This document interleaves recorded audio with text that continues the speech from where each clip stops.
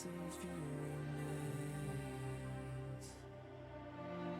I know you're slipping further from me now. Am I too far away?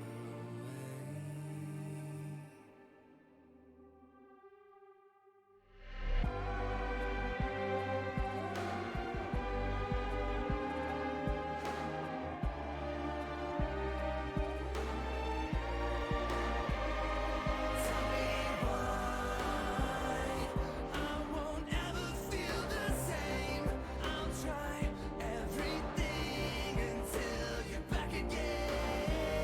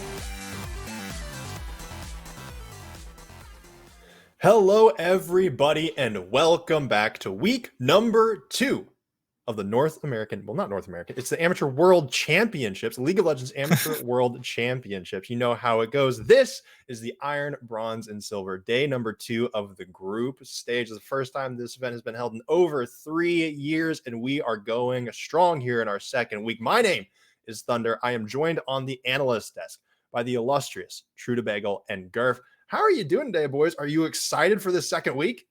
Oh, you know, I brought the gas last week. I'm gonna bring it again this week. It was so much fun getting to cast these players tonight and get to see a few new faces today that we didn't get to see last week. So I'm Mhm. very excited to see how these are gonna break down. But of course, that's that hanging over the heads of potential tiebreakers later tonight, as well as the final games of groups tonight. Yeah, it's gonna be a banger. So I'm looking forward to it. True. How about you, buddy? Oh, thanks, Griff and Thunder, obviously. So, talking about like how everything went last week, I think, you know, it's nothing too small to say that I think that Amateur World so far has been going strong. It's been Mhm. very entertaining with IBS continuing today, as well as, Gold getting started up, the Plat Draw show coming in hot real soon. Uh, and overall, it's a delight to be here. Really happy that everything is continuing to work out thus far. But getting into the meat and bones of what we get to enjoy tonight, we also have to think about what happened in the previous week here for Group B. In particular, for Group B, we had one team, rise above the rest, TD Shadow, Oof. undefeated on the Rift. Yet they get that magical 3-0. Works out Mhm. really nicely for them because as far as situations go from here, they just got to win one game and that's it. They make Yeah. it out of groups. It's awesome for them. The other teams, though, Syndicate, Supernova, and Goon Squad, they're all in the hunt and they all have the same record. So it's really anyone's game. Yeah, and the magic number this week for all of the teams is 4. Everybody last week, they got that 1 in the win column. If they get to 4, they'll be moving on. Only 2 teams are going to be able to get to that number 4, though. So that's going to be important to watch out for, important to look at. But as you said, also in the other group, in Group A, which the stream will be starting up shortly if it's not already going, it was pretty much a similar thing where we had a 3-0 for Coachless Tyranny. The rest of the teams went 1 and 2. But overall, coming into this week, it is elimination time. The bottom 2 teams are gone. And after this week, teams move on to the elimination bracket starting next week. And the top seed from Group A plays the second seed from Group B. Top seed from Group B plays second seed in Group A. The winner of those will go to the grand finals to determine the 2022 IBS World Championship or the World Champions. But once again, coming back, looking into what's happening this time, let's take a closer look at TD Shadow. They went on that 3-0 run, which I think for many of us, we were certainly a little bit surprised to say the least, considering Goon Squad was such a big factor here. But they just seem to have so much control over the game as a whole, especially kind of in their barons. And Gurf, you were the one casting these team fights. You were the one getting in there. And if I remember correctly, second rate sniper especially had some crazy plays, but the objective control from TD Shadow just seemed to be so strong. Oh, it was glorious watching that team. We came in and we're like, oh, it's gonna be a Squad show, and then TD Shadow kind of ended up stealing the show for us. I'm glad the predictions of mine went that way. I'm like, yeah, a little feels good in that moment. But as a team, looking extremely good, both individually and as a full 5-man squad. You're talking about those team fights too, and I think a big factor in those, we gotta can't go without saying the name Jesus Juice, setting up his team on that trundle in both the games. We saw them to make sure that they can get to that point, but those pillars were absolutely on point. I really like, though, the fact that we did see their top laner, I believe Bean MG came in for the second game of the night. But either Mhm. way, the fact that they're picking very tanky, very control heavy champions. So we saw the Malphite, we saw the Poppy. I would expect to see something like that again tonight to make sure that those players like second rate sniper who had those massive jinx and misfortune game to be able to just pick off whoever they want along the back line. So I'm hoping for more of that today as well too. I've got my eyes on Natosaurus Rex because as a fellow support player, I gotta appreciate the amount of effort being put into just vision overall because you can't go without saying these team fights and these setups without the dragons before the actual pre-setup. And I think that vision game was a huge, huge factor for actually getting all those setups and getting that massive control we saw. And the massive majority of that can be attributed to Natosaurus Rex vision score. Yeah, vision support. They have been, it's always so integral. People have the utmost respect for supports. But one thing that I think has changed quite a bit for supports is we are on a brand new patch. The support meta has gotten shaken up, but so has just the meta overall. And we saw TD Shadow. They were rocking in these team fights. They seemed really well coordinated. They seemed to know exactly what their champions did and when they need to do it. And True, I want to send this to you. What do you think this new patch in terms of TD Shadow? What is that really going to affect them? Is it going to change kind of how they're playing? Is it going to really affect their strategies? Or do you think that their style still kind of fits what this new durability patch has brought to us? Yeah, so like the general feeling about this whole durability patch, the thing that everyone was calling for, like, oh, this will bring us back a couple of seasons, back to like season 5, back to season 6, where you're gonna have like these more protracted like scaling comps, and you go forward from there. And overall, I think the community feeling, like the overall like League of Legends community, their sentiment towards that has been very much an idea of, oh gosh, I'm pulsing real hard, aren't I? But it's been very much like this idea of, okay, well, now because every single champion's more durable, we can pick champions that are oriented towards scaling a lot more, and that will like have this higher impact. So, Mhm. for instance, a lot of people were talking about like Vayne or Fiora, these champions that especially in Vane's case, can get abused really early on. We're really, really vulnerable, but now are actually just feeling much more viable as time has gone on because they can't get killed as easily Mhm. very early. Another highlight of the patch, so to speak, has actually been Senna, so much to the extent of which that Riot already hotfix nerfed her because the whole scaling build, like fasting Senna, was working too well. It was too good. So overall, when you overlay that to TD Shadow and really all the groups in Group B, I will say that like we're talking a lot about TD Shadow. They've had the best average game time, right? 36 minutes, 47 seconds. You can see it on the screen. And what that tells me is that really what we've gotten to see in IBS so far, especially in our group, is going to be much more of the same. Like these teams are much more enabled to pick scaling, to go for like large team fight compositions. Like laning phase might feel like a bit of a wash. So the early aggression that we've seen, particularly from Trundle, who is a menace in week 1, might not be there.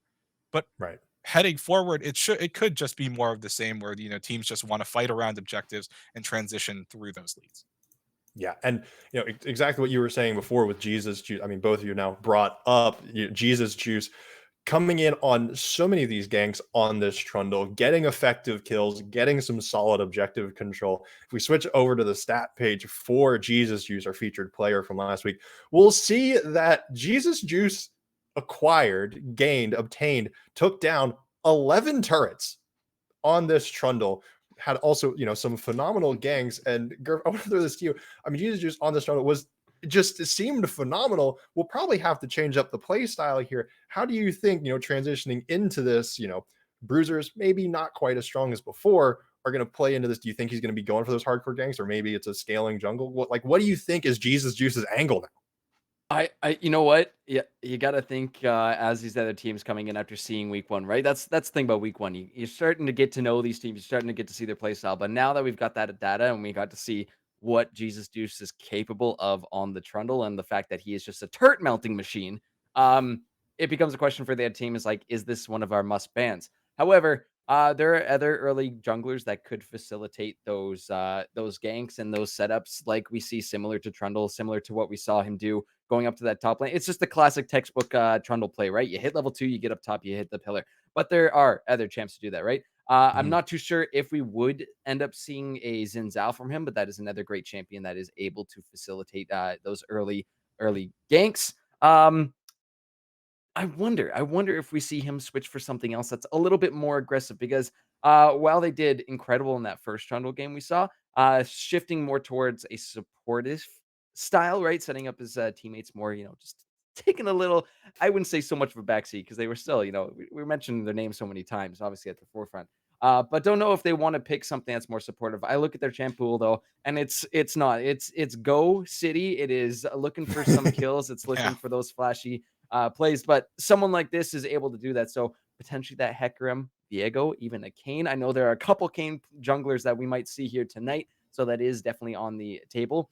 And I mean, nothing wrong with you get yourself super fed as well too. And then who is going to stop you? You become the carry. And I think Jesus has shown us he is both capable of doing that as well as being the supportive role in his team. So I think we'll get some more answers once we get to see these drafts later tonight. Yeah, and speaking of the drafts later tonight, we actually have another TD team that's going to get featured a whole lot. TD Shadow is only one of our undefeated teams in Group B. Actually, we get to feature another of our undefeated teams in the first game, TD Supernova, going up against Goon Squad Gaming Iota. Now, you'll see if you look at the stats, if you look at the schedules, you will see that TD Supernova, they are 1-2. They're 1-2 with everybody else, but that was because last week they had some scheduling issues. Some players weren't able to make it for the first couple of games, so they had to FF their first two games. But the one game that they actually played last week, which was against their sister team, TD Syndicate, I believe, TD Supernova actually won it. So they're up in our first match, along with Goon Squad Gaming Iota, who their only win was against an FF of TD Syndicate or Supernova. These two teams haven't played yet. And so Goon Squad Gaming, they're coming in. They were one of the favorites. They don't really have any momentum to build off of. True, I want to kind of point this, turn this to you. I'm going to ask you this. If you are Goon Squad Gaming Iota right now and you see that 1-2 record, and are you like, and you know that, okay, well, we haven't actually won that game yet. What are you doing? Like how are you, they have no real data on Supernova here. This is IBS though, sometimes Yeah. things get a little scrappy. But if you're Goon Squad, how do you turn it around from last week to this week? Well, I mean, so something that you highlighted and kind of brought up just now is that technically speaking, Goon Squad, like you said, hasn't won a single game in all of IBS so far. Their only win, to their credit, is through a forfeit to their, game one opponents here, Supernova. And I think what we talked about at the end of last week was like you got a mental reset. Mm-hmm. Technically speaking, everyone is starting with like a blank slate because you're on a new patch, and this was like Yeah. a pretty big patch that can shake things up. So overall for Goon Squad, like take everything one game at a time. Like from a fundamental level, you have to take everything slow, take everything one game at a time, because they, just like Supernova as well as Syndicate, are kind of with their backs up against the wall, right? They're all 1-2. None of them are really comfortable. So the biggest thing to me is, play your mental game.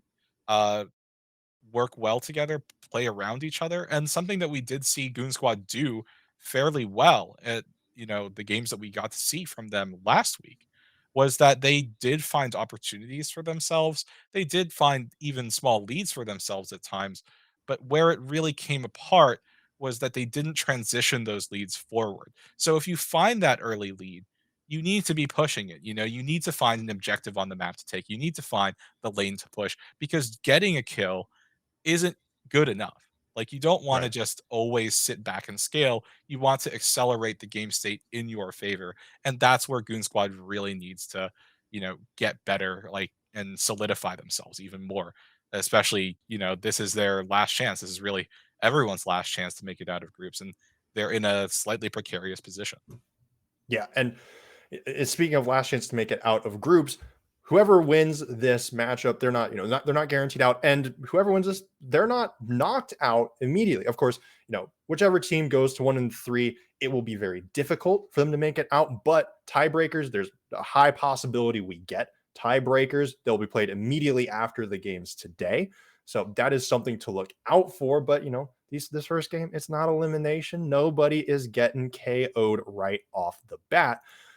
But coming back into this, coming into these picks, Garth, if we're looking at these two, Goon Squad Gaming and TD Supernova, where are we looking in terms of like what's the strengths of these two teams? What can we really look for? Where do Goon Squad Gaming want to kind of focus their power, maybe focus their draft? And what is the same for TD Supernova? Where are they looking to really have their pressure point and power point? I think, going back to week one, we can still keep those same names that we were really looking at. Those big bot lane and mid lane as well too. Only Magical Girls in the mid lane, and then Nerf Snugglebutt in the bot lane. They both did relatively well, right? They were having some good showings, and then I mean the other teams just kind of stood ahead. But Mhm. still coming off of some recent championships, they are a strong team. Those are strong players, so I'm really Right. hoping to see more resources put into those players because Nerf Snugglebutt was definitely standing out for me. Definitely had a couple moments where they were the outshining ADC player, but then when it came to those 5 mans, once the game got rolling and we started to see the team fights, well, then it unfortunately was a little bit of an ADC treatment of that point, but definitely had the potential there. The early mid game did look good for that bot lane in on the side of Goon Squad. So same thing goes for Chubby Chernobyl. I was talking them up last week. I will again because they were a solid on that Leona. So yeah, send those resources towards the bot lane. Get those dragons because they are going to help you get those games. But I'm looking over on the side of TD Supernova this time too. And again, we'll get to find out their strengths tonight because do get to see them in all three games. But I want to, first of all, watch this jungle, right? Timic is going to be back again, versing now 650 on the side of TD Supernova. So I mentioned a Kane player. This is one of them. I've got my eyes on them to see if they want to go something spicy, if they want to bring that out, but also really good control junglers like that Jarvan. I mean, you can't ask for anything better. The Cataclysm, you drop it down onto a team fight, and you get some nice AOE damage in there. It's easy peasy. You just kind of wipe your hands with that. However, final one before I go off. A certain name that has popped up I have not seen in many years. Alpha Cyru down in that bot lane as ADC. Haven't casted them for it's got to be at least 2 years at this point. So I'm very excited to see the fact that they have made it all the way into Worlds. Excited to see their ADCing again, but I know there's a couple sneak picks up there, a couple APCs that we could see potentially into that bot lane. So I'm expecting a very spicy bot lane for this first game. Wonderful. Hey, you know what? That's exciting for me. And now, Drew, I'm going to toss it to you one last time before we go into our potential picks and bans, picks and bans, picks in terms of who we think is going to win it all. But if there is one pick on this patch, like what is the power pick? Last week we saw Trundle, but we also saw an Olaf just completely run over a game. Last week seemed like a power pick. Trundle seemed like the kind of thing. I think I had 100% pick ban rate across all of the games that we had in IBS. If there is one pick that you think will be the highest contention, maybe for this day, but specifically for this game, what do you think are we going to be? What's going to be the target there? What's the most important pick in this game? Ooh, that is a really hard question. Just because, like, just because I think that everyone's still finding their footing a little bit. Like, Right. no one is probably super sure of, hey, this is what's definitely going to be working on this patch headed forward. So there's actually still, I think, a decent possibility of the teams like defaulting back to what they were doing last patch, purely because it's comfort. It's something that should be working for them. Like you mentioned, Thunder, I actually think Olaf still feels really, really dangerous Mm-hmm. just because of how favorable those changes were for him. Like, Right. I don't think that any particular things about the durability patch, other than everyone staying alive a little bit longer, uh, work against Olaf, but also that works out reasonably well for him because he becomes a little bit more durable too. Mm-hmm. The real question I think in my mind here is like, are we going to see anyone bold enough to pick an assassin? Um, because I don't know how many times I've seen a clip already, like clips already on this patch of people picking assassins and then getting frustrated Yeah. because I can't one shot anymore. It's like, well, welcome to the patch. Like, Yep. so Yep. like, and Ryan has stressed pretty heavily. Is it possible to still play assassins? Absolutely. But it's much more skill expressive because you need to be landing everything. You need to get those combos through. So overall, like I'm really interested to see like jungle impact, like you've mentioned, and like Gurf mentioned as well. I want to see another Olaf game personally because it's kind of fun to just watch someone Mhm. run somebody down. Oh yeah. But otherwise, I also have my eyes in the mid lane matchup just to see, are we going to see like more mages, like more Mhm. scaling, or will somebody be spicy enough to pick an assassin, say, lay the cards down on the table and say, I will win this game with a pick, Yeah. and I will land every single combo. Yeah. Well, now I think it'll be time for us then to say who do we think will actually take this first game between Supernova and Goon Squad Gaming Iota. And True, I'm gonna send it to you right away. Who do we think is taking this first game? Again, it was only an FF last time for Goon Squad to get the dub. Who is going to be in that 2-2 slot? And that is a difficult question again, but okay, like I think that both these teams are kind of feeling a little bit underdoggy because we didn't get to see Supernova at all last week, and for Mhm. what we got to see for Goon Squad, it was a tragedy story because like they were able to find their leads in their games, but then they just went away. They evaporated at a certain point. So I want to see Goon Squad bounce back for two reasons. One, because I know they can play well. Like there was a reason why headed into week one that we were like, oh, Goon Squad looks really, really strong. But two, and it's something that you brought up, this is a game that is not going to knock anyone out, right? Mhm. So it will really set the tone for both of these teams. But more importantly, both of these teams still have a chance to go forward and advance no matter what the result of this game is. So I'm pulling for Goon Squad. I want to see them do well. But Supernova, I think they're definitely going to make them work for it. Absolutely. Now, Gurf, do we think we're going to see another a TD slam? We had Shadow and Syndicate both pop off against Goon Squad. Is Supernova going to do the same thing, or is Goon Squad going to be able to hold their ground? Oh, you're right, right? True said it. This is tough. This is a tough one for sure. Um, I honestly, you know what? Coming in this one, two good teams. One of them, though, we didn't get to see for two games. And then they came around and said, we're just going to scoop up a win here at the end of the day. So I'm going to go with our, I would say, more underdog, the ones that didn't actually get to get those games already two down because of FFs. But now they are here. They are ready to play. Got Alpha Cyru there. You know what? Slight previous history casting them. So yeah, I'm going to go with Supernova for this first one. But it really is anyone's game right now as we see what they have to offer for us with a little bit less inhibitions. That this is not an elimination game. So hopefully we get to see some spicy stuff. But yeah, Supernova, let's see it. Yeah. Hey, you know what? We have a divided desk. Our casters are divided, but look, all I'm saying is Supernova. They're undefeated. I'm going with the Mhm. undefeated team. That makes my life super, super easy. Nothing smart. They got a real dub in the column. But moving on, we are going to be getting into draft here in just a moment. The wonderful caster will be taking us there. The caster desk, this draft is brought to you by ProComp's, an official sponsor of Amateur Worlds, a drafting tool for League of Legends teams and coaches that want to take their game to the next level. Check out ProComps by clicking the link down in the panel below and try it out for free.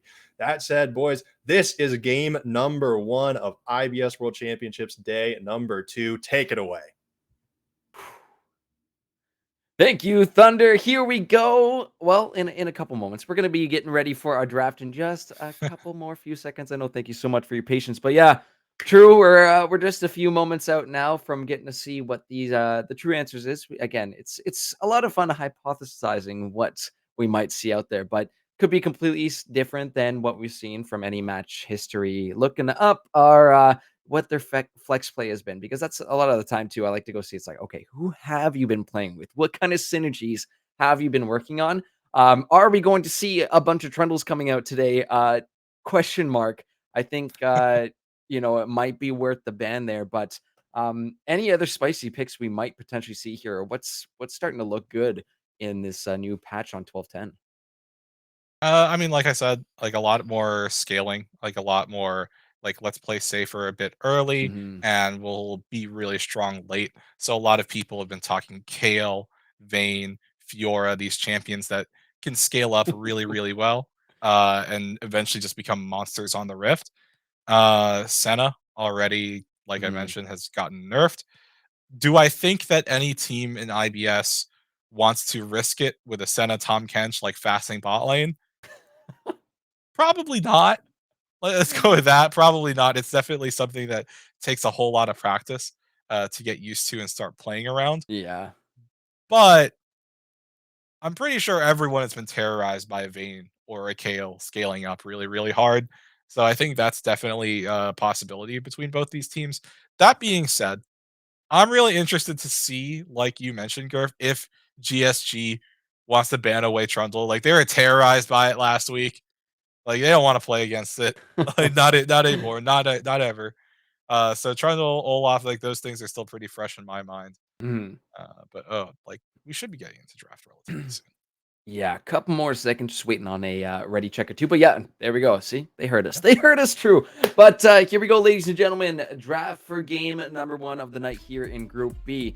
Goon Squad gonna be on the blue side, and TD Supernova over on that red side. So again, I really like watching how these drafts go. You know what? It is kind of half the fun of casting is, you know, what kind of comps are you putting together? What is your plan? Reveal your secrets, but we don't actually get to find out until we start playing this game.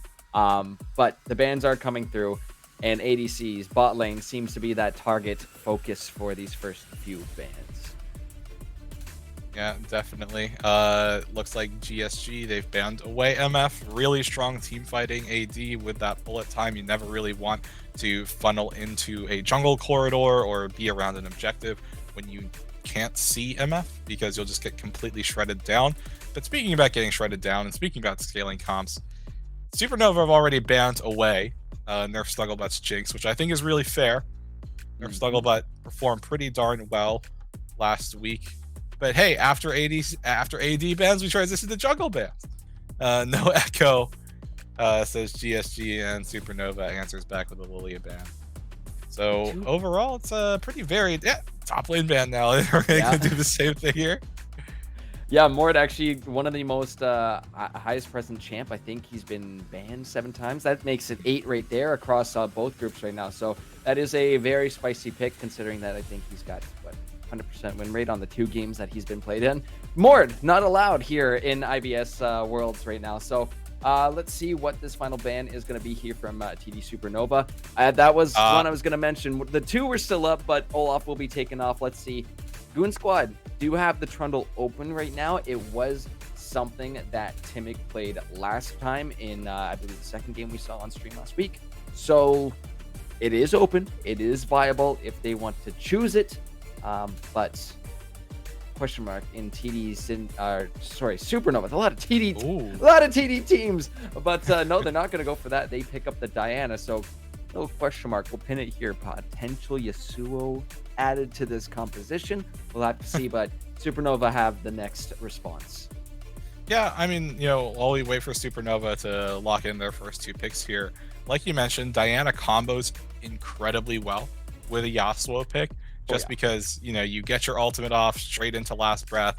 It's a picture perfect, combo. Very easy to execute on. But also, it looks really cool. And that's all. That's really the only thing that matters in the end. Cool factor. But even removing Yasuo from that, Diana is a champion that can feel incredibly strong on her own. She just has strong synergy with a Yasuo pick. So even though that's been locked in, it doesn't always mean a Yasuo gets locked. Supernova, on the other hand, going for something that I believe we've seen a little bit with the Wukong, as well as, like, you know, scaling mid laner there. Corki can stay relatively safe from Diana as long as you use that Valk correctly. But you also have the ability to get a fight started off with your jungler when you have the package available. So I think it's a pretty reasonable response from Supernova. And you said it true. There she is. Yeah, they're gonna lock it. Appearance. I wonder. Okay, it does go through. In. But the bigger question is, what are they going to pair it with? We're going to hold that for a sec. Just want to mention, too, that Corki getting picked up for Gabe Recall, one of their most played mid champions, and found some pretty good success on it as well, too. So I'm looking forward to that mid lane to see how Gabe is going to do. But yeah, Senna going to be paired up with a question mark. I don't know if we're going to find out until the second round of picks here. But a Scion, I would assume that's going to be going up into the top lane for one hand. as that is one of their. It's in the pool. It's in the pool there, and you can never really go wrong with that. If you want some just reliable split push, throw the hull breaker on there, get the turret demolished. Those things are going to vanish from sight. But this is another pick I have seen actually cropping up quite a lot more. No, they rip it away from me. Pulled a fast one on you. But true, you did mention this Vayne pick coming through, and it is going to get locked in here for Supernova. Yeah, so I think it's a fairly reasonable response when you see a like mega health stacker like Scion on the other side of the Rift. Scion support is a very edge casey thing. You don't see it super often, but some people do run it. But either way, Vayne doesn't care about the Scion, right? Because the only way Scion is going to gap close onto the Vayne is either through flash or by using Unstoppable Onslaught. And, you know, both of those are relatively telegraphed, strictly speaking. I do consider it somewhat surprising that GSG opted to lock in Scion for their pick here, because while it's technically a flex, Tahm Kench is still available, and when you pick Senna Tahm Kench, it's something that's relatively passive. There's not a whole lot that's going to hard pressure it super early on, especially post 6. So interesting that they lock in the Scion pick, but perhaps they're treating it like a flex. Supernova, on the other hand, they see Diana, they see Scion. Vayne can condemn a Diana back. She can also just start shredding through the Scion, somewhat answer Senna's own scaling in her own way. So I think it makes a whole ton of sense, especially with Vayne's strength on the patch. But we are in that second ban phase, and you know, go figure. Supernova, no mid lane, no Rumble, no Lux. They did their homework. Big time. Oh, big time. they lock in a Lulu. Oh man. Wow. I was gonna say, well, while that cog was being hovered right there, I'm like, you know, what would be really good with this cog? A Lulu. But Vayne Lulu is also another phenomenal duo in that bot lane. I mean, Lulu, I would say, being one who plays her, it is relatively easy to execute your abilities. But it's the matter of when, and that's where the clutch Lulu comes through, is being able to save your teammates, being able to speed up that Vayne with your Whimsy. The wild growth is going to play a huge factor on this, especially when you have a Diana Scion looking to dive that Vayne. It's going to be wonderful to have here. Victor being hovered and locked in, so Magical Girl, we did see, you know, the Rumble, the Lux being taken away. The homework was done, but something new for us to see here this time from Only Magical Girls. Final pick though for Goon Squad. Let's see what it's gonna be.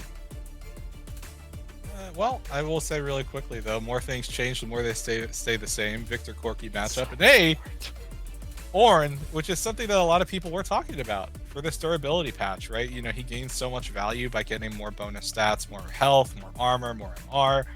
But what that does mean is that it's going to be a Scion support paired with this Senna, which I think is wildly interesting, because there's a lot of creative things you can do with Scion with your decimating smash.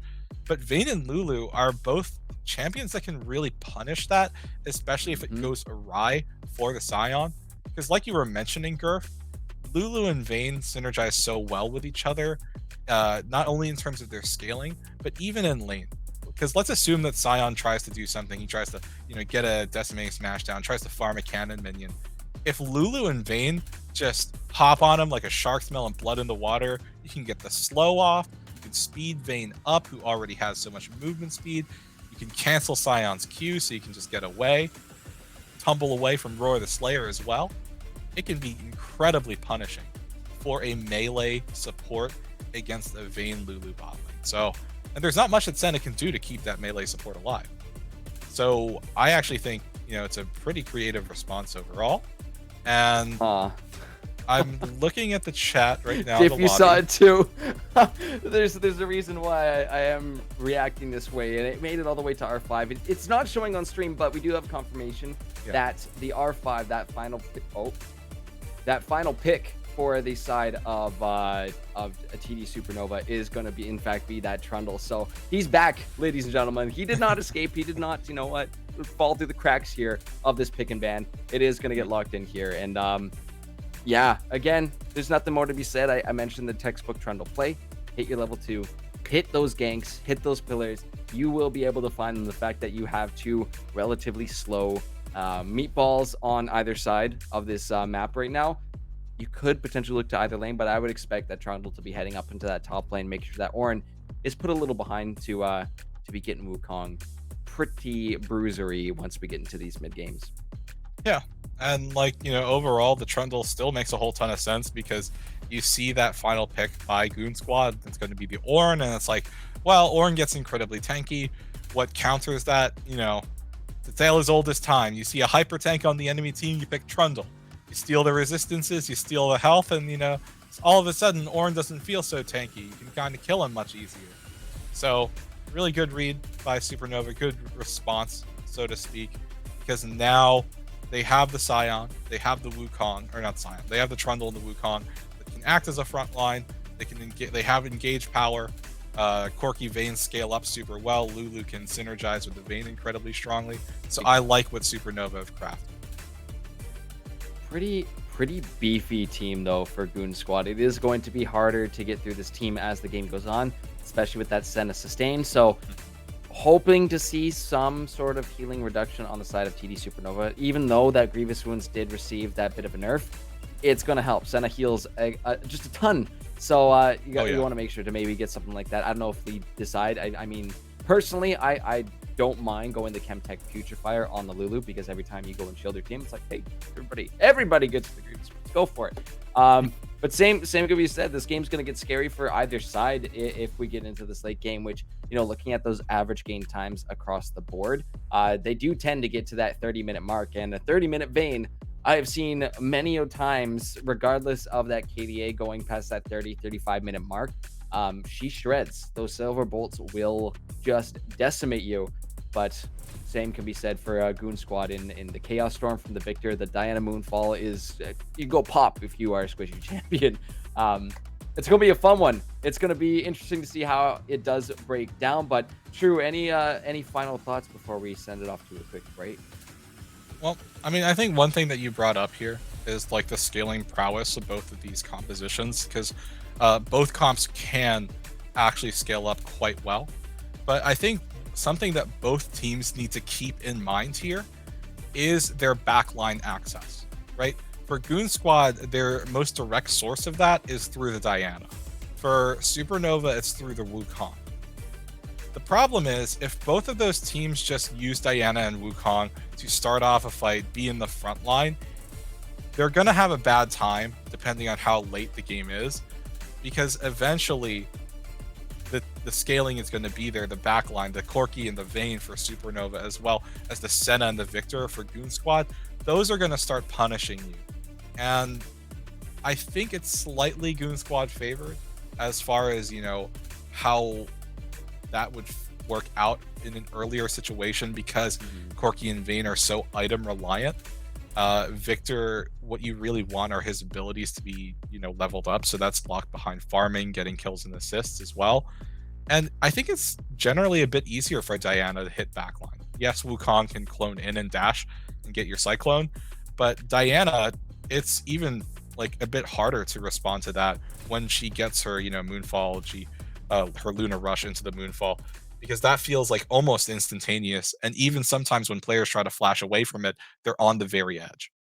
Yeah, it's gonna be a banger regardless. Game number 1 here in Group B is coming up shortly. We're gonna take a quick break while we load into game, but we'll be back very shortly. So make sure to stick around for that. Go grab your snacks and your drinks, whatever you gotta do, because NA Amateur World's gonna be starting up in just a few moments here for week 2. We'll see you back soon.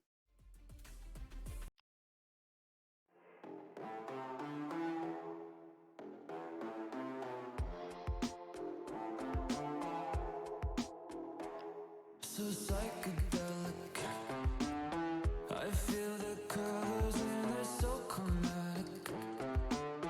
I crush the Maserati and I'm laughing. I like these thoughts when they come out to play.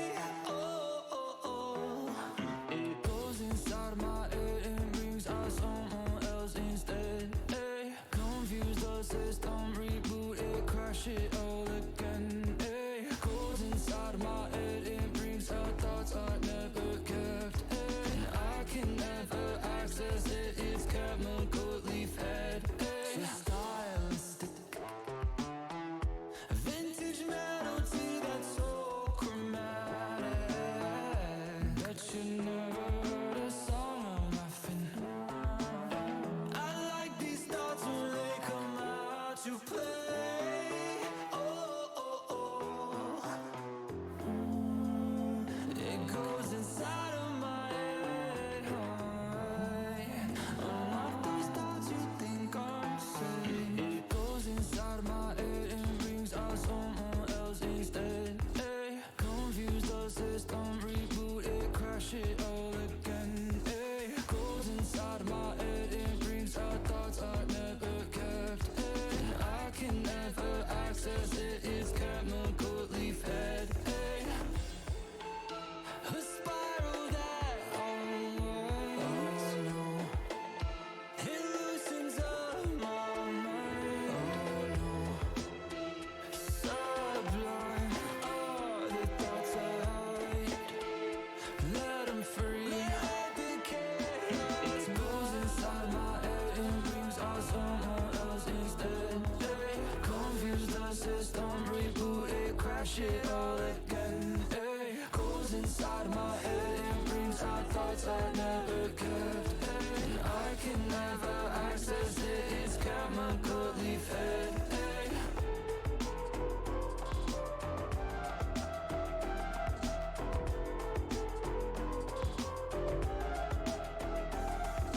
Confuse the system, reboot it, crash it all again. Ay.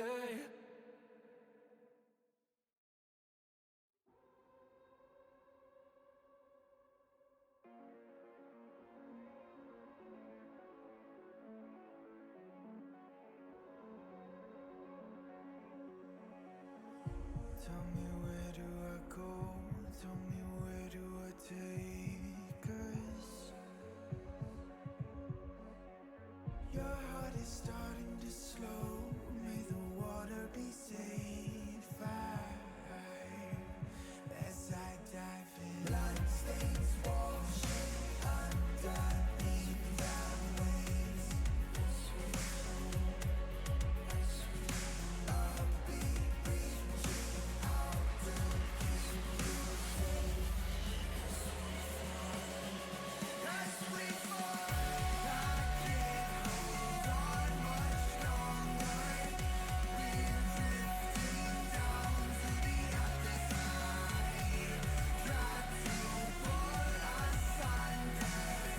Keep holding out for the other side.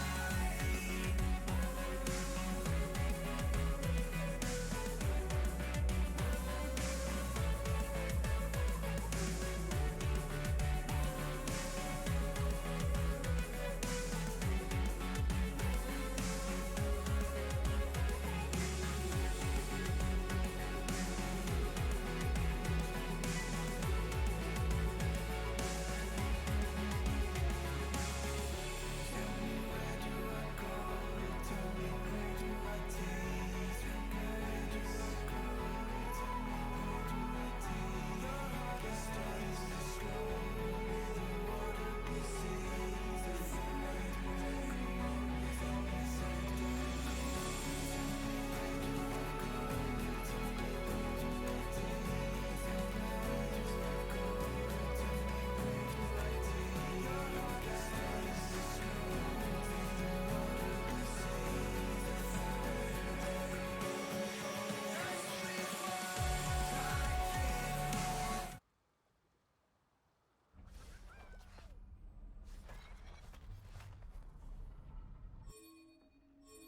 Hello, ladies and gentlemen. Welcome to week 2 of the NA Worlds. We are here in Group B. It is going to be Goon Squad taking on TD Supernova, making their first appearance on stream here. So lovely to have them. But again, a little reminder for those of you who may have missed those first week games. One hand in the top lane for the Goon Squad, followed by Timic in the jungle. Only magical girls on that Victor in the mid lane. Nerf Snuggle Butt and Chubby Chernobyl in that bot lane with the spicy Senna Scion combo. That's going to be a fun one to watch. But over on the Supernova squad, we got your boy Kevin up in the top lane, 650 on that Wukong in the jungle, Gabe Recall on the Corki, and Alpha Cyru along with Big Mood. Oh yeah, in that bot lane. Here we go. It looked like we were about to get potentially something spicy there from Goon Squad, but relatively standard 5-point defense coming in from the side of Supernova. and we're just going to have a nice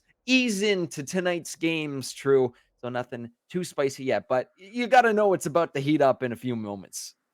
Yeah, and to touch really quickly on that whole level 1 play that Goon Squad seemed to be going for, I actually don't think their comp looks really, really good if you're going to try to get an invade off. Like, the No. best you're going to have is, Senna getting her slow off through her Q, and maybe you get a knock up with Scion's Decimating Smash.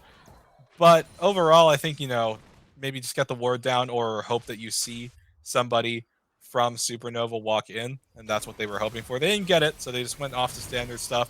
But speaking of standard stuff, rune setup looks, fairly standard, nothing too surprising overall. As you said, Gurf, nerf Snugglebutt and Chubby Chernobyl on that Senna Scion fasting Senna bot lane.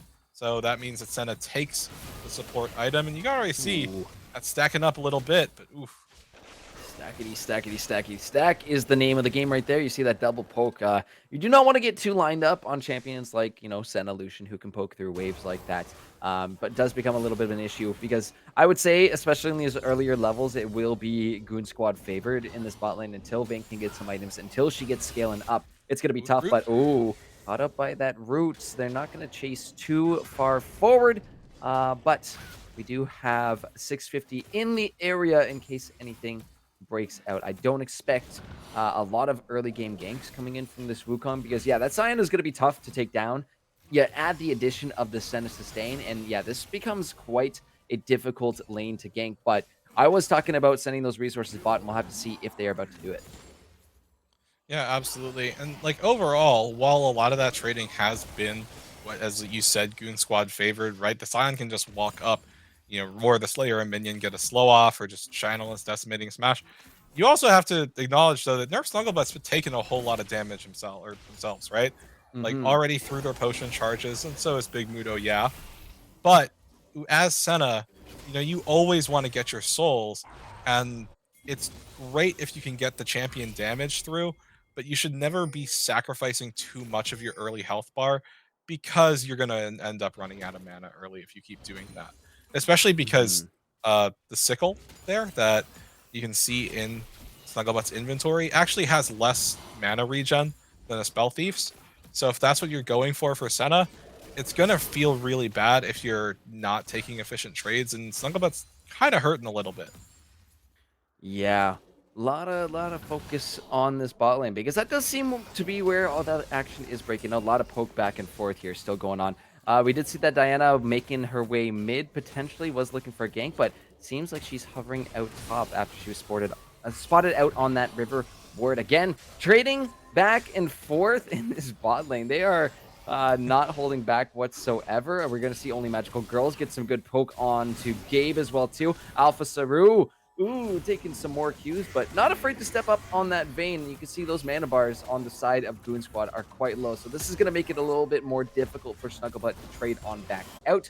But for now, we hold our breaths until the junglers come back because it was Timic who just went for that recall, picked up the bow. Interesting.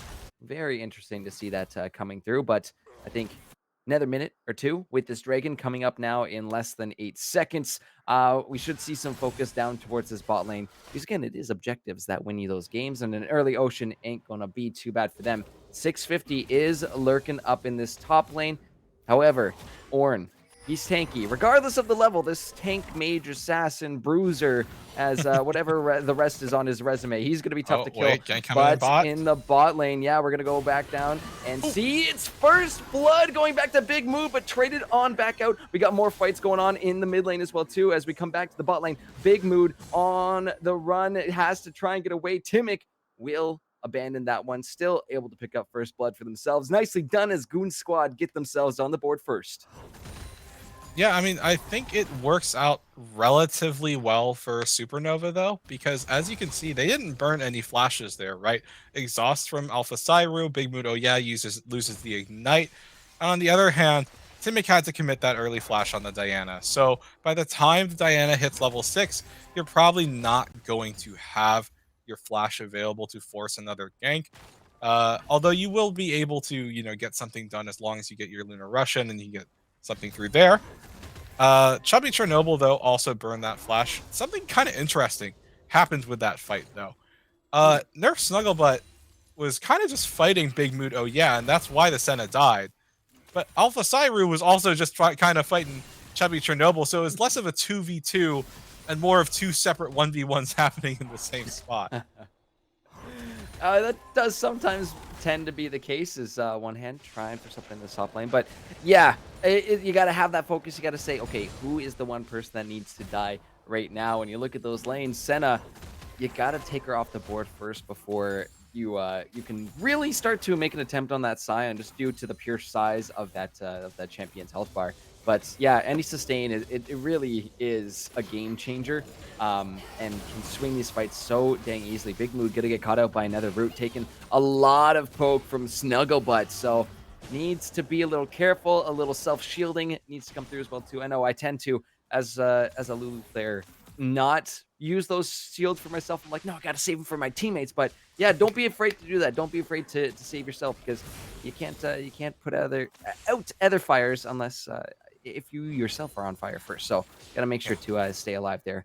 But back and forth still, we see 1-1 on the board for both these teams. Oh, Alpha gets hit by the Rook. Lovely condemn, though, to knock Chernobyl out of that knock-up range, and actually going to be on the chase now. Big Moon needs to be following up. Still careful, though, with low health bars, and they will continue to dance away in this bot lane. Yeah, and you're kind of already seeing what I was talking about, why Senna and Scion have to be careful, because when their combo gets disrupted, like we saw Chubby Chernobyl get condemned back, and Snugglebutt had to start running away as well. And so when that combo starts getting disrupted, Lulu is like, okay, shield, speed up the Vayne. Vayne starts running you down. You start getting a little bit scared, especially when you're flashless on the Scion. The Senna has no exhaust. And that's something that GSG, they need to be more aware of. But something that is working out in their favor, like you mentioned, Gurf, is that the trading power is definitely stronger for them at the moment. That poke with the Senna feeling real scary. Chubby Chernobyl might start to get run down here. Oh boy, Snugglebutt is going to join as well too, which means TD backs on off, but you do have Timic lurking right around the corner. Still though, you gotta draw them in. You gotta bait them in a little bit before your jungle gets there, and then pull that trigger, because yeah, those low health bars on the side of TD Supernova are extremely tempting to go after. However, seeing that Diana was on the bot side, spotted on that ward, TD Supernova going for that Rift Herald, it does mean Boon Squad also able to acquire that early dragon. So good little trade of objectives coming out here across the map. We're gonna see what lane is really the priority to getting that Shelly down, because right now we're pretty even, I would say, across the board. There was something else that I did want to bring attention to: the fact that it is not a Trundle in the jungle. True, we get to see it up in the top lane for your boy Kevin. So not those early game ganks that we were talking about, all those textbook Trundle plays I was talking about. Toss them out the window, because he's in the top lane this time. So it is going to play a little bit differently, but kind of there to bonk away at that Orin, which the Trundle's going to be good at. Oh, he's lurking. I'm watching the monkey in that mid lane right now. Girls need to watch out how far they are walking on up. But thankfully, I think they sniffed something out. They got to know something's around the corner, and yeah, it does not go past that invisible halfway mark in the mid lane. Yeah, and to talk about this top lane matchup, never Bot mind. lane, yeah, wait, we're fighting again. Condemn into the wall, but Timic is there, dashes on in, brings them into the Scion knockup with that Moonfall. Lovely little combo coming in for Goon Squad, and your boy Kevin is in some trouble too. The Ornhorn comes out, the flash will be popped, and he is going to have to either hide under his tower or go for a recall. Goon Squad coming in strong in these early few minutes of the game. Yeah, and talking about how Alpha Cyber just goes down there. Yes, the Diana's flashless, but had to burn flash to stay alive, and then Diana just sweeps in, gets the Lunar Rush off. Easy kill setup, especially considering that Big Mood, oh yeah, this Lulu that's there wasn't actually in lane, so you don't get wild growth, you don't get the shield, so it's kind of impossible for you to survive as Vayne in that particular position. But here in the top lane, things don't look so bad for one hand at the moment, but then you have to remember that your boy Kevin still hasn't gotten his own back off. So that's a whole ton of gold that he's sitting on, almost 3K. as this Trundle. So he'll have a pretty big buy. Yeah, there it is. Oh my goodness, yeah. Caulfield, Kindle Gem, Sheen. Yeah, this Trundle's going to be hitting a little bit harder now. I think those trades should be helping out too. Even with an early Brambles Vest coming in for one hand, Trundle is still going to be able to bonk you quite strongly. But here we see Alpha is pushed up quite far. Big Mood does join him. We are seeing some pings coming around the Raptors up on that red side. So potential sneak around from Timic as he might look to go top here. One hand was taken low. We are starting to see the Trundle damage coming out as well, as these teams, they love the dance here. They love the CS, but again, we have a lot of scaling across the board, which means that's what we kind of want to see from both teams. They are doing their plan. They have a plan set in motion. The plan is to scale. However, Timic might have other plans here for Kevin, as in he comes. One hand is going to start this one up, but in goes Timic. Moonfall is off of cooldown by this point and popped. So is Kevin. Goon Squad pick up their third of this game, and there might be an answer here in the bot lane from TD Supernova. Chernobyl going to be flashing on out of that one. Cyclone was popped as well, and they will simply walk away from this one. However, here comes the Herald True. Let's see if there's going to be any more fighting in this bot lane. I mean, they're going to pop the Herald. I think it's more for getting plate gold because the timer is already 12.5. Like, you have the Wukong down here. There's no real other lane where you can probably feel like you're going to have an opportunity to get a push off because you just saw Diana top. And, you know, Victor Corki, they're constantly just farming and pushing the lane against one another. So, get that gold back into their pockets, you know, for this side of Supernova feels pretty decent. But, you know, one thing I do want to draw attention to, I guess two things really quickly. One is Timic, who is now 3-0 on this Diana. You know, solid CS lead as well with, you know, 24. And it feels really, really good. That early recurve bow turned into a first item Nashor's Tooth. So yeah, Timic starting to set themselves up really hard to be a carry in this game, having, you know, so much autonomy to just force something to happen with that Lunar Rush into the Moonfall. It's working out really, really well for Goon Squad thus far. But one hand with the itemization here did get a Bramble Vest, which I understand. It's like, okay, this is really straightforward. I know that my enemy laner has like this degree of sustain, and overall the enemy team has decent sustain. So Bramble Vest makes sense. But against the Corki and Evane and Trundle, Warden's Mail feels really, really good as well. But, oh, he gets stunned. Yeah, just gonna toss the cage out. Wait a minute. Unless Kevin wants a little more, he do be bonking away. Timic is here, though. Over the wall they go, chasing on down. That Trundle is getting super low. Moonfall seems to be available for Timic being at channeled. the most perfect times. But here we go. The dance around the dragon. Snugglebutt is here. The dragon will be going on over to Supernova, but the Ornhorn is called, knocking up, or at least trying to get 650, but they flash to the back and able to take out Snugglebutt here. One hand also going to be going down here too, as Gabe, I believe, was able to pick that one up. So Supernova respond. They get themselves a dragon, and what is supposed to be, I think, a meatball together wombo combo comp coming in here from Goon Squad. A little split up during that one, True. Yeah, you know, like you said, the meatball was split up. The beefy boys were in one end and your carries were at the other. I think the other critical thing, though, was that Timic committed the Moonfall to get the kill onto Kevin. And yes, you get the TP channeled off by one hand. Call the Forge God goes through as well. But because you've used such a big damage tool on someone who is, you know, objectively your carry for your team at this point, they probably bit off a little more than they can chew, right? Getting the kill on the Trundle is nice, but considering that you committed your Diana ultimate towards that and you were split apart afterwards, it felt a little bit overzealous for Goon Squad to go for something like that.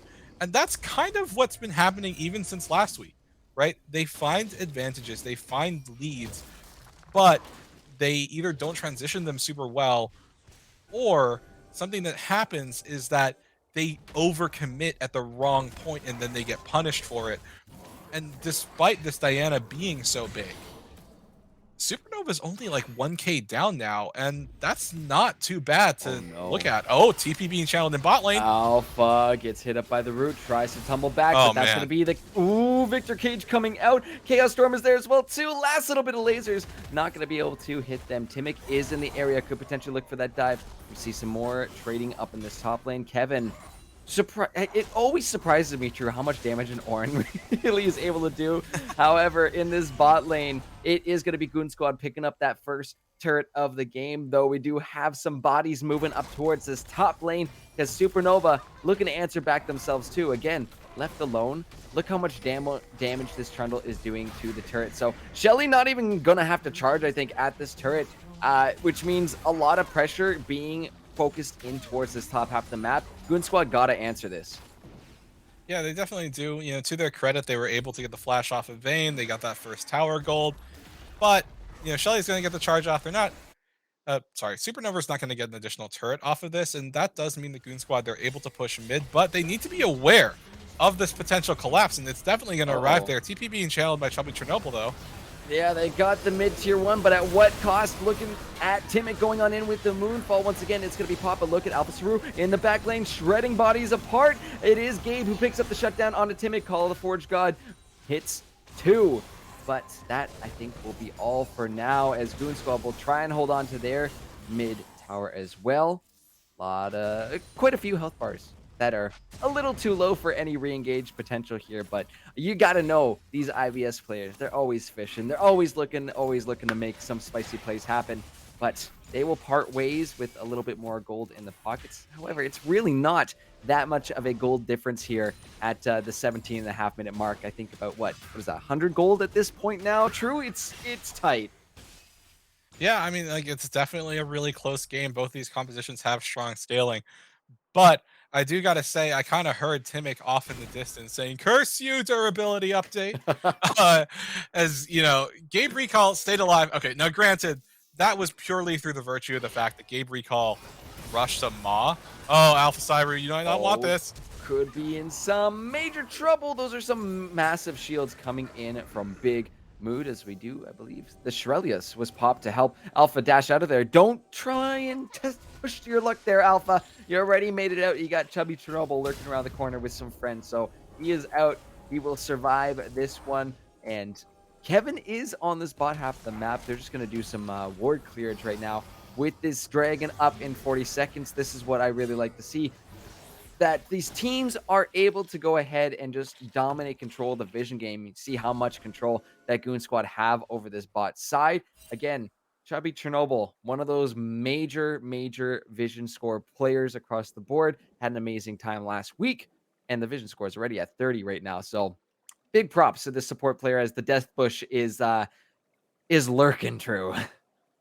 Yeah, I mean, like, they're definitely. I don't think they're in this position where they need to death push. They definitely are, like, probably going to get a pick out of this pretty easily. No, oh yeah, so dead, so dead. The poor Lulu becomes the sacrificial lamb, and they know exactly where this Goon Squad is. But a member down, no wild growth.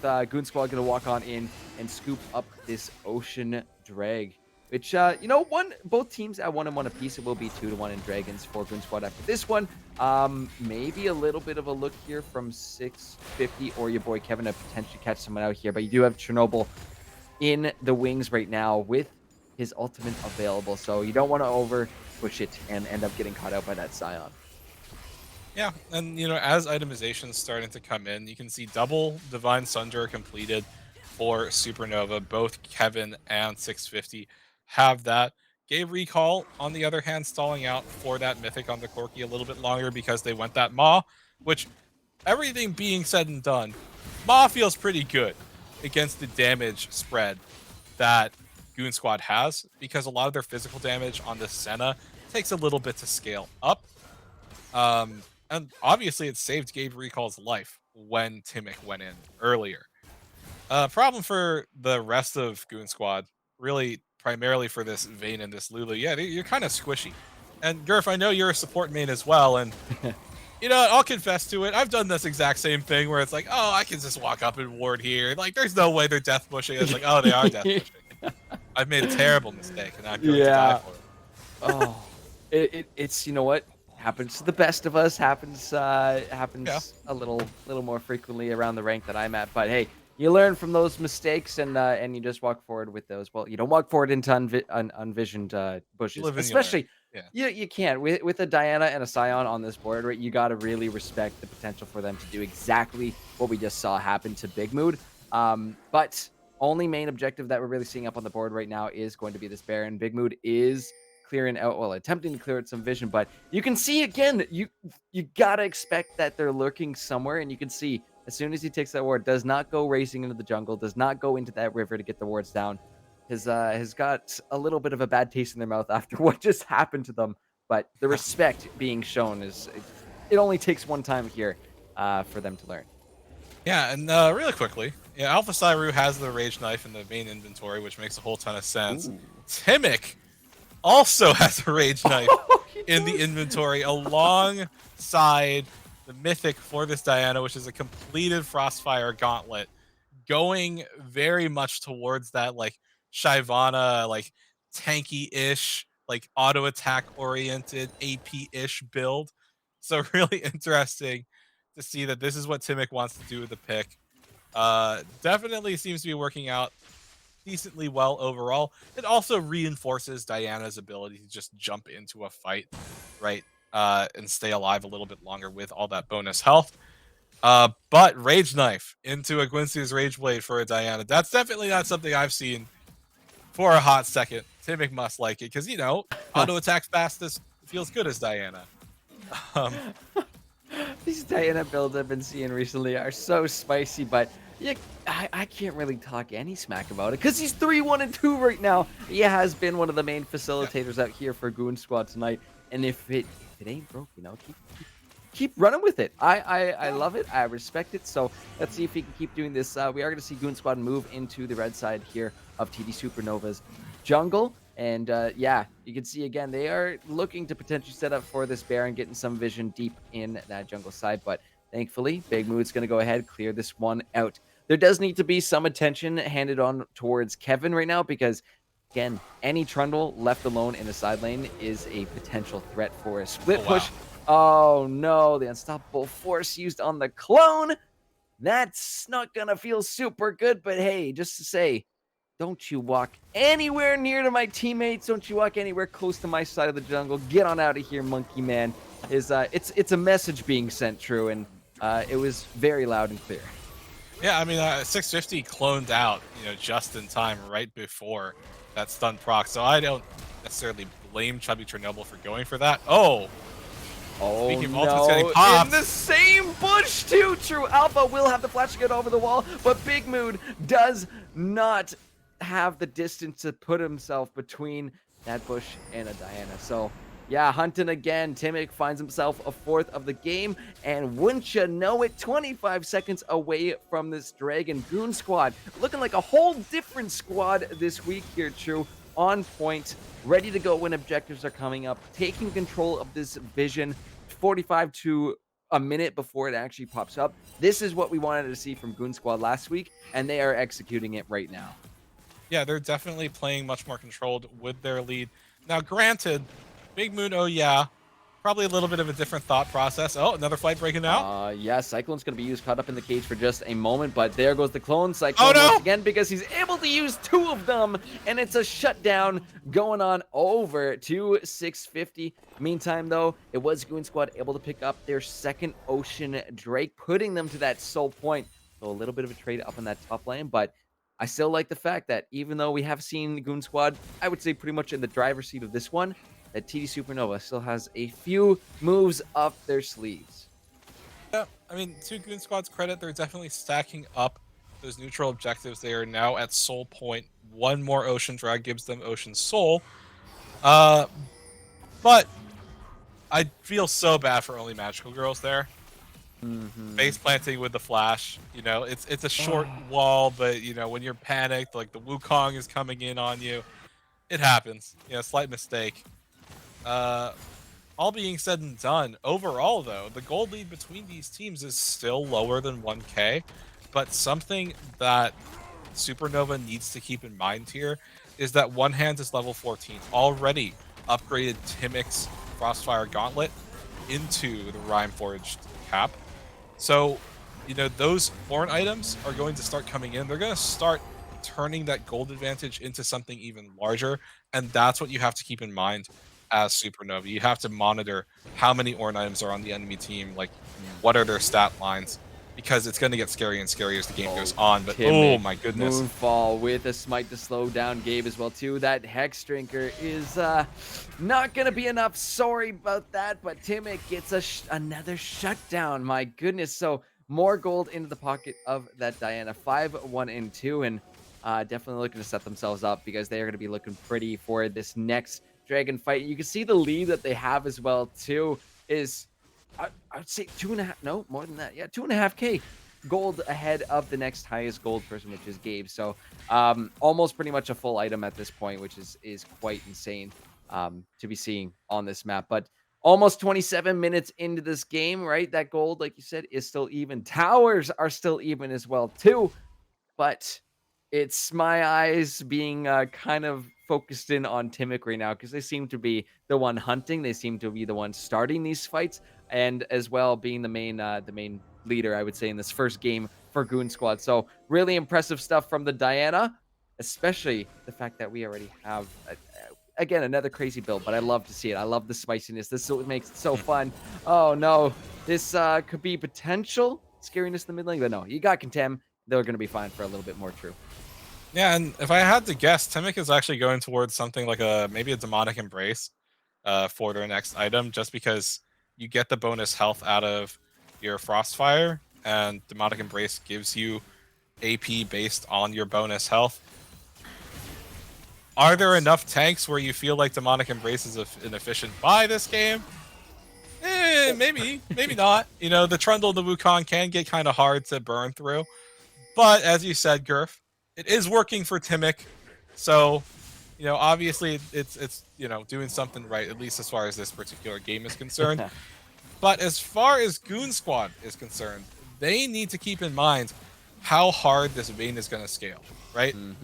Alpha Cyru already at 2 items completed, Rage Blade as well as the Immortal Shield Bow.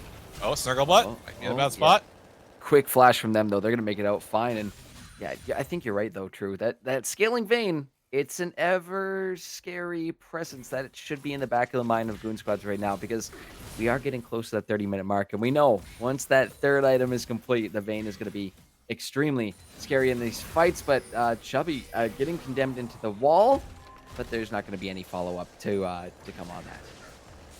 Yeah, you know, both teams, both AD carries being a little bit prematurely scared about things here. Snugglebutt burning the flash when it was really only gave recall around. The Corki doesn't have a super easy way of engaging. Oh! Kevin is in the middle of all this as a Moonfall will come through. Cyclone is going to be popped as well as the Orn Horn. Dawning Shadow. It's alt for alt for alt, but in comes the TP as well too. Only Magical Girls has shown up. That Victor Laser doing the package! But in comes the package. Gabe Recall separating these members of the Goon Squad from each other, but Goon Squad looking so strong. Wait a minute, I take it back. The health bar is just all of a sudden melting away, and there she is, the Vayne, showing the true power here. The Silver Bolts putting in work, and Alpha Saru gets themselves a triple kill, baby, with only 6 seconds to go until this Drake is up. Yeah, we talked about it headed into the game, but it's like it's target selection, understanding, you know, who you are jumping onto.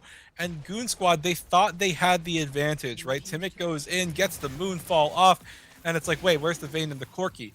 Vayne, like, Corki comes in, Gabe Recall, splits and burns the entirety of Goon Squad with that package. You even saw, it looked like only Magical Girls and Timic were kind of confused about what they needed to do, because only Magical Girls actually pathed back onto the package burn, and it was devastating for the side of Goon Squad. But then Alpha Cyru coming in on the back end of the fight, grabbing up a triple kill, and now, once again, for the third time that we've seen, Goon Squad has lost their lead, and now it's a TD team that is now in the driver's seat. Yeah, Supernova showing up this week and looking real good in that last fight. I could have sworn, True, there was a quick moment that my brain was like, Goon Squad's winning this fight.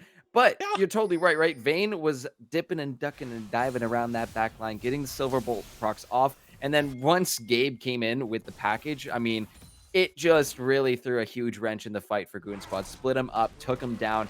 We're going to have a little bit of trading in this bot lane while we are talking about this. Wow, Chernobyl is forced to use their ult to get on out of this one, but 650 is going to be able to bait out the Chaos Storm. My goodness, this monkey has been, I love it. I love it. Putting in some work and playing the mind games with these members of Goon Squad. But that's going to be a tough one here, you know, losing that lead, now behind, and have to worry about, you know, if we lose this game, we are going to be down to 1-3, which means the next game is a must win for them after this, if they do end up losing it. It's not over yet. Still, we are 31 minutes into this game, so the late game scaling that we were chatting about in draft, you know, talking about all the possibilities, it's showing itself, and it's rearing a very, very monstrous face. I love to see it, but yeah, we are seeing some attention over towards this Baron side. I love with the fact that Kevin is down in the spot lane. You see those bodies of Goon Squad being drawn down there, just almost like a magnet, and this could enable TD's Supernova right now just go for Baron. Yeah, I mean, talking about Kevin really quick, right? This Trundle, like the Trundles we saw last week, constantly split pushing, able to get so much farm, so much gold in the inventory. And even though Kevin doesn't have a single kill to their name, 274 CS, like a solid 84 over one hand. And now, Alpha caught on out, popped the flash already, still has exhaust, but I don't think he's going to be able to use it. Chaos Storm comes off a cooldown, and that shutdown is going to be going into the hands of only magical girls. You do have Kevin still in this bot lane. Look how much damage he does to these turrets. Are you kidding me? Takes over half that bar. That's exactly what I'm talking about. Nobody on the side of Goon Squad is actually fully capable of answering that push, right? If you send Scion or Ornn, they're going to get out-dueled, especially as long as Kevin has the Subjugate available. They can't out-push him. They can't clear the wave because he has a Tiamat in the inventory. And he's just going to go back to doing this, and he doesn't really care. I'll do it again, he says, and he goes back in, brings out the Call of the Forge God. Even the healing that he's able to do is we actually have another fight breaking out in the mid lane. It was Timic fishing for something. The Cyclone comes through, and they take down Snugglebutt. One hand is low, trying to dance around this one, but Kevin doing some more fancy dancing. He's got the fancy footwork. Oh no, that one again.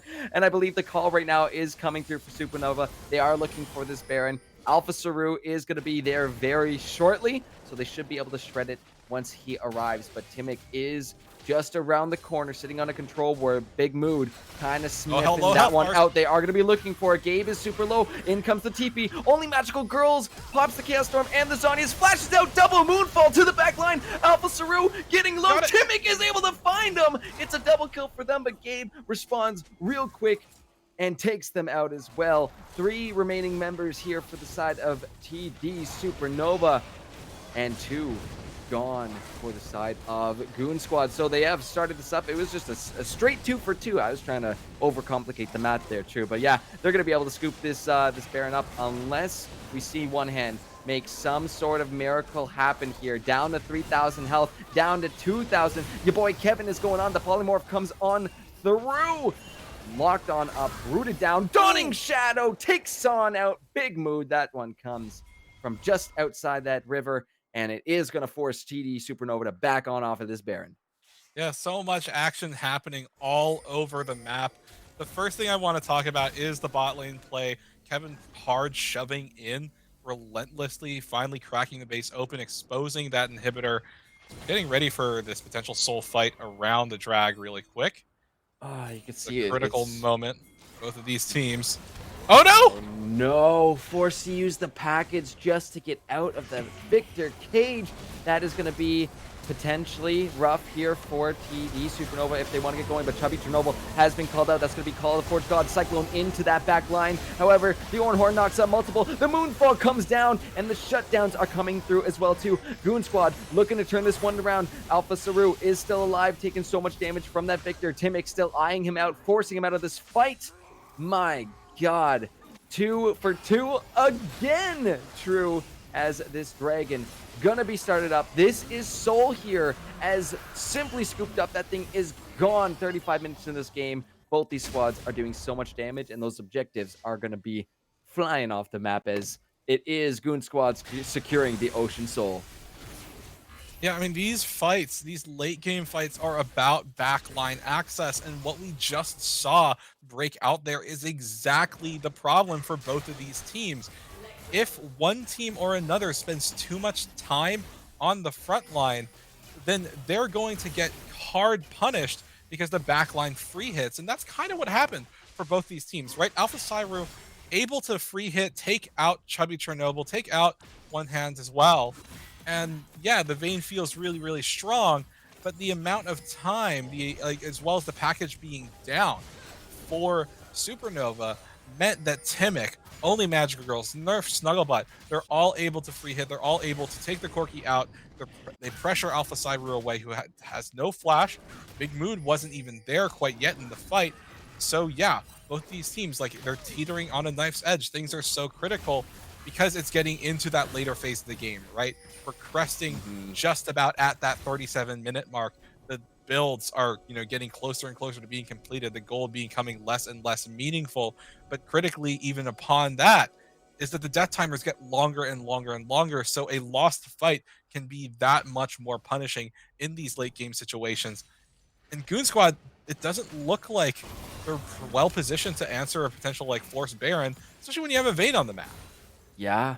Yeah, no, that thing is going to get shredded apart with those silver bolts. But we are starting to get to that point where items and gold are starting to become less of an impact in terms of having a lead on other people, because yeah, you see a few level 18s are across, well, actually, yeah, a couple of level 18s are across the board. Kevin is the focus right now. One of those level 18s that I just mentioned, called the Forge God, coming through, gets the knock up. It's 1v3 though, so you gotta think this numbers advantage should go in favor of Goon Squad. Locked on up, lots of CC to be used, but you can see the massive death ball that is forming towards the side of this Baron. Kevin makes it out alive. Now the TP will be used. That Baron is sniffed out, and here we go once again. Unstoppable Force coming through. No, Timic Polymorph takedown low, and Cyclone into the back line of Nerf Snugglebutt. The heals are going to be trying to keep him alive. Oh, he's sustaining, but not enough. 650 finds him. Chubby is next to go. That Zombie Scion is up, but Timic is the third member of this Goon Squad to drop. You still got Kevin down there in the bot lane, and the call from Supernova, will it be Baron, or will it be just to end this game out, True? I mean, that was absolutely wild. As you can see, Kevin continues beating on One Hand, beating on the bot lane. They called down 3 to stop the Trundle. They couldn't even kill them. And then, what worked out so amazingly well for Supernova was that Timic and only Magical Girls, yes, they got the TPs in from Chubby Chernobyl, and Nerf Snugglebutt was also there. Like, yes, they thought they had a potential angle, but the problem is they didn't kill the Trundle. You don't have any Ornn in that fight because he has to stay, make sure the Trundle doesn't break the base open. But critically, Timic goes forward, got the Moonfall off, but then instantly polymorphed. And one thing that I'll keep stressing, Gurf, backline access. 650 found his way onto Nerf Snugglebutt, pressured the Senna. Timic was like, oh, crud, I got to defend my AD, my Senna. Goes all the way back, and it's just a complete wash at this point. Supernova, they get the Baron. They don't get the inhibitor, but they have so much ability to push at this point in the game. Yeah, you see that gold lead really starting to take off right now, but again, like I mentioned earlier, the gold is not really going to be an impacting factor here. The fact that we are just about to hit the 40-minute mark in our first game of the night here. So we've got, yeah, a bit of a banger going on right now. However, it is TD Supernova in the driver's seat now. They swap positions with Goon Squad there. I said, earlier on, but anyways, bad jokes aside. This is looking not so great for Goon Squad, right? Being down 1-2. Same with Supernova, though. But any win tonight is going to be impactful. This is not an elimination game, but it is going to make things a lot more stressful for Goon Squad as this night goes out. Only Magical Girls is on the run, gets the cage out as well, too. Timic has joined as well, but you got the rest of these members of TD Supernova pushing on this mid lane, wearing that purple buff. So let's see if they can start to crack this base a little bit more. Still need to be concerned with Kevin, who's just taking inhibitors because he's Kevin and on the Trundle. Oh my goodness, this is This is not my word. gonna be a good time for Magical Girls. Kevin flashes on forward, gives them the old bonk, and now the Moonfall even being used as well too. You got 3 members that you need to send to deal with Kevin. They are going to be able to get the shutdown into the hands of Snuggle, but my goodness, the amount of resources needed just to deal with that one member of Supernova is a lot. True. I mean, they had to commit so much for it. You also saw that Gabe Recall went back into the base, should have the package available. It's a critical moment. And there it Wait. is. The revenge death push true. Gabe is going to get the first one on the Snuggle, but Chubby goes down next. 650 already getting access to that back line in one hand, and Timic on the run. One hand is going to pop that flash. Zombie Scion will run out. We do have the Elder on the board, but I think Supernova could honestly just end at this point. You see those death timers. We're hitting 40 plus coming out right now. So could they just go for end?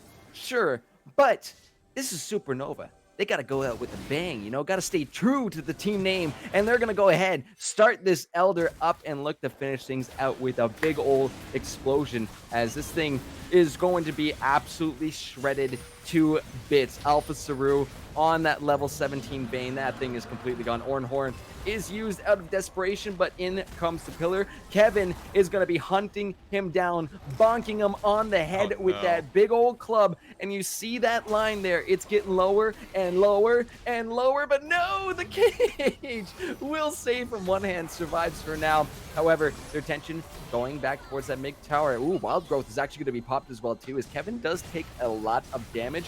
However, he does have some time here, unless he wants to go top, put some more pressure up there as well too. Gabe poking out with those rockets, doing so much damage, as that mid inhibitor tower in the side of Goon Squad will fall. Top tier 2 was also immediately taken by your boy Kevin, and Supernova continues the pressure on the Goon Squad base.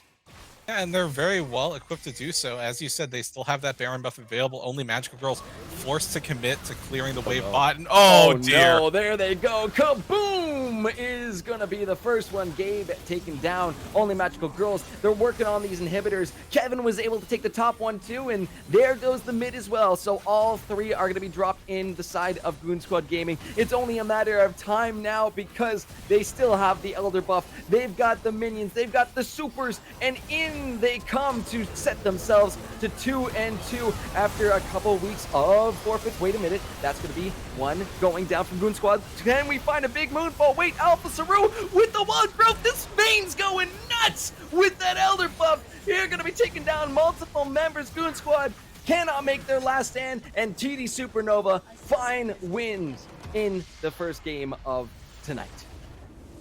TD Supernova, they're making their comeback arc, their Cinderella story work out pretty well, right? They had to start off with 2 FFs. They won 1 game at the end of week 1, but now they win their 2nd in a row. They look good. They were able to have a little bit of a comeback victory. Feels really strong for them.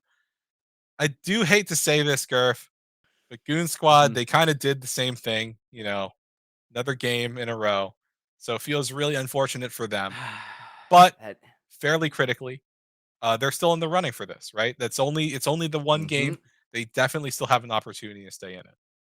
Absolutely. The night is not done. The night is young and full of terrors, maybe. I don't know. We'll have to see. That was terrifying from both ends, right? Crazy stuff on both ends, especially for the early game of Goon Squad, but especially more so for the late game of TD Supernova. Why don't we go ahead, bring Thunder on back, head on back to our analyst desk. We can chat a little bit more about how that one shook down. Fellas, welcome back. That game was 44 minutes. For a second, I thought it was going to start to take a little bit longer. I thought Goon Squad were going to start maybe coming back, but no. Then the Elder happened. And all I got to say is Trundle gets picked again, not in the jungle. It's up in the top lane.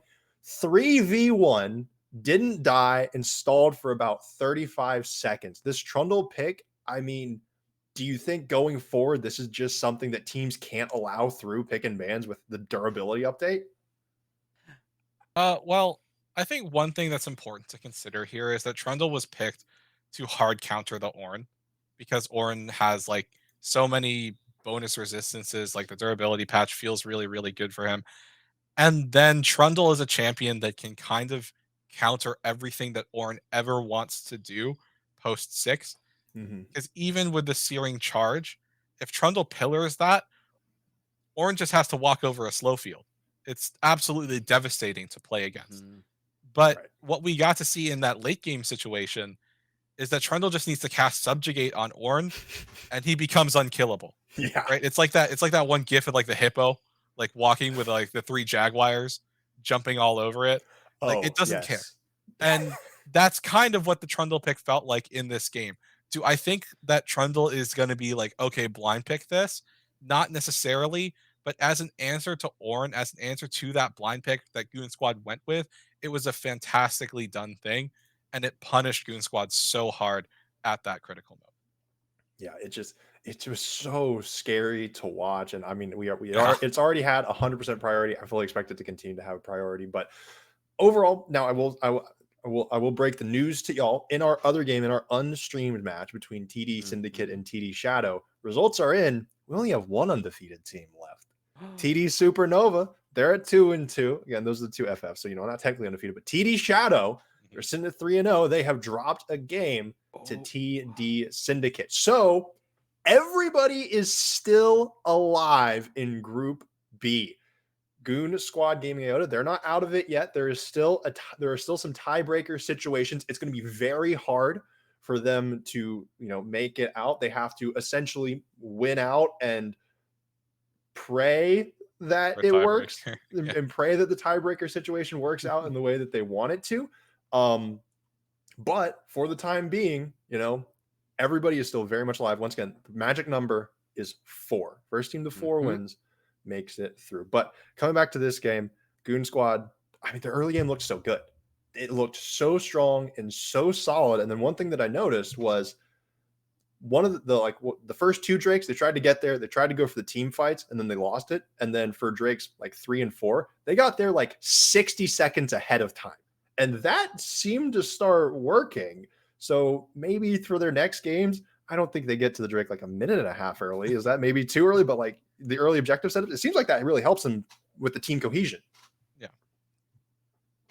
I I mean, I think one thing that works out so well is not just getting that vision down and having ownership of the Dragon Pit itself, but what worked out in their favor was like they got a free Lulu in 2 of those dragons. And when Lulu is gone from the map, the thing that's going to facilitate the Jinx and can facilitate Trundle as well, it is much easier for Goon Squad to execute on their game plan. And when things were working out for them, it's when Supernova spent way too much time hitting their tanks, right? Hitting the Ornn and the Scion, who were just Right. massive in that front Yeah. line.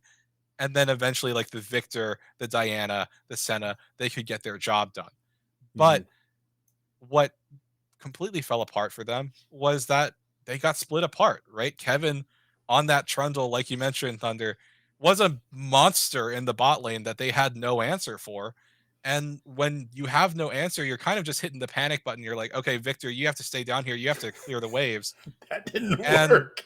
it just didn't work. And like there was nothing they Mm-mm. could do. So like headed forward into their other games, I think you made a really good point. Like have strong setup, have like a clear idea of how you want to play the objective, because it felt like, as you said, when they had that prep time, when they had like that solid game plan, they things felt much more controlled from them. But when they lost control, when their base got cracked, when the trundle was too big to like kill, that's when Mhm. things really fell apart for Goon Squad. And it's just like a repeat of what we've seen even in last week. They found an early advantage and it just slipped through their fingers. Yeah, and true, you almost took the words right out of my mouth too, because that was a point I wanted to follow up on was as we had the early game, right? It was really good from Goon Squad, right? We Yeah. saw the rotations, like Chubby was there getting the vision a minute ahead of when those objectives were coming up. Timic was an absolute monster, but it was the team fights that I think really is something that Goon Squad need to pull together here tonight in these next 2 games, because it just seems like there was a little bit of scrambling. Both teams were able to access those back lines, but it was, I think, more of a focus thing of who are you going on? Who are these main threats that need to be wiped off the board first? and a couple of times they came real close. But yeah, it just seems Supernova were a little bit more put together during those, being the one to break down those fights. They were chaotic. There's no easy way or simple way to say that. It was very chaotic, very explosive when they did take off, and that can become a little bit difficult for either side. But Supernova was definitely a little bit more collected when those things went off, and definitely had the picks. I think solidified in for who needed to be removed off this board first. So huge shout out to Goon Squad for a great early game, but Supernova came home, drove it home, and closed it out. So really well done. Yeah, and so that puts Supernova at 2-2. So let's take a very brief, kind of an in-depth look. Let's look at the math on this. We have Group A, we have Group B. So on the other side of things, by the bye, Coachless Tyranny, they're locked in. They're 4-0. They're our first team that are guaranteed to move on. And once again, still nobody out of Group A either. So everybody still alive, still kicking. But Coachless Tyranny, first team guaranteed to move on. But here we taking a look at Group B, just looking at all this. The one thing that I want to take a look at right now, once again, is Supernova. There are only right now 1, 2, 3, 4, 5 situations where they are out without a tiebreaker. So they went from having 2 FFs, having that really rough first week coming in that last game, but going into this next game, who I believe they are up against, they're up against TD Shadow, who they're at the top of the leader, they're at the top of the leaderboards here. TD Syndicate, they're looking really poised to be able to get out of this group. Yeah, this is starting to get tight. This is where things get even more exciting, where the games really start to matter. Every single game matters, but these ones are the deciding matches, right? So couple scenarios there where we see those yellow dots that are popping up. Those are our potential tiebreakers here tonight. I was mentioning in game 2 for Goon Squad, this next upcoming game for them is the big one that matters. You can see there are quite a few scenarios there that do result in elimination, but really they're going to be hanging on here for a tiebreaker later tonight. So the next two, they need to win tonight. But we get the return of TD Shadow for our next game, and we get to see Supernova again. So let's see if there's a little bit of rock, paper, scissors going on between these TD squads, if that is the case, or if, TD Supernova is just looking super duper strong tonight. Yeah. I mean, there's a world where we end this night. I think this is still one of the possibilities where we end tonight where all 4 teams are at 3-3, and then we have a mini bracket tiebreaker. So that could still very well happen. That is well and alive for Group B, but it's all going to depend on how this Supernova Shadow matchup goes that we're going to be going into here in just a little bit. And for TD Shadow, for TD Supernova, TD Supernova, they're just looking good, even when they are down. They were down pretty considerably in the last game. It never felt honestly, it never felt like they were down. It never felt like they had lost a lead or anything. It's like, they lost. There was a small farm advantage that that the Diana had, but otherwise, Supernova just kept rolling. They were unfazed by Goon Squad. So if you're Shadow, they seem to stomp pretty hard, pretty early for their wins. They seem to move quickly. Supernova seems to probably be the best team positioned to overcome that, I think, so far in this group. Yeah, I definitely agree with that sentiment, especially considering what we just saw from Supernova. As you said, they were down against Goon Squad just now, particularly, they were down for a long time. They were behind in gold. They weren't super far behind at a variety of phases in the game. I don't think the gold lead was pushing over 2K super often. But the other thing that worked out for Supernova, especially here, was having that scaling composition, having the veins scale up. But also, I do want to throw out a compliment, the Corky. That pick. Yes. I believe somebody in Twitch chat actually said now you guys see why Gabe recalls Corky was such a monster. And yeah, it definitely was constantly finding so many good package angles to really secure the team their leads and transition Supernova into a position where they are the ones in the driver's seat was huge.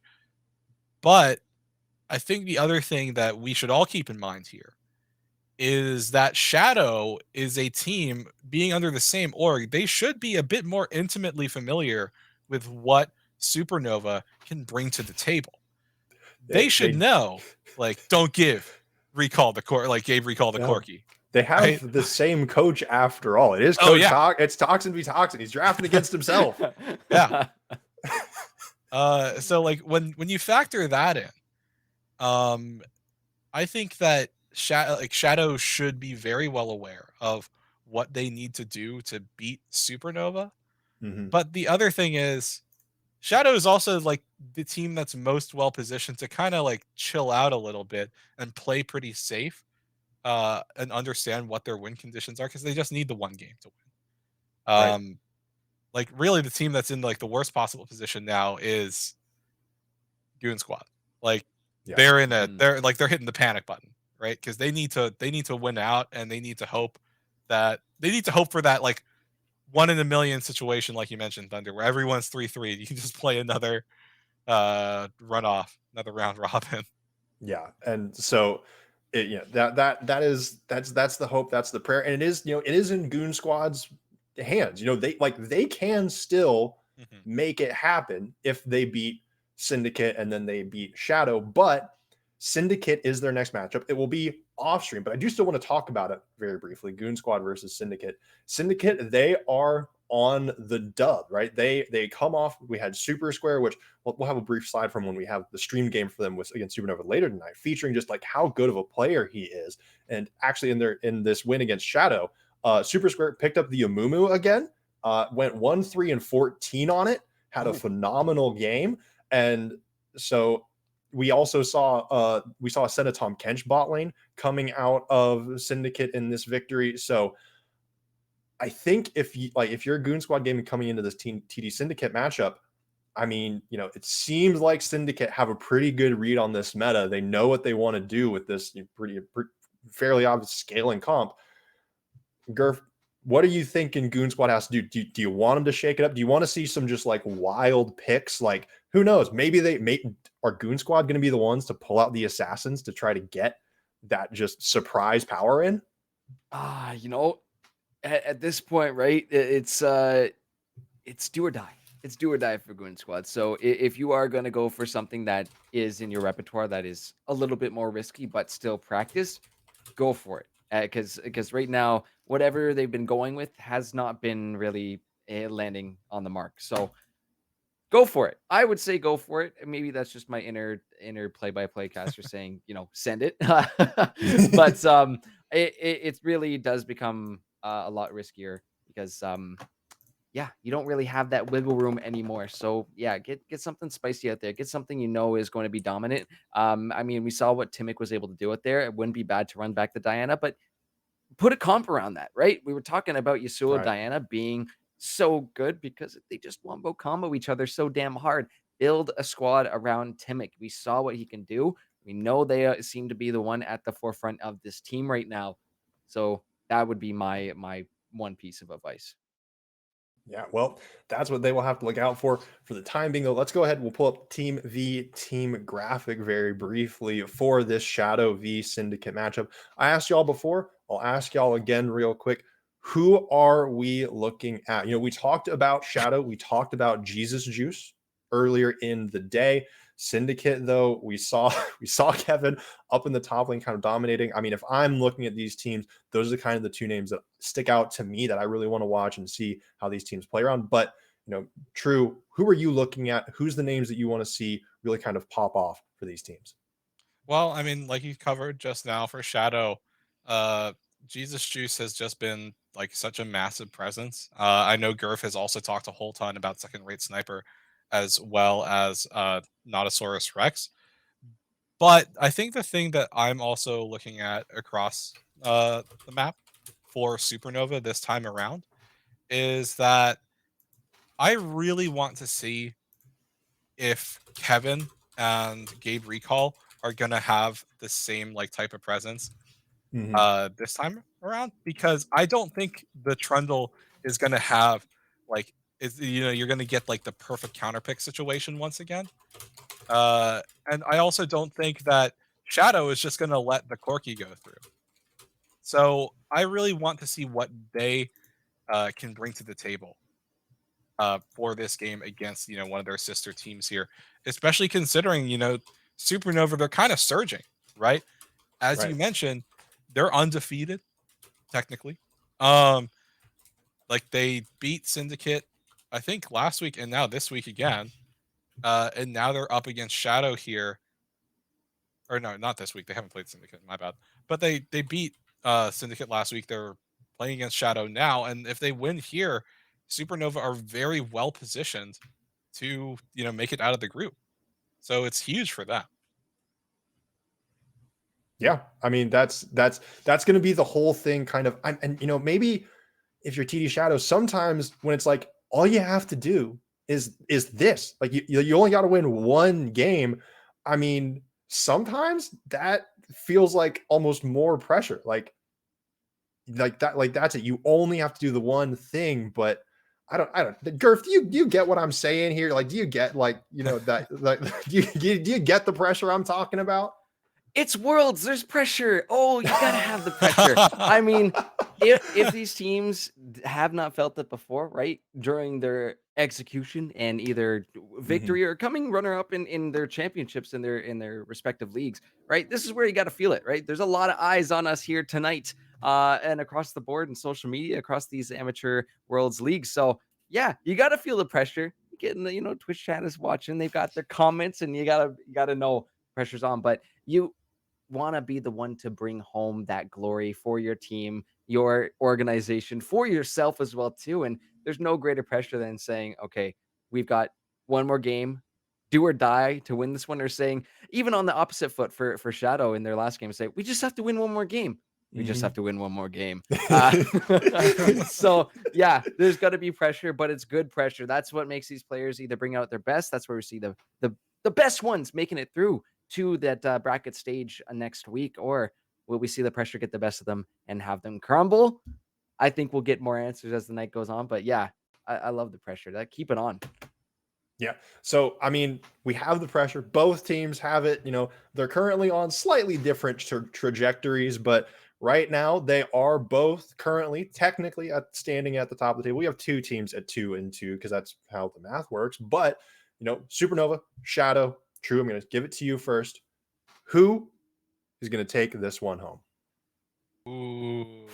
Okay, so I honestly, Thunder, I would say like overall you've convinced me. Like Supernova, they're definitely like the underdogs coming into this week. They played really, really well, keeping that gold lead close. And I'm really excited to see what they can bring, especially considering, like they're the team that we got to see the least of. They're on Right. this, 2-game win streak. And if they win here, it really just takes all the momentum for themselves. And they're very well positioned to make it out of the group. So I'm really excited to see what Supernova can do, especially against, the team that we're all like saying we're the favorites headed into week 2, right? Shadow, their sister team. So I want to see Supernova continue to be successful. Sounds good. Gurf, what are you thinking? I don't necessarily disagree with True there because yeah, Supernova looked great in that previous game, but there's a Shadow coming across here. It's getting a little dark in the building, and I've been told by the players that I am pro Shadow, but I mean, after last week, I invested in the TD Shadow stocks, paid off quite nicely. I got to go with TD Shadow, not just because the memes aside, the jokes aside, they are a solid team, right? That bot lane of second rate sniper Natosaurus Rex is pretty dang nasty. I think having the blue side for this one and having all that vision control, we are going to see a lot of dances around these dragons and these barons, and if we have that similar action and those that pattern of getting that vision up so extremely early, well, I wouldn't say early, on time before the dragons come up. That's what I'm really looking forward to. So I'm gonna go Shadow for game number 2 here. All right. Well, hey, you know what? True, you said it. I'm sticking to my guns. We got one undefeated team, Supernova. They're winning the day out, baby. We'll get to see it all. They'll take down Shadow here. That's my call. It's my prediction. Maybe I'm caster cursing it. You never know. But the game will be starting up here in just a few minutes, or the draft at least. And I will toss it to y'all, but not before we show the video from our sponsor, ProComps. ProComps is an official sponsor of NA Amateur Worlds. It's a drafting tool for League of Legends teams and coaches that want to take their game to the next level. Check out the ProComps ad by clicking down below. There's a little panel. Click on it. You get it for free, or try it out for free at the very least. True, Gurf. After the video, it's all on you. Everybody panic. Hold on. I'm about to say something really cool. 3, 41, 9, and lift off! No one dies screaming without me. I feel like I forgot to shoot something. You're starting to bore me. She's such a loser. Always ready to cry. Da-da-da-da. Aw, come on. What's the worst that could happen?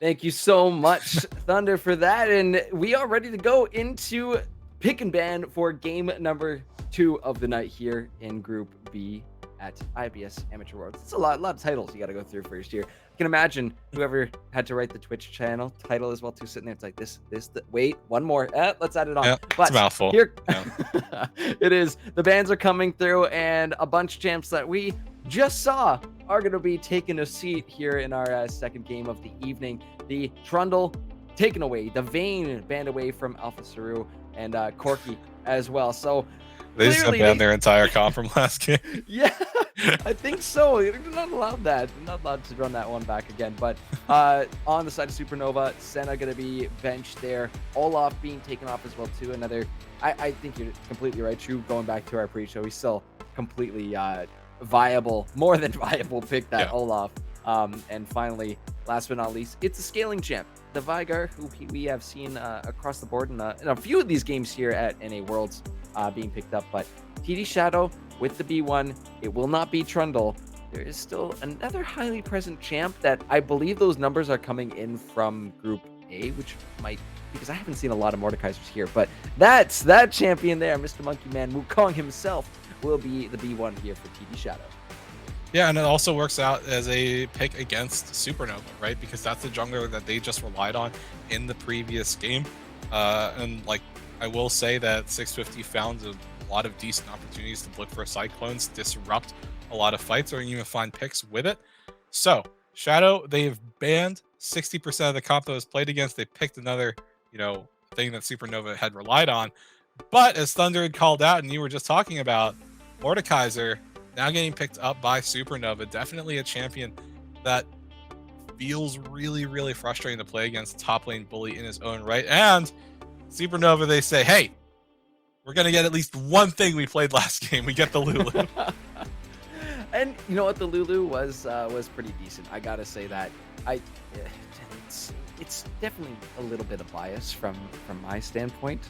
I've already talked enough about the Lulu tonight, but yeah, Big Mood was pretty good. The only one moment was the face check on the bush, but they learned from that. They didn't do it again in game 1, which I do appreciate. But yeah, it was super helpful for the team. And there's some spicy picks. Mordekaiser was picked up for Supernova, so I was trying to peek on what the win rate has changed to. It is still 66% win rate on the Mordekaiser, which is pretty damn impressive. But Seraphine and Shyvana, long range charm with that Encore can pretty much go as far as you want it to go, as long as you hit champions. And Shyvana, very, very extremely good for taking those dragons early. But of course, depending on how it's built here, we've seen the tactical nuke Shyvanas coming through. It doesn't feel good to get hit by that dragon's Q coming in from her, but more damage will be the response from TD Supernova with that Jinx. Yeah, I mean, for Shadow, if I had to guess, the Shyvana is going to go towards that PTA Frostfire Gauntlet build with like an Asher, so you get like a lot of on-hit damage, but you're also surprisingly tanky, especially when you factor in you have a Wukong that you can play around and also be in the front line with your fights, as well as a Seraphine that can provide CC as well as a little bit of healing and shielding for you. But on the other side, Supernova, they say, okay, look, you can't ban away all the scaling in the game. Jinx Lulu is definitely a combo that people can still rely on, and they very happily go for it. Like Jinx can stay pretty darn safe in fights as long as you're positioning super well. You have your rockets, you have your chain gun, so you can get your attack speed up. So overall, Supernova, they're going in for a very similar bot lane as what they ran in game 1. Mordekaiser also, once again, a potential top jungle flex pick. But in the top lane for Kevin, it's another thing that you can kind of become an unkillable demon god on, right? Because like I don't know how many times people have seen it. Like you commit so many resources to kill a Mordekaiser. He's like, okay, I get my 1v1, I steal the stats, and now I kill the rest of them. But we are in that, closing out that second ban phase. Shadow opting to ban away the Set and the Camille, a lot of focus towards the top lane. Supernova, on the other hand, they want to keep their bot lane safe. They take away a whole ton of engage by banning Blitzcrank and Nautilus. And Supernova, they have to blind pick mid, and they opt in for an Orianna. Makes a whole ton of sense. Safe but powerful pick in that mid lane, Orianna. Going back to that point you were talking about, Kevin, more than comfortable dealing with multiple members rotating on him, as we saw from that Trundle game last time. Karma and Aatrox gonna be the lock-ins here, which means who's going to that bot lane there? True, this is gonna be another spicy one, I think. Ooh, I think. Okay, I'm trying to figure this out here. This could be Seraphine Wukong. Could be that. Karma mid, Aatrox top. Spicy. The only other thing I can think of is it's Seraphine Karma with an Aatrox mid, but that sounds even spicier. So I'm going for the most likely answer. But Gurf, you talked about it. Kane I did. Players I on the did. rift. He's here. And there it is. Supernova there. Gurf, you might not be calling it for us, but we got your back. We got the Kane for you, pal. Oh my god. Yeah, we do get to see Mr. Kane tonight. That is one of the main champs for 650. So I'm hoping for some big moves, big money moves from this Kane. Hopefully we could see something incredible from them. Question whether or not they are going to be going red or blue this game, because if they do decide for the blue, there are some really squishy targets to potentially pick off. However, with it being 12-10, I would think that the blue Kane is probably going to have a little reduction in his effectiveness, unless 650 gets 3 kills in the first 10 minutes of this game. I would probably think red is the safer path for 650 this game. What do you think, Drew? Yeah, I definitely say so. One thing that does come to mind is I don't know if Riot fixed this issue, but Red Kane has an audio bug at the moment, and it is really, really painful to deal with. There's just this ringing noise after you try to go through a wall. So hopefully 650 is aware of that, because I don't want anyone to get their eardrums blown out here. But yeah, I do believe it's probably going to be a red, as you said. Oh, this is going to be another fun game. I think we've got some great stuff on either side of the board here. Really looking at it, huge shields and sustain coming in from the Seraphine and Karma. Whoever they decide to shield on up and protect, it's going to be great. Well, I mean, Seraphine kind of shields everybody. So, yeah, it's going to be great. I think when it comes to the team fights, you get the Cyclone going, you get the big poke from the Shyvana before she actually goes in. And then Aatrox, as long as he can stay alive, can be quite impactful in these fights. However, you do have Kevin able to take anybody by choice to the Shadow Realm. So I don't know if we do see an investment into a Quicksilver Sash this game. That would be a lot of money to go in for someone who might not essentially fully synergize into that Mercurial Scimitar. It's always one that trips me up. Maybe because I should probably build it more, but either way, yeah, huge wombo for the side of TD Supernova as well too. Shockwave, throw the ball on the Kane, let him get in there, spin to win, and hit it, and actually hit the Shockwave too. If you pair that with a Lulu Wild Growth on top of the Kane, that's a lot of knockup and CC plus a ton of damage. So I'm hoping that we could see TD. Well, actually, I say that TD. versus both TD. TD, yeah. So TD shows Civil War part 1 of the evening. So we'll have to find out how this one shakes down in just a few short moments. We are going to take a quick break, so make sure to go get yourself situated before this one starts off. We'll see you in just a few short moments for game number 2.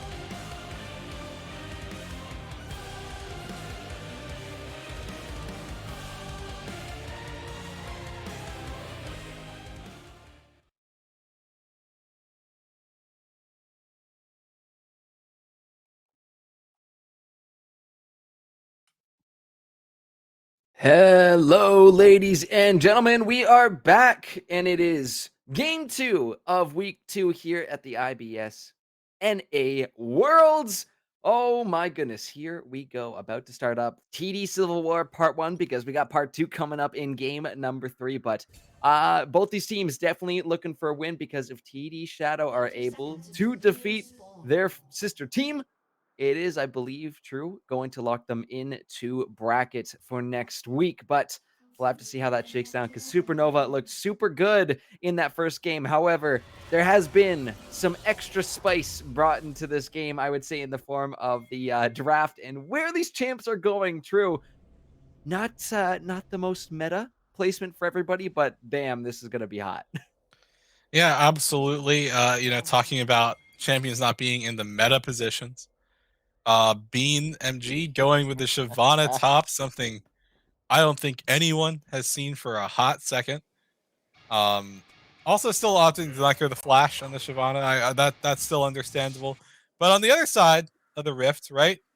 Your boy Kevin going in for the Kane top, something that I don't think either of us had factored in as a possibility. I had mentioned that Mordekaiser is technically a top jungle flex, but when we had seen the Kane, it was like, all right, well, Kane's going jungle for sure. So both these teams, as you said, a little bit of spice, trying to have some fun with it, right? Civil War, absolutely, but they know each other. They want to have a little bit of fun, even in a high stakes game like this for both of these teams. Otherwise, looking at what is set up for both sides, nothing too surprising as far as keystones go. You can see though that 650 opted in to take the flash, or not take the flash, take the ghost on this Mordekaiser. So when he casts someone into the death realm, you can imagine they're going to get run down. It's kind of hard to get away from Mordekaiser with ghost inside that pure 1v1 zone.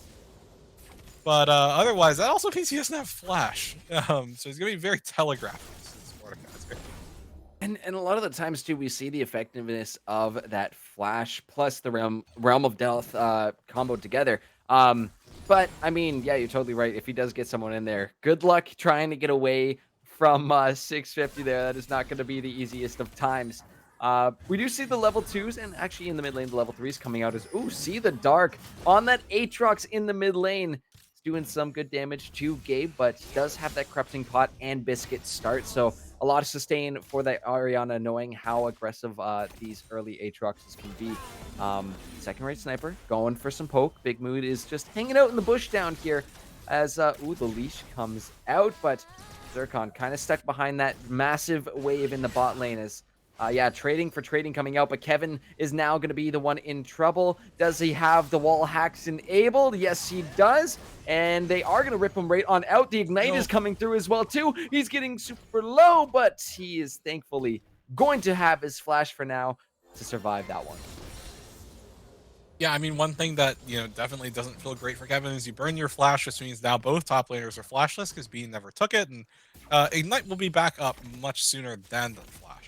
But I think what Kevin is really trying to get done here is, like, he's trying to take some short but relatively safe trades versus a Shyvana, get those red stacks going, but Gabe is a monster on this Aatrox. Yeah, the flash even being popped as well, too. No mana from Gabe to be able to answer to that that almost all in, but yeah, another flash will be blown. See the dark now going to be able to catch up in that CS, and the poke shall continue bot, so we're gonna see probably an all-in from this Aatrox, but it's the all-in coming in from this bot lane. Big Mood has the Ignite ticking down, so does second rate sniper. Alpha's gonna flash on forward, misses the zap, but one more auto will do it. They're getting so close. Zircon, just take Big Mood. There you go. It's first blood this time for Supernova, as Alpha will respond with the zap, landing on to Big Mood.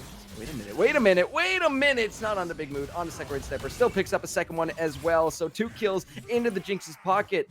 And we are into this game officially now, True. Yeah, absolutely. And what you're seeing here is like a little bit of the problem of the comp that Shadow has opted into. Yes, Karma Seraphine is incredibly safe. There's so much shielding, there's so much sustain that they can both offer. But in lane, even though there's a lot of poke, their all-in potential isn't great. So when they committed to go onto the Lulu, yeah, they had the CC, they get the Ignite, but their auto attacks do practically no damage. And that meant that Big Mood, oh yeah, was able to stay alive long enough, stalls out so that second-rate Sniper goes down, Zircon goes down as well, and no, oh no, Big Mood. No, Big Mood is super duper dead. You can see accepting their fate, way too far pushed up there, and yeah, that's what's gonna happen when you get to one piece of CC coming out. Zircon lands it first, and then you can simply walk up with that Karma Leisha, and they have got nowhere to go, and it only gets worse once the Seraphine gets that encore. So yeah, at least a little bit of trade back. Both teams are tied up on the board. So again, TD Shadow on the blue side, TD Supernova on the red. Just as a little reminder, because yeah, at first coming into World Series, like there's so many TD teams, but I think we've started to distinguish the differences between the two of them. As yeah, pretty close in this early game, but you see the Dark is doing some stuff in this mid lane. Once again, those chains will land, draws Gabe in, trying to poke back a little bit. You can see how fast that mana bar is depleting though for the Orianna. Yeah, I mean, it's one of those classic problems of laning as a mana-reliant champion versus on someone versus a champion that has 0 mana costs. And Aatrox is certainly capable of doing that with the durability update as well as Aatrox's own innate ability to sustain. Gabe is a little bit hard-pressed to get a lot of damage Tough, down, though. but oh, Bean? Oh yeah, 650 lurking in the bushes there. Takes Bean to the Shadow Realm, and unfortunately not anywhere that you can go to escape. Nuh-uh. You ain't getting out of that one, and Kevin was waiting there just in case there needed to be any follow-up, but yeah, 650 gonna go ahead and scoop up the kill there. See the pings going out towards the side of TD Shadow's jungle, so simply gonna be able to scoop that one up, but the World Ender actually coming out as well too. Gabe is still within safety of his tower. We do have this dragon being scooped up at the same time as we do have Jesus Juice down here, making some moves, picking up that early Ocean Drag, and everyone will part ways for now, but level 6 is not too far away. I said part ways. I was about to throw it back to you, Drew, but this mid lane keeps looking super spicy, and yeah, it is. Solo kill for See the Dark, simply walks on up, hits the Orianna a couple times, and that's going to be the show. Yeah, like those Darkened Blade procs, those got buffed a couple of patches ago. They are so meaty, especially this early on. Like, yes, as Orianna, you have a little bit more resistances than, you know, the average mid laner because you can put the ball on yourself. But ultimately, that doesn't matter a whole ton when Aatrox is just going to land the third proc of Darkened Blade into your Deathbringer stance auto. And yeah, there's not much, if anything, that Gabe Recall could have done in that situation. Having no flash, good read by See the Dark to get that kill there. Yeah, that's just knowing your limits and playing within them, or I guess a little bit without, because yeah, that was fun. That was fun to see, you know, just stepping on up confidence with that mid Aatrox. Not something that you commonly see, but this is going to become a whole nother game once we start to see the level 6s fully across the board here, as it's really only the supports that have to get there, but team fights soon, TM, I think are on their way coming, because Herald is on the board. We will have an Infernal coming up in about 3.5 minutes at this point. But yeah, the trading just seems to be nonstop. Alpha Saru is stepping up here to get some poke onto Zircon. Going a little bit more forward, still get that Seraphine poke back is really scary, and now split up. Big Mood is not with them right now. Rooted out, more poke from Zircon, but the shutdown goes to second rate Sniper and Big Mood all by themselves. Flashes, but still gets caught in the encore. Is trying to run away, trying to get some poke back, still playing aggressively, but it is gonna be for none there, as it's only Alpha picked off the map. However, pings towards the top lane. Might have to hold their breath for a little bit more. Might have to hold on to this one, because yeah, we got more action in this top half of the map. Bean, MG, super pushed up. The Dragon's Descent will come out, but so will the Umbral Trespasses. 650 on the other side of this wall. There's a bit of a dance going on, which is not allowing him to get into this one. More trading in the mid lane, but back up to this top side. Bean, MG is on the move. I think he's actually gonna get out of this one. My God, goodness, he's out. Shockwave. Shockwave. See the Dark trying to go back on in. That sustain from Aatrox is helping out, but will it be enough? Jesus Juice is here as well too with the double buffs, and immediately I think on cooldown that flash is gone again. Yeah, I mean, Gabe Recall trying to get something traded back on to See the Dark there, but unfortunately, with just a lost chapter and it's like, you know, a semi-stacked tier in the inventory, kind of difficult to kill an Aatrox from that position. See the Dark almost actually found an opportunity to turn it around. Unfortunately, couldn't land those Darkening Blade procs. But I do want to talk about something semi-humorous, which is Bean surviving in that situation, because this is a formless Kayn. Does not do a whole ton of damage, especially when, you know, Bean has double cloth armor Doran's shield and double ruby crystal. But we also saw the issue of, this is a moment where I really wish I had Flash. And the 650 talking here, because he popped the ghost and he just walked back and forth like, which way do I go? Which way do I go? So definitely I don't know fortunate. which way they're going to go because they're getting collapsed in right now from 3 different sides. Jesus Juice does pop the Cyclone, but the Shadow Realm is going to be popped. 650 on the other side of the wall as this fight does continue up towards the top Pull lane. back! Drawn back into the tri-bush there as Gabriel is going to be taken out there by Bean. MG, Big Mood is up here as well too. That's going to be the Super Mega Death Rocket. Takes... see the Dark super low, just enough in the range for 650 to bonk him on the head, but we do see Bean MG picking up that double kill on the Shyvana as well too. So nice stuff from either side. Alpha Saru getting poked out in the bot lane, and we will return to some, I think, peace and quiet. The Encore is available though. True, this could be scary in the bot lane. Yeah, I mean, Alpha Saru needs to be careful. Oh no. There it is. Called it, sent it, and that's dead. Jinx Alpha taken down once again. And second-rank Sniper still picking up those kills, but both those members in the bot lane, 2-1 and 2. Yeah, I mean, like, it works out for Zircon and second rate Cypher because you know the Lulu isn't there. Jinx does have the flash available, but Alpha Saru, I don't think was planning on eating so much damage in a short amount of time. Encore's damage isn't even what killed them. It was actually second rate Sniper. Yep. So, yes, like, the DPS between Seraphine and Karma is really, really low, but the poke is also still really relevant there, especially because Karma can set up for Seraphine really, really well. And that's something that, Supernova needs to be really aware of. But both teams getting ready for this second dragon here. Yep, they are going to start setting up for this one. Infernal is on the board, but no Encore from Zircon since it was just used in the bot lane. It is getting a little low, but I think the call from Shadow is going to be to back off. Let Supernova take this one. It's just one Infernal. We are going to see a Mountain Soul this game, so extra beefiness to whoever decides to claim it. I think, honestly, would be a beneficial soul to either team. It isn't our... I don't want to speak for you, True, but not one of the most favored dragons. If we were to take a choice, it's always going to be Hextech. But yeah, Mountain's not going to be too shabby here, especially on 12-10 with that extra sustain. It's going to help whoever's able to pick those up just that much more. Yeah, I mean, the effective HP goes up because you get all those additional resistances, especially if you got the shield. Feels really, really nice. Like, overall, though, I do think that the dragon tends to favor the side of Shadow a little bit more because you have the Wukong as well as the Shyvana, like Shyvana already having that Frostfire Gauntlet in the inventory, so the resistances go a little bit further for them. That being said, though, the extra resistances will always feel pretty good as long as, you know, the Orianna ball can be factored in, as well as, you know, you have Kayn and you have Mordekaiser, two champions that like to have long, protracted fights.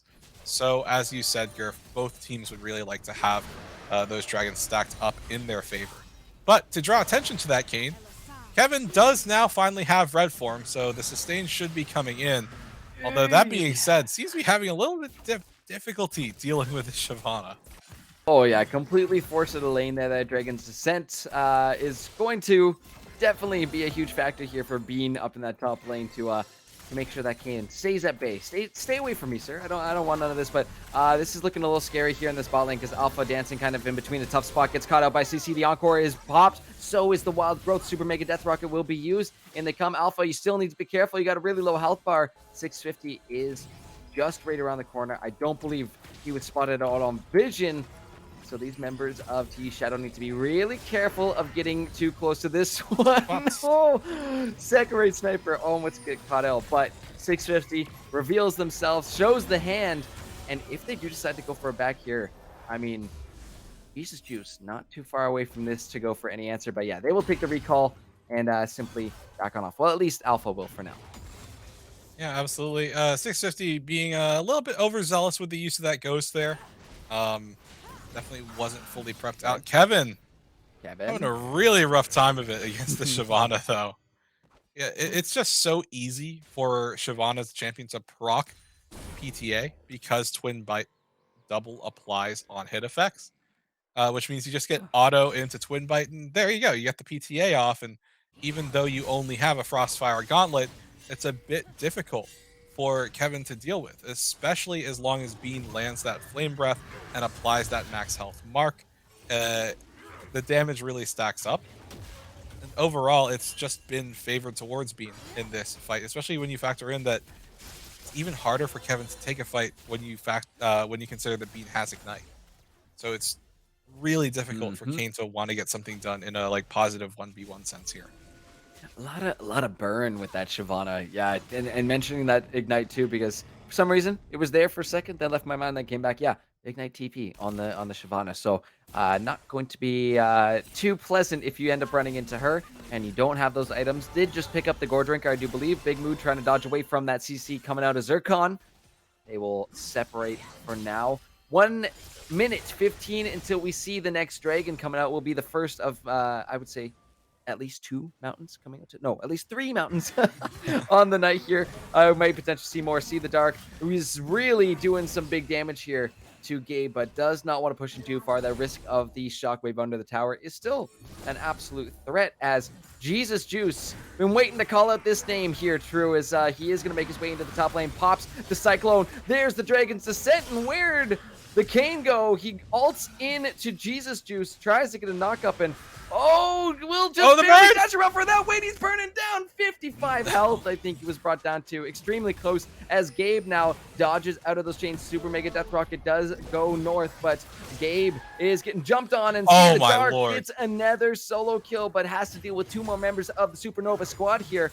Dashing, dipping, ducking around, gets pulled in by 650, taken to the death realm. See you later, and thank you for the stats. 650 will say.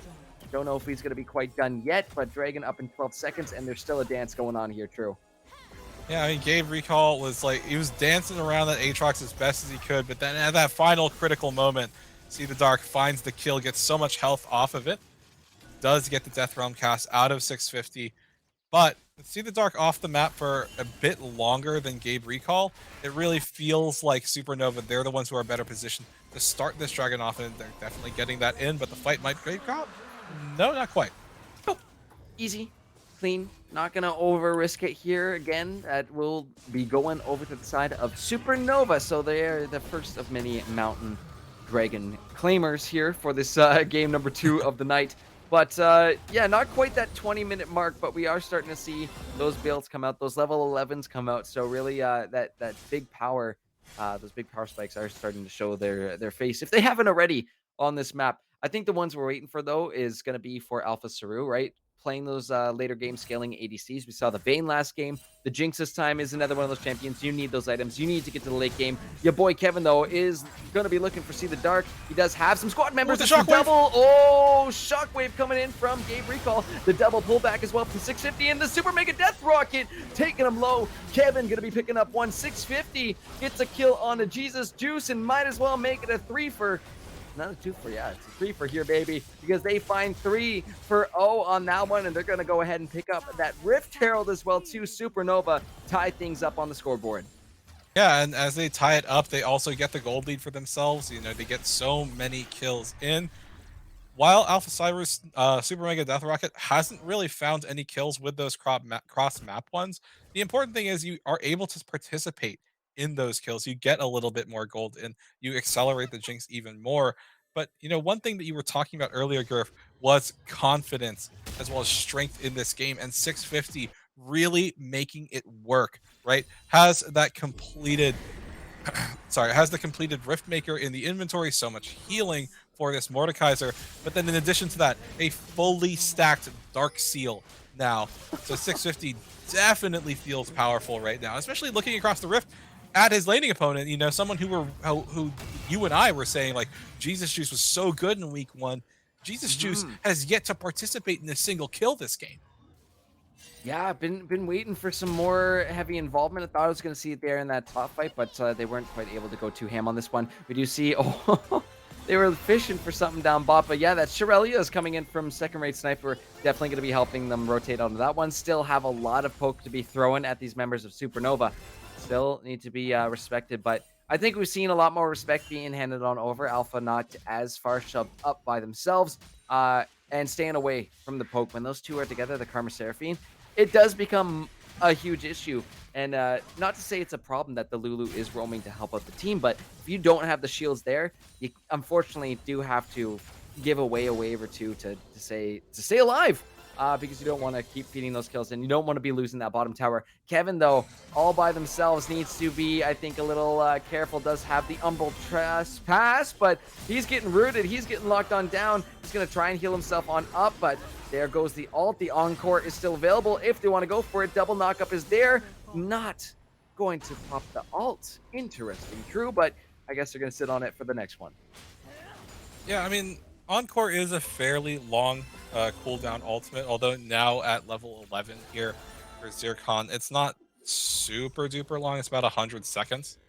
Although, like in Kevin's case, even though he's 2, 1, and 3, it really feels like throughout laning phase, and now as we've transitioned him to bot lane here, it feels like he's struggling a little bit, right? Because Red Kane is so much about like you have the sustain, and Kevin, it's not as though his scoreline is bad, right? You know, he's close in CS, down roughly 1 wave, 2, 1, and 3, but it's kind of difficult for Kevin to be dealing with a lot of the champions that Shadow have, right? The Karma Seraphine, they're slippery, they have a lot of shielding, they have a little bit of CC.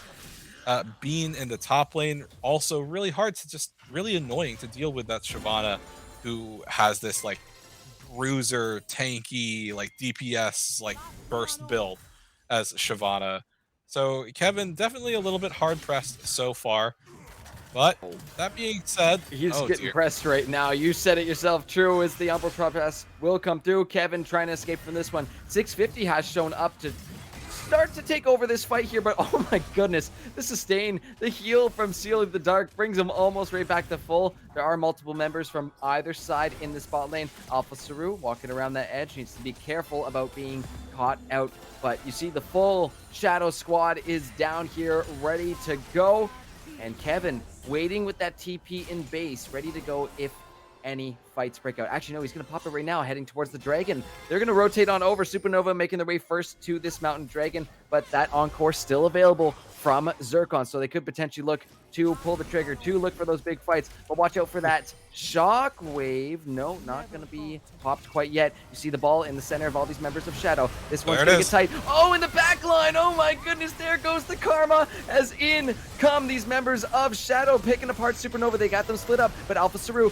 is picking apart being MG. That's the Cyclone being popped as well too. Your boy Kevin will survive for now, and who actually claimed the dragon? It's going over to Supernova. See the Dark left alone in this dragon pit, and you saw Alpha Saru along the backside of the fight, poking and doing so much damage, and nobody dealt with him, True. Yeah, and it really felt like what happened there is that, yes, Shadow had that route in. As you said, the Encore was available, and it actually ended up going wide. Gabe Recall found like a 2-person shockwave that disrupted the fight. And while Shadow goes forward, yes, they got big mood. Oh yeah, the problem with it is that once again, their focus got split between going for kills and going for a dragon. And there was absolutely zero focus on the Jinx. Alpha Saru was able to completely free hit. 2 items completed already on this Jinx, 500 gold bounty. So the DPS is really starting to mount up for Supernova, and there's not a really efficient way that Shadow have to answer for it. It was something we talked about in game 1. It's something that I think is worth talking about here in game 2. Where is your backline access for the side of Shadow? Yes, you have Encore as the Seraphine. Yes, you have Wukong. But once those tools are used, it is so hard to gap close onto the Jinx, and it's even harder to have the DPS to kill her. Oh yeah, let's see if they can get to that back line, but I mean, it's just keep an eye out for that Jinx. She's gonna hit hard, and picking up a triple kill. Again, this is what we saw last game, right? Alpha Saru, triple kill on Bane, and then all of a sudden, hey, I'm online, I'm here to go, ready to pop off. And yeah, now with 2.5 items, actually, the last Whisper has been picked up as well too.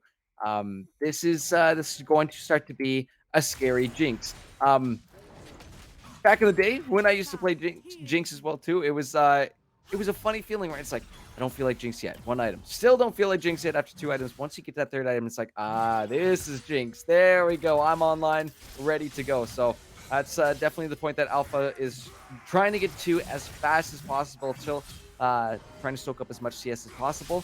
As in the bot lane, See the Dark and Kevin have been kind of dancing around, trading out with each other. But with the arrival of Bean, they're going to back off. Some pressure in the mid lane coming through from the side of Shadow. I think both teams are going to separate their own ways, look for a reset, and maybe what next objectives are in their path. Yeah, and if you're in Shadow's position right now, like I feel like a lot of what is going through their head is like damage control. Like you need to find an opportunity to set up around an objective for yourself, or find a pick you can transition that into an advantage on the map. Because at the moment, it really feels like Supernova, they're the ones who have control of the tempo in the game. They're the ones who can dictate what they want to do. And you can really see that reflected in the bounties, right? Like your boy Kevin, 150 gold bounty, 650 has a 700 gold bounty, fully stacked Dark Seal, working towards a Void Staff now. And then as well, yeah, Alpha Saru, like with this Jinx scaling up so incredibly hard, like already has that third item completed. So is going to be a complete monster even without the Lulu. So it's really, really difficult for Shadow to find a situation where they're going to have an advantage. And honestly, I actually say their best option might be to pull a page out of GSG's book and set up a brush somewhere, make an ambush happen, kill a critical target, and try to get something done with that. See if they can find those targets though, because things are getting a little bit more difficult for Shadow as this game progresses. Right now, it's about a 4.5k gold. Actually, right on the money, 4.5k gold. For Supernova, they've got themselves at Soul Point as well too. So if that Mordekaiser is going to be sitting on a Mountain Soul, that is going to make things a lot more difficult. And even same for the Kane too, who is not quite been able to pump out the damage, but he's drawing the attention down towards that bot lane. He's at least keeping people busy, and with that Mountain Soul, he's going to be able to sustain for that much more longer. This is going to be a must for Shadow to be able to get here. But you see, look at the ward setup, look at the vision, look at the pressure is already initiated by the side of Supernova, and it's Shadow actually being the ones responding to this this proactive play coming in from Supernova.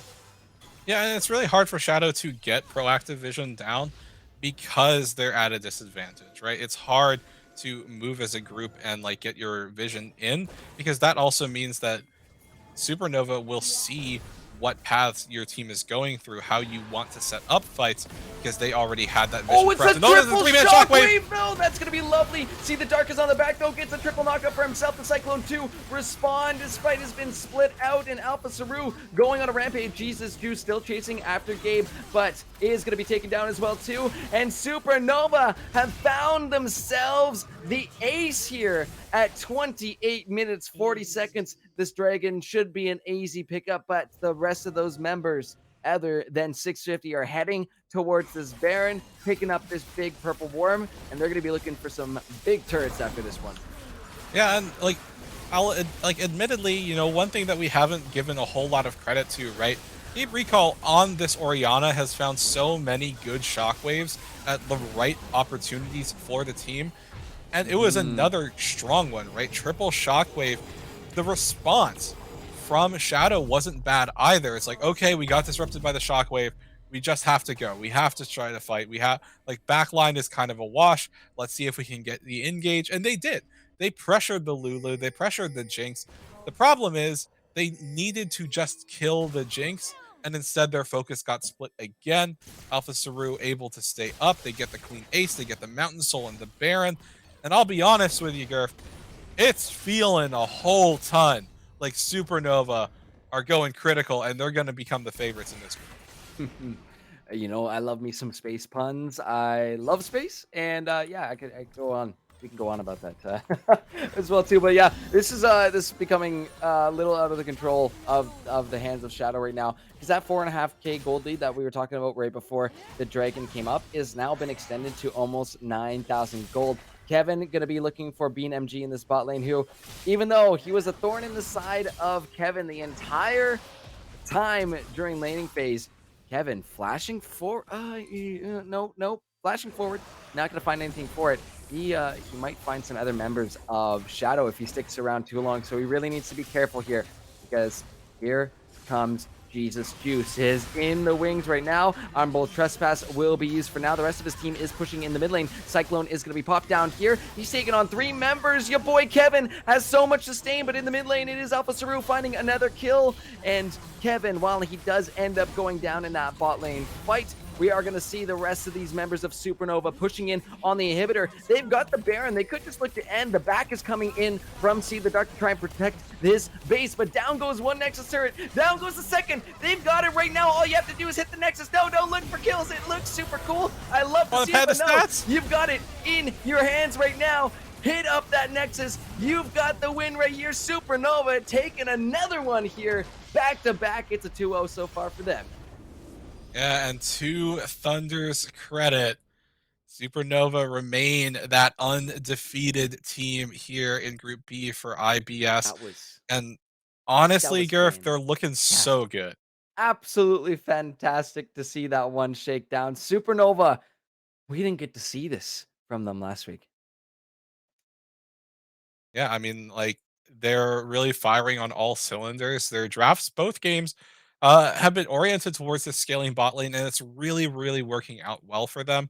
Like, while it seems to happen in lane that Alpha Saru, as well, sorry, as well as the Lulu pick, they get pressured occasionally. They lose a kill here and there. The important and critical thing is that they get an advantage and they start playing through that. This time around, that Mordekaiser just got so darn big, like absolutely massive. Like that fully stacked Dark Seal working towards like a Void Staff, and it really felt like when Supernova found their moment, they didn't let go, and they just ran absolutely through Shadow. Yeah, and it got to that point too. Once the Mountain Soul was claimed for the side of Supernova, they had no fear. There was no fear. You saw Kevin, even though he did die, you saw how much attention he kept down towards that bot lane, regardless of getting a kill or not. There was 3 members of Shadow taken down away from there, while the rest of Supernova, wearing the Baron buff, charged on the mid lane, able to crack open the base and said, "Hey, we got it. Let's just go and give her and send her." But we're actually going to send her back to Analyst as Bring Back Thunder and see how he feels about his team going 2-0 so far tonight.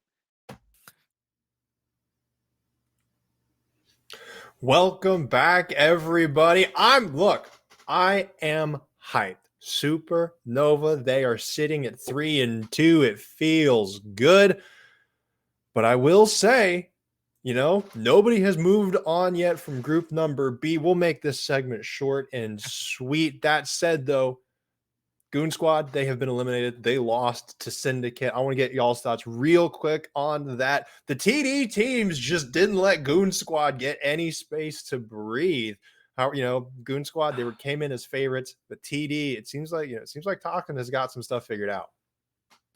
Unfortunate for sure, because we saw a lot of good moments coming out of Goon Squad, but Requiesce Pace.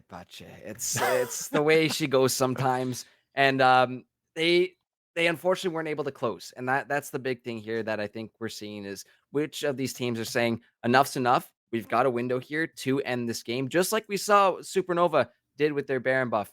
We need to see more of that. And we need to see teams being confident to say, okay, we have the ability to end this game, not let it go on, not let it get to the point where everybody's level 18 and levels don't matter and builds don't matter, because it just becomes a huge fight at the end, which ends up being the deciding fight of the entire game. So unfortunate, but yeah, these TD squads looking strong, looking like they're closing out. And Supernova, my God, true. They went ham that game. Yeah, I mean, like, they absolutely went wild. Talking about GSG, I think somebody called out in Twitch chat, Toxin is actually the one who's drafting only for the games versus GSG. So GSG might have gotten a little bit of a toxin gap. Otherwise, moving away from that, like both of you have said, Supernova has been playing phenomenally this week. Like they've been doing really, really well. They've found their advantages. And when they have their leads, they play through them. Yes, they fall behind a little bit early, but something that Thunder pointed out after game one critically is when they are at a disadvantage, they don't let that disadvantage get to them. They play towards something, they find the opportunity, they get back in the game, and it's been working over and over and over for them. So, headed into their final game of the night, they have so much strong momentum. And everyone watching here has just had like the pleasure of seeing a team that's so solid work together, find their win conditions. And Supernova, it really feels like they are establishing themselves as the favorites here in Group B. Yeah. And so, we have just one more set of games. The off-stream game is Shadow versus Goon Squad. If Shadow win, they move on. If Goon Squad win, well, then we're in for a world of tiebreakers. And in the matchup that's going to be streamed, it is Supernova versus Syndicate. That is the one game that Supernova played last week. And so we'll have to see if Syndicate can come back. They are both undefeated on the day so far. Whoever wins this, pretty sure is guaranteed to move on, but we're going to have a tiebreaker situation one way or another. I think. Don't quote me on it. I haven't, done all the figuring out, but we will be going to a very brief break so we can get ready for that last game. Take a look at our sponsor, Procomps. Well, y'all take a break, get some water, use the washroom, be right back. Everybody, panic. Hold on. I'm about to say something really cool. 3, 41, 9, and lift off! No one dies screaming without me. I feel like I forgot to shoot something. You're starting to bore me. She's such a loser, always ready to cry. Da-da-da-da. Ah, come on. What's the worst that could happen?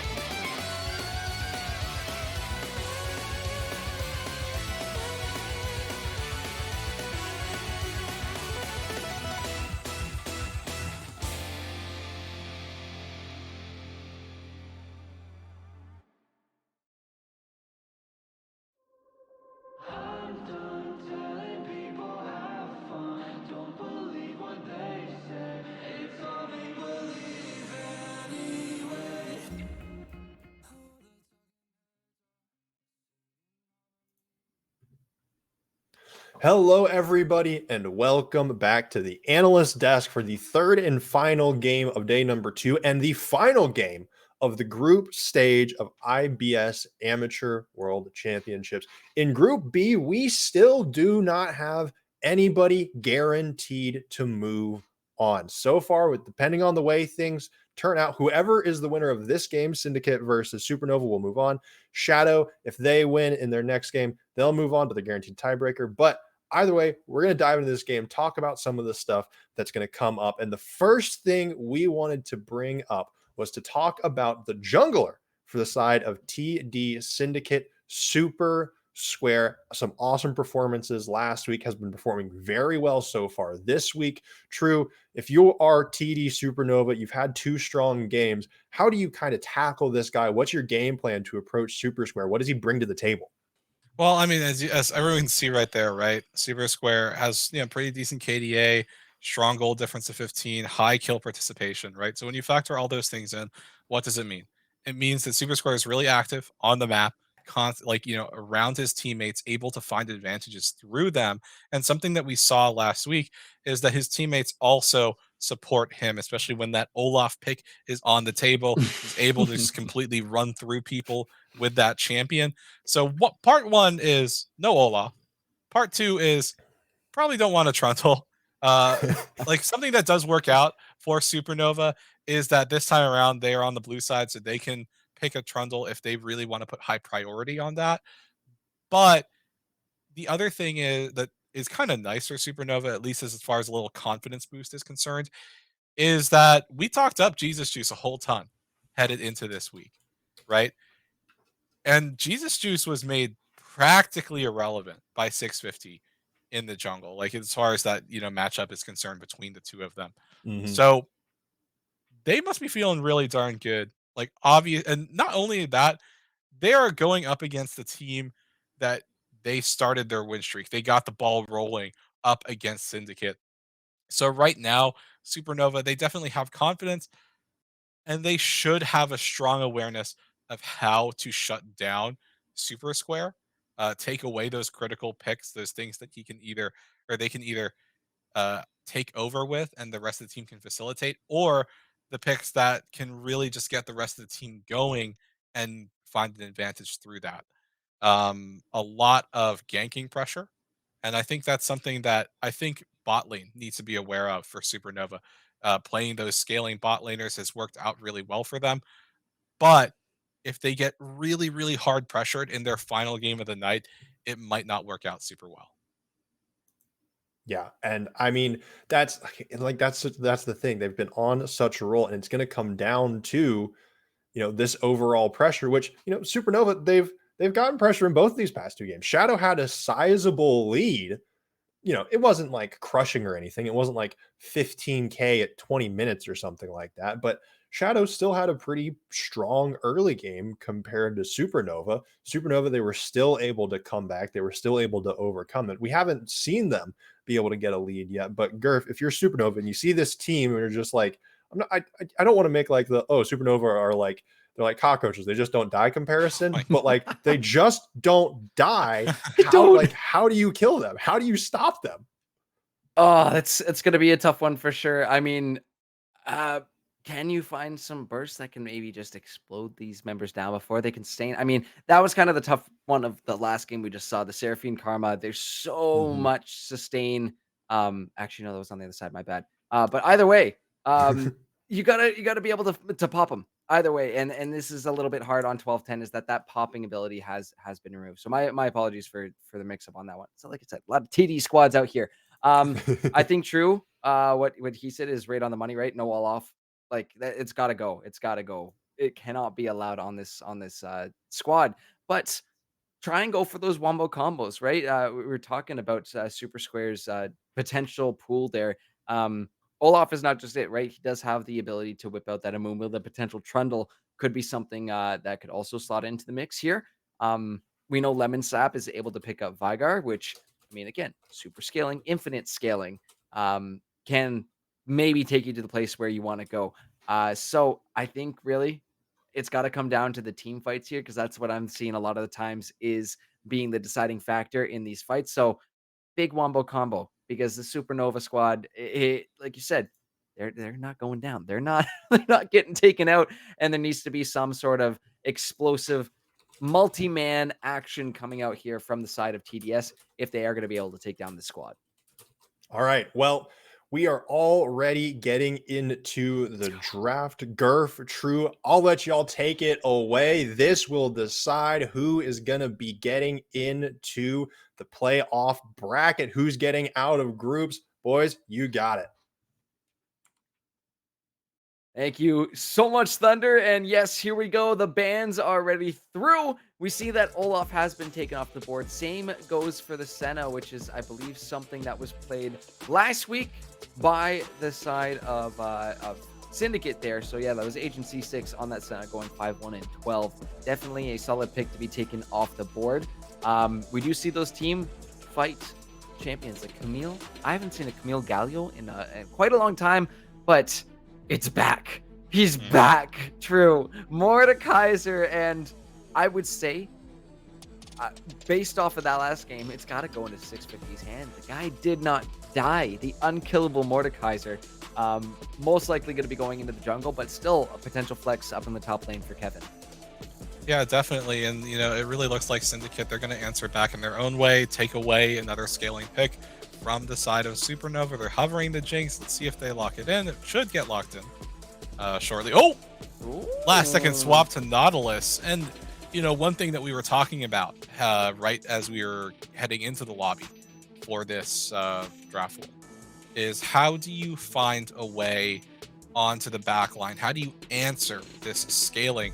Nautilus is certainly a champion that can do that because, even though Nautilus is not the tankiest of, tank supports, one thing that no other support can really pull off in the same way is that depth charge, right? It's not something you can cleanse off. It'll track you through your flash. As long as Nautilus gets the cast off, it's an assured knockup unless there's something like a black shield or a spell shield. So I actually think it's a good answer from Syndicate. They get this Nautilus that can, get onto some backline, but they also get the Jinx. They pinch that scaling pool all that much more. But talking about scaling, Supernova, we talked about the pick before. Vagar now locked in. So both of these teams, they're opting, and they're going to give us like a 40-minute banger curve. They're like, all right, we're gonna go the distance with this one. Scale and stack and get to the point where you just decimate the other team is a little bit of a recurring pattern here. Scaling right there, some more. Ezreal going to be locked in too. Definitely one of those champs who need those items, and yeah, that does require you to either be farming like an animal or get to the late game where Ezreal becomes a major threat.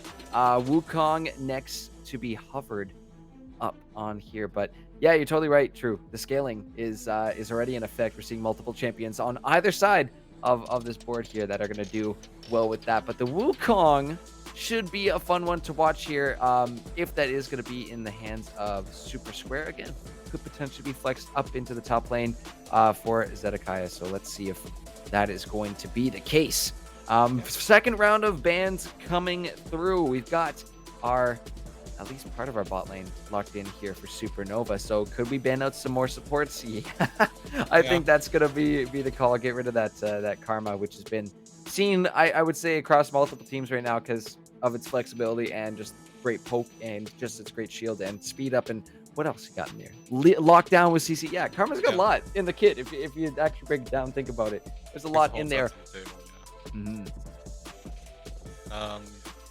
Like one other thing that I just noticed, right, between Supernova and Syndicate, last game we had a Mordekaiser jungle versus Wukong jungle matchup. Potentially, this game we're gonna have another Mordekaiser jungle versus Wukong jungle matchup. And if it does go that way, it's kind of like Syndicate saying, like, all right, Shadow, we're gonna show you guys how you can execute with Wukong. Also just saying, like, we can do this, right? Like, we know the shortcomings of what this champion can do. We know how to address what you guys want to bring to the table. Once again, Wukong is another champion that can frontline, also introduces some potential backline access. But once again, talking about scaling, Anivia locked in. It's cold burn. So That's it's going to be a cold. farm fest. It is, and there's no better champion to do that than Anivia too. I mean, yeah, her wave clear is just absolutely ridiculous. So we've seen a few times in these games, you know, those mid inhibitors being taken quite early, and then they're just kind of up, and then they get taken again, but they're still up, and there's no pressure into the base. And I know it's not something we usually think of, but when we see that open inhibitor, it's like, take it. But with an Anivia, if that inhibitor does happen to be cracked, right, you get the super minions in. Anivia is someone who can just farm so much and get so much experience and gold off of those waves. Then this is a very if situation. If Syndicate do happen to be behind in that scenario, that is a potential option for them. But again, the wall is going to be nice to at least section this Mordekaiser off from these fights. There it Wow. The final two picks here for Supernova. You got a meatball, and guess what else to follow up on that? Another meatball. Alistar in Trundle. I'm not too sure where that Trundle's gonna go. We might see it up in the top lane again. It did work out quite nicely for Kevin there in game number 1 this evening, but the answer, I think, might just be this Gwen. I don't think we've seen a Gwen yet here at Worlds, so this is gonna be a fun one to see that locked in, and there it is. Also, technically another flex pick. A lot of people are starting to play Gwen jungle again. So Syndicate and Supernova, they're playing it a little close to the chest, right? They've locked in picks that can either be flexed between top or jungle. You know, they've also, particularly Supernova defying all logic, giving Kevin the Kayn top lane last game. So they definitely are willing to pull around some shenanigans here. I will say, though, I like the Alistar lock-in against the Nautilus, because something that a lot of people talk about is, like, Alistar is not a champion at level 1, because he's not. Like, No, you can get headbutt, you can get pulverized, you can't get both, and you know, on their own, those abilities feel pretty darn bad. yeah, you need. But Nautilus is a champion that, you know, while he is definitely more of a champion than Alistar at level 1, he doesn't abuse Alistar in the same way. So I think it's really good that Supernova, they're like, okay, well, we're gonna have a less scaling oriented bot lane than last time, but we're gonna be safe. We have Alistar, who's going to be really tanky. We have Ezreal, who can stay supremely safe with Arcane Shift, as well as Mystic Shot being a long-range poke ability. So I like the read and the move from Supernova, especially considering, you know, how well the Mordekaiser panned out for them, as well as how hard the Veigar can scale. I think, you know, to follow up on that as well, too, to talk about this Alistar, you got an Ezreal down there with him. And I say with him lightly because Ezreal is definitely a more self-sustainable champion. Is someone who can be left alone for a little while. Well, Alistar goes in Rome. So I have seen many Alistars play towards that. You know, there for a little bit in the early game. Let the Ezreal just farm up with his Mystic Shot. It is quite an easy way for the Ezreal to just farm up, and has his flux to get out of the Nautilus queues if they do land. So there are some options for the good rotations to be coming through as well too, and to have an Alistar in those early rotations, if we see that happening, could make some huge waves here for Supernova to be getting ahead early. This can't be real life what we're seeing here. We might have something extra spicy here. There has to be some swap shenanigans, right? There's no be. way. Yeah, there's no way. We'll reveal the true nature of what this pick and ban, what's going on behind the scenes in just a few short moments. But yeah, I think this one's gonna be super duper strong. I can't see. Well, I can't. You never know. You really never know with some of these pick and bans where these champs are going. But it would make sense for Kevin to have that Trundle, game 1, unstoppable split pushing monster, and the fact that you had 650 on that Mordekaiser last game, who was literally unkilled. I would say you're getting the best of both worlds from game 1 and game 2, slapping them together, and Supernova's like, hey, let's get ourselves locked into the brackets, because I think I was able to, you know, use our little almost like a foldy sheet, but close enough that the outcome results match after. So I do believe that whoever wins this is going to be moving on to brackets, no matter what, is as long as TD Shadow is able to win their game against Goon Squad. That means TD Shadow is also going to be booking their tickets to brackets as well too. If there are any tiebreakers for first place, we will find that out when we come back from this game. But yeah, potentially going to see our 2 teams who are getting locked into the brackets after this one. And yeah, there we go. The swaps do come out. Everyone's going where we expected them to go. Any final points, Drew, before we send it to a quick break?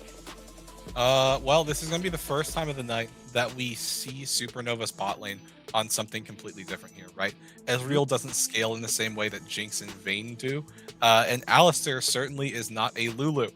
So, I'm really interested to see what the bot lane of Supernova brings to the table here, because they're doing something we haven't had yet to see on stream. Will Alpha Cyru and Big Mudo, play the same? Like, they have to play completely differently. These are totally different champions with different play styles. So I'm really hyped to see what they're going to do up against this Jinx Nautilus.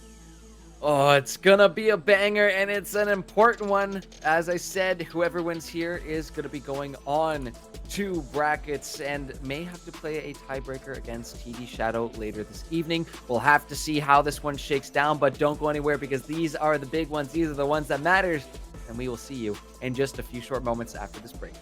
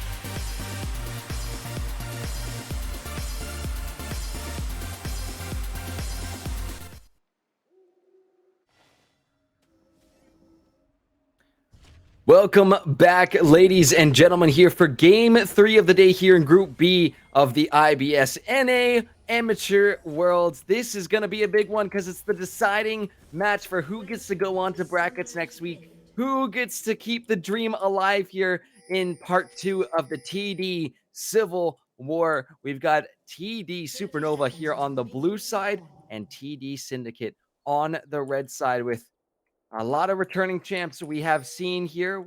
First time, I think, for a Gwen that we are going to be seeing on stream. But my God, the pressure's got to be high now. I know we were talking about it earlier, but if these players aren't feeling it, they got to be by now. Yeah, absolutely. And once again, taking a look at what the players have selected as their Keystone rune setups, nothing terribly shocking for any particular player here. Gabe Recall going for that race car Vigar, right? Get that Predator in, you just run at someone, caster a Q, caster alt, take a whole ton of damage. But I think the other thing that's worth talking about, right? Big Mood, oh yeah, Rhymes doing two different things here, right? Alistair opting in for the Glacial Augment, Rhymes going in for the Aftershock, and I think that's really understandable because Alistair post 6, you have your Unbreakable Will, you have a whole ton of damage reduction, Aftershock doesn't make a whole ton of sense afterwards. Rhymes, on the other hand, you're playing Nautilus, there's a whole ton of damage on the champion, you don't have the same amount of tankiness though, so Aftershock can feel pretty good in a lot of situations, so nice little balance between those two players, but oh, level 1 fight! Yeah, the flash immediately coming out of Alpha Saru does not want to get hooked up, and just a bit of trading that Big Mood does take the majority of. So just gonna walk away from that one. But yeah, I've heard different opinions on taking the Glacial Augment on the Alistar, because you already have all that reduced damage coming out of your ult. So do you really need the Glacial Augment? Is it some extra slow that you're gonna definitely? It will help out your team a little bit, but yeah, Aftershock just makes you even that much more tanky. But my eyes, I think, might be on this. It's hard to choose. I'm going to choose them all because you can't just choose one. These are teams that have one win away. They just need one in order to get into brackets, but that means one of them, unfortunately, is going to be saying goodnight and au revoir to the rest of them as we do see the flash, the knock-up. Oh, Agency 6 is getting some poke here, but Alpha Saru, you see Rhymes steps up immediately. And that's what I love to see. This is what we want to see in bot lane interactions. As soon as the support engages on your ADC, so you got to be thinking of support. Where is that other ADC? How can I get onto them? How can I make sure to mitigate any more damage coming out of them? As a Nautilus, you walk up, hit them with an auto, and say, all right, do you want to try for some more, sir? I think not. So they back off. Yeah, and I do like the aggression, as you said, Griff. One thing I will say, though, Rhymes, you have the health advantage in this lane. You have the summoner advantage as well. You don't need to sit in that bush. You can just stand forward, create pressure in lane. Also, you lost out on the cannon minion, which just breaks my heart a little bit. So I definitely think you can offer a little bit more pressure in lane as this Nautilus. Definitely looking for opportunities, though. Otherwise, one thing that we have seen in the top lane so far is Zedekiah eating a whole lot of damage early at that level 1 point from Kevin. Trundle with lethal tempo, it really starts hurting. But I think one thing that Kevin needs to keep in mind is that Zedekiah does have Ignite. This is another TP Ignite lane that you're up against. You have to be careful. Oh, it's being careful. Go ahead, but pulverizes in. The traps do come out, but the Ignite is ticking down, and it's going to be first blood for Supernova, but the response from Super Square is here. Alpha is taken out, and Big Mood, oh, Big Moo more like it, because he's got nowhere to go. This cow might just be cooked, unless, no, the anchor lands. The hook will grab him. The knockback into close to tower range is not going to be enough, but they're just going to dance enough until Super Square is able to pick up a second. So TD Syndicate, right? They're both TDS in a way, but Syndicate get themselves up on the board. Yeah, Agency 6 going for the Madman play, decided, okay, I'm already dead. Flash forward, get the zap off, get the damage through. Unfortunately, it doesn't keep him alive. There's no Triumph proc to be had at that point. But, it does work out overall in the end, right? 2 kills for 1, not too shabby. I think one thing that you do need to keep in mind, though, is you don't need to flash. They're already committed into you.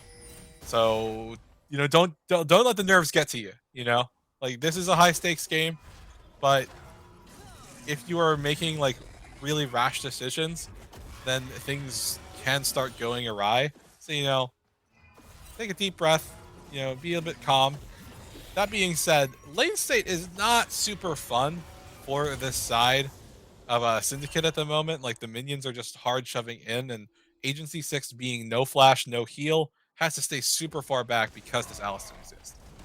Oh, for sure. In the meantime, though, while we were watching that bot lane, we did see 650 lurking in that back bush, but completely spotted out on a ward.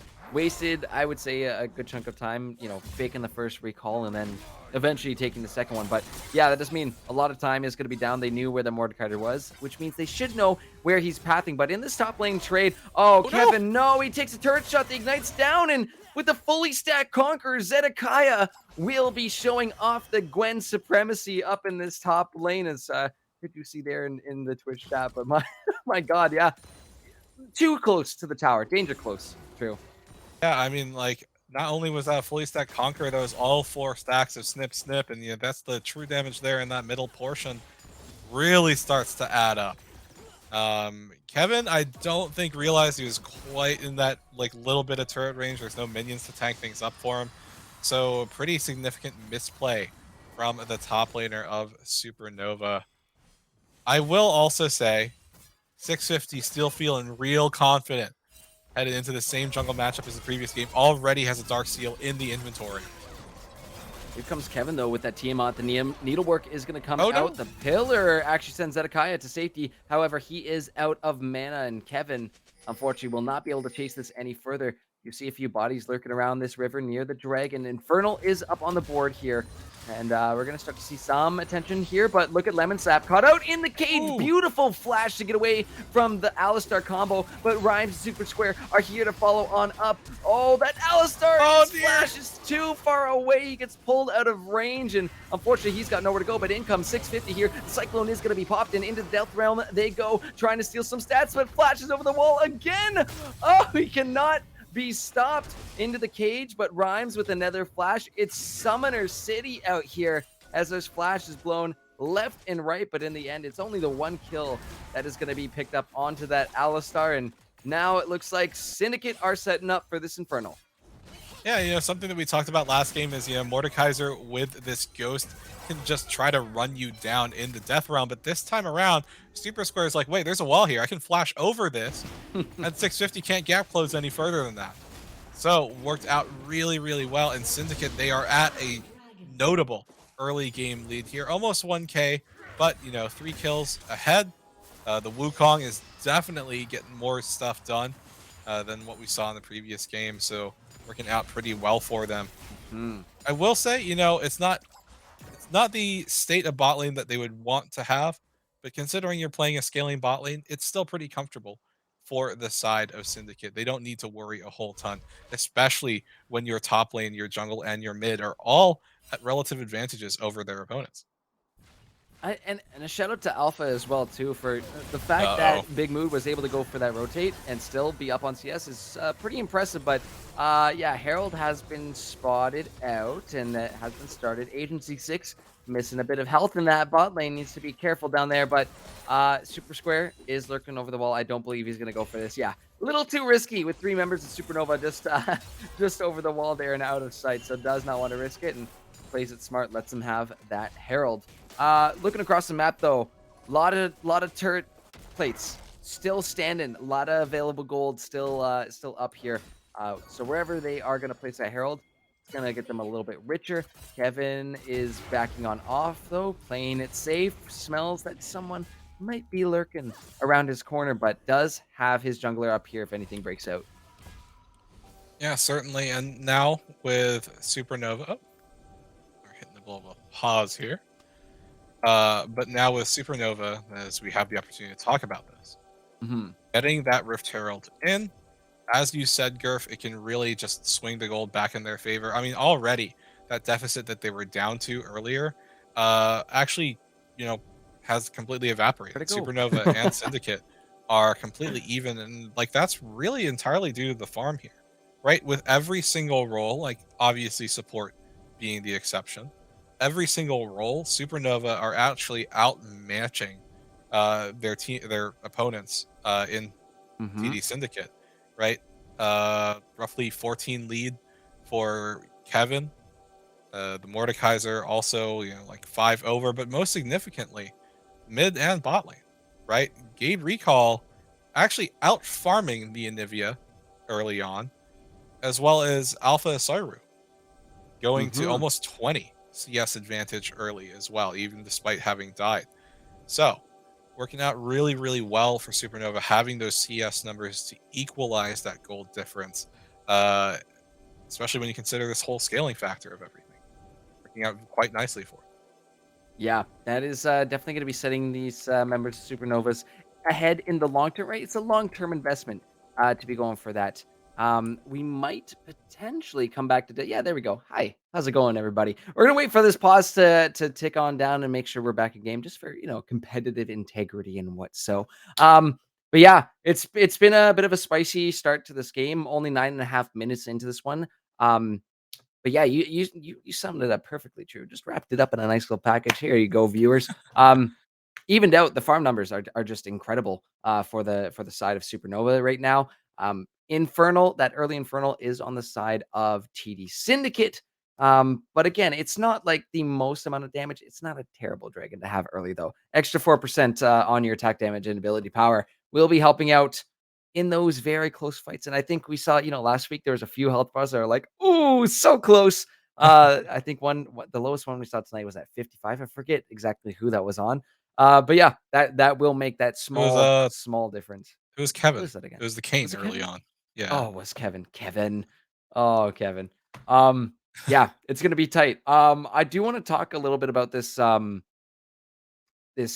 lane matchup, and we'll talk about it more because we are actually getting back into this game. So we're gonna flip things back over to our live game in just a few moments. But oh boy, here we go. Fights breaking out. Kevin!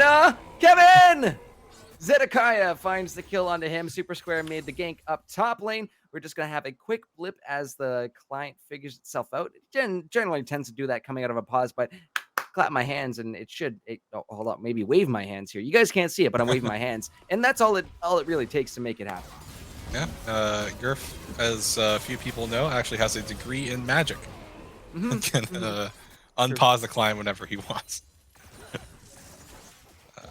That being said, we were talking about, I think it was after game 2, right? Even Thunder mentioned it. Supernova don't die, but right now, Supernova, they're getting proven to be quite mortal thus far. That being said, 650 Gabe Recall have yet to go down in this game, so not Mhm. the worst of situations for them. But the tempo overall, I would say, is solidly, or somewhat solidly in the favor of Syndicate, especially because they still have these scaling champions. So being at a slight advantage to even still works out fairly well for them. That being said, oh, there's a gank in the mid lane. Oh, here they come. Big Oh Mood is dear. here once again. This is the roaming Alistar we were looking for. Cage will come out. Lemon Snap has nowhere to go. Still has that passive, but guess what? Oh, You the got another stun. members because 650 is here as well too. Trying to gift it over to either Gabe or 650, and thankfully that egg will allow them to do so. So some extra gold going in the pockets here of Gabe as they pick up that kill. And yeah, on a scaling champion like Vigar, you'll take those every single time. Nice roam coming in from Big Mood. Yeah, I mean, something that actually doesn't work, like didn't work quite the way you want it to, is when you Super consider square. the fact that Big Mood, oh yeah, has Glacial Augment. That initial headbutt put the slow field down, but because he didn't get the pulverize off, Lemon Sap was like, oh, I might be able to get out here. Definitely survived a lot longer than intended.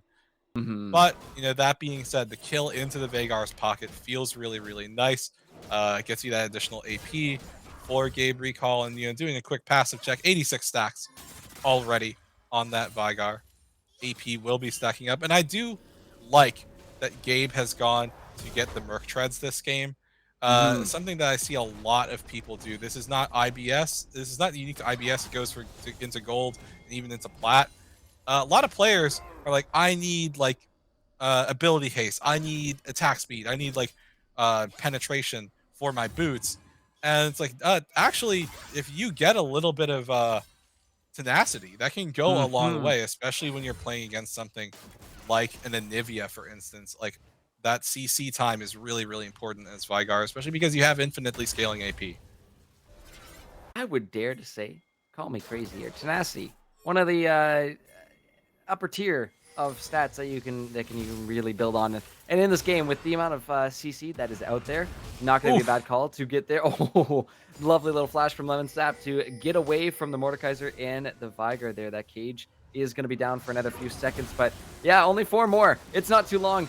Super Square is going to just leave the clone here, but Rhymes is potentially caught out all by himself. Super Square is about to go in as well to flash over the wall from Rhymes to get out of the baby cage. Agent C6 is still here, and the rest of Supernova have been forced out of here, but it does leave 650 all by himself. He comes out of the realm, and Super Square is sitting there ready to pick him up and claim that 300 gold. And a lovely time to do it, considering that this dragon is on the board and Supernova are without a jungler.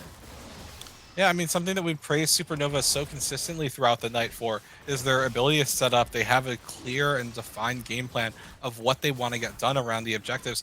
This time around, it doesn't work, right? 650 tries to find a way in. They don't get it, and now Supernova, they're getting pressured here. Burst is going to be used. Into the cage they go. Oh, stunned up on a Super Square, so he's not able to find that back line quite yet. Cyclone is going to be used, but down he goes. It's the shutdown for Gabe. Big Mood is getting low. Going to see a stun onto Alpha as well, but Lemon Sap, he's out of mana. You got no mana. He's got to run. Agent C6 trying to slow them down with the zap, but no, Gabe is going to be going on a killing spree. Now 3-0 on the Vigar. Yeah, I mean, it looked very disjointed there from the side of Syndicate, right? They get the dragon now. They have both of those early game drags stacked up. It's going to be Hex Hextol. And they were probably feeling like, okay, well, we're still at a relative numbers advantage here. We can go for something aggressive. Kevin. We can potentially look for a way into a fight. But the cage splits apart Super Square from the rest of the squad. Vagar gets the shutdown. And off of that, you know, the rest of the team members aren't super strong, right? Lemon Sap was low on mana. Agent C6 on the Jinx doesn't even have a completed mythic item. And Rhymes, as the Nautilus, you know, is there, but isn't able to, like, supplement that lack of damage very successfully. So, Yeah. overall, like, Gabe, Alpha Cyro, Big Mood, oh yeah, like, especially with that Alistair having the ultimate, they're able to win the fight afterwards. Needs to E a lot sooner than that, because that is what's going to happen if you get caught up on Nautilus, the traps to follow. While we were talking about all that action, though, Zedekiah able to find another solo kill up in the top lane. So this Gwen becoming quite the threat. We're going to see how it kind of slots into these team fights as it goes. But I mean, yeah, this is getting a little scary up here. A little uncharacteristic of what we've seen here from Kevin. But, you know, based off those games we saw last week, Zedekiah was a pretty strong top laner, and he's starting to flex that Gwen a little bit here. Yeah, especially getting that really early kill, it feels really, really good, because when you're up against a matchup that wants to be tanky and sustain through your damage, if your damage is able to outpace that, you're gonna be much better positioned to be taking trades to dictate how you want the lane to go. So definitely working out for Zedekiah on that end. But overall, gold lead is still really, really close between these two teams. Another hook in. Alpha, he E'd in. The True Shot Barrage comes out. Can Alpha find it? The Ignite is ticking down. He's going to get lucky this time, because that was way too risky to take that E forward with the Nautilus. Right in his face, he saw him. Super Mega Death Rocket takes him low, but thankfully, guess who was chugging a pot during that time? Alpha has got to stay back. You cannot get hooked. No! No. Play behind your tower. You'll be safe back there. The knock up and the headbutt pulverize comes through from Big Mood. One more auto will at least get a trade kill on to the support. So 1-for-1 in that bot side. Big Mood. Don't know if he's going to keep hunting this. Oh, he's going. Cow. Oh, no. I was rooting for him, but no, he'll back off for now, and we will return to our lane states. You know what's going through his head, Gareth, right? He's like, I have Ignite. I just need my headbutt to come up, and I get this Jinx dead to rights. Oh, he has a Sex Flash, too. I love it. I love it. But gosh. yeah, you got to. It's like, it's Emperor Palpatine is his conscious Yes, right now. do it. When that goes, do it. I mean, could have maybe. I think it would have been a little risky with Super Square being down there, but hey, it would have made for a good clip, you know? Yeah, absolutely. I mean, like, definitely also like a little bit of a mental thing. It's like, gosh darn it, I just got run down by a support. Like, no ADC ever wants that feeling. No. Oh dear. Oh, top lane though. In comes the roaming Vigar. Down with the damage, but oh, wait a He wants minute. to trade it back? Zedekiah is able to trade one. Conqueror? Is getting low though. That Conqueror is helping out so much. Get into the bush, but No! that last auto will go through. Your boy Kevin able to get some revenge after that treatment in the top lane. Over the wall goes Big Mood, while Shelly is on a bit of a spree there. Takes out the mid tier 1. Gets a nice charge off on that tier 2.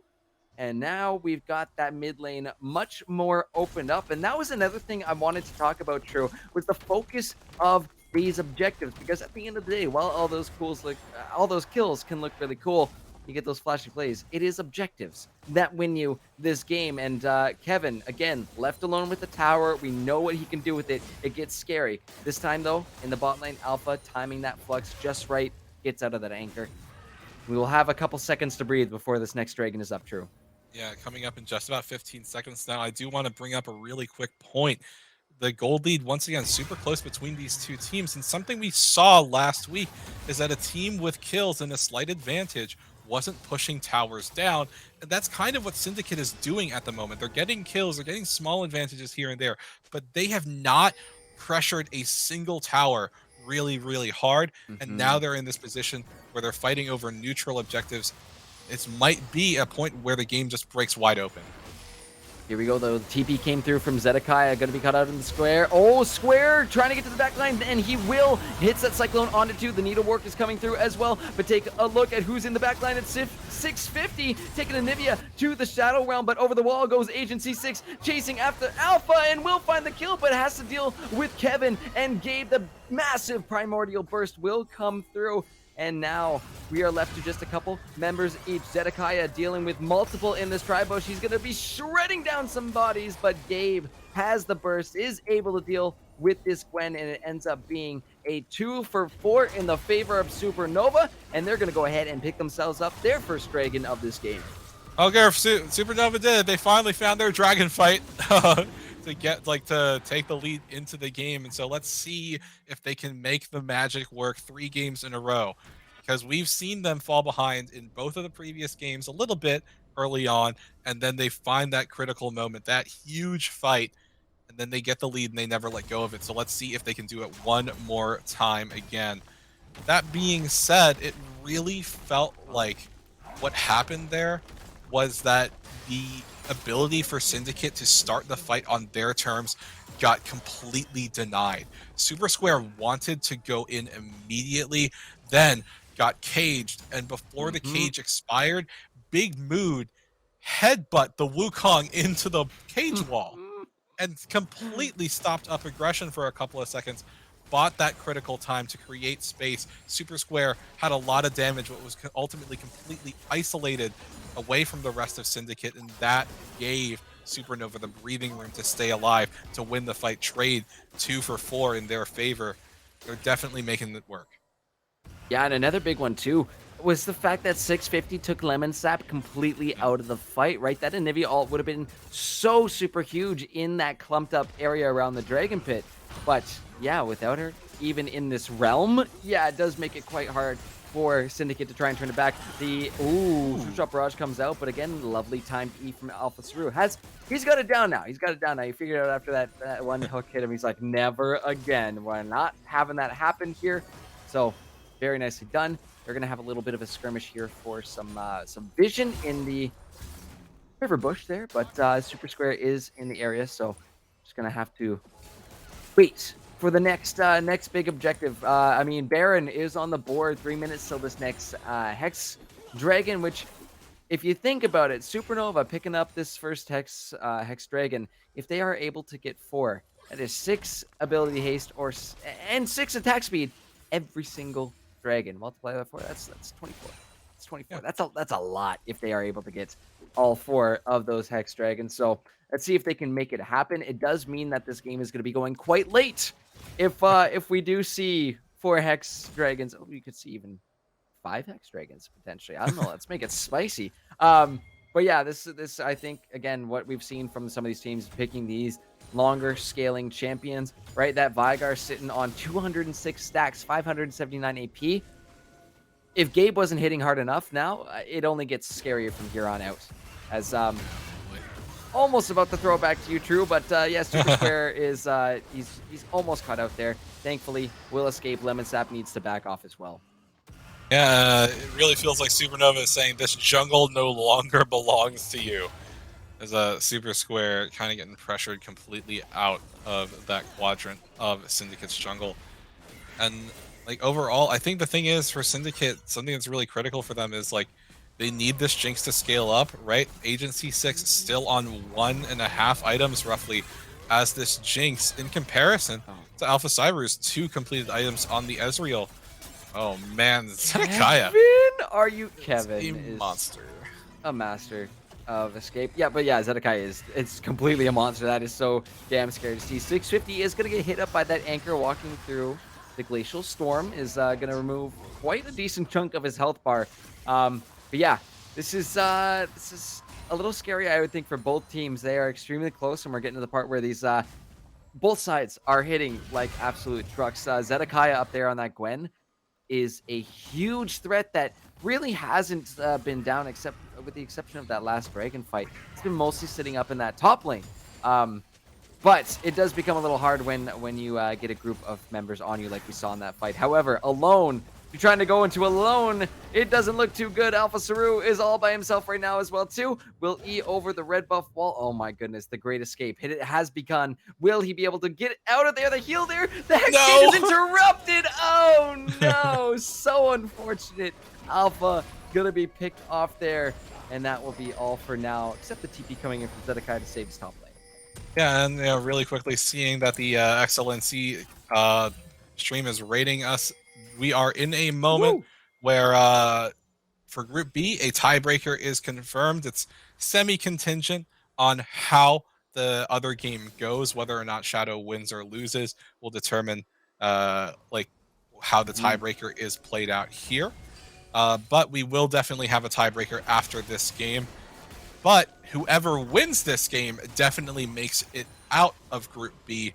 So both of these teams, they really, really just don't want to play the tiebreaker, just want to get the win here. But now, looking like Syndicate, like they are certainly making Supernova work for it. It's probably the most competitive game that we've seen Supernova play tonight. And now Syndicate, they are at that critical soul point. And Gurf, you were talking about like a long timer in the world where Supernova are able to get like 4 Hextech Drakes, and that's a really long timer at this point. My goodness, Kevin is the turret shredder supreme, but Gabe is actually going to TP top, but the Cyclone will hit him. He goes golden in that Zhonya Super Mega Death Rocket coming through. TP in as well too from the Anivia, and it seems like Syndicate have found themselves the fight they wanted. 650 will take Super Square to the Death Realm. That Anivia wall is going to be interrupting this one, but Syndicate still on the fight, taking down 650. Big Mood is next. Mordekaiser still picking up 2 kills in that fight, but that one is going the way of TD Syndicate.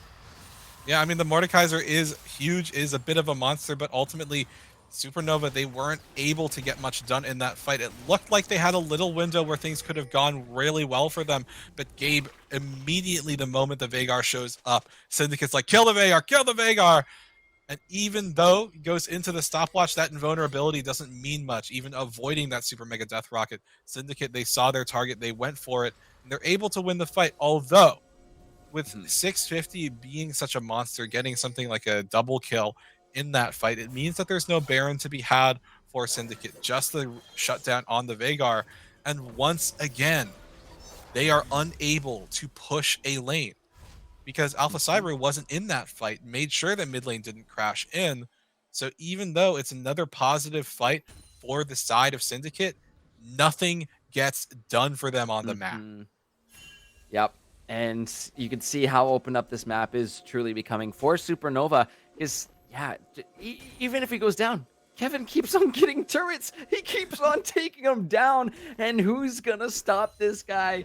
Completely unhinged on the Trundle. I love to see it. I love to see the aggressiveness that he has, but that's more of something that we can attribute to macro knowledge. So very, very well done by Kevin to say, hey, I've got an opening here. I'm going for this turret, and I'm not holding back. And speaking about holding back, I don't know how this one's going to go. Big Mood trying to initiate something here, taking a lot of damage here, pulled back in, into the choppers they go, but a double pull from 650 into the realm. We're going to wait for it for sure, but he's going to hold it shut down for Alpha Saru, and Supernova finding kills on this back line. Look at Kevin go! Oh my goodness, a double kill for Alpha Saru. Kevin finds Agency 6, and it's 3 for 2 in the end. My goodness, yeah, a couple bodies did end up dropping there, but Alpha Saru looking to go forward. A little bit of weird interaction there with that wall, but Kevin is on top of it. True Shot Barrage will take that Anivia into egg form, and Kevin will go ahead and clean this up. However, on the other side of the map, Zedekiah going ahead, taking away this tier 2 top lane turret. Gabe Recall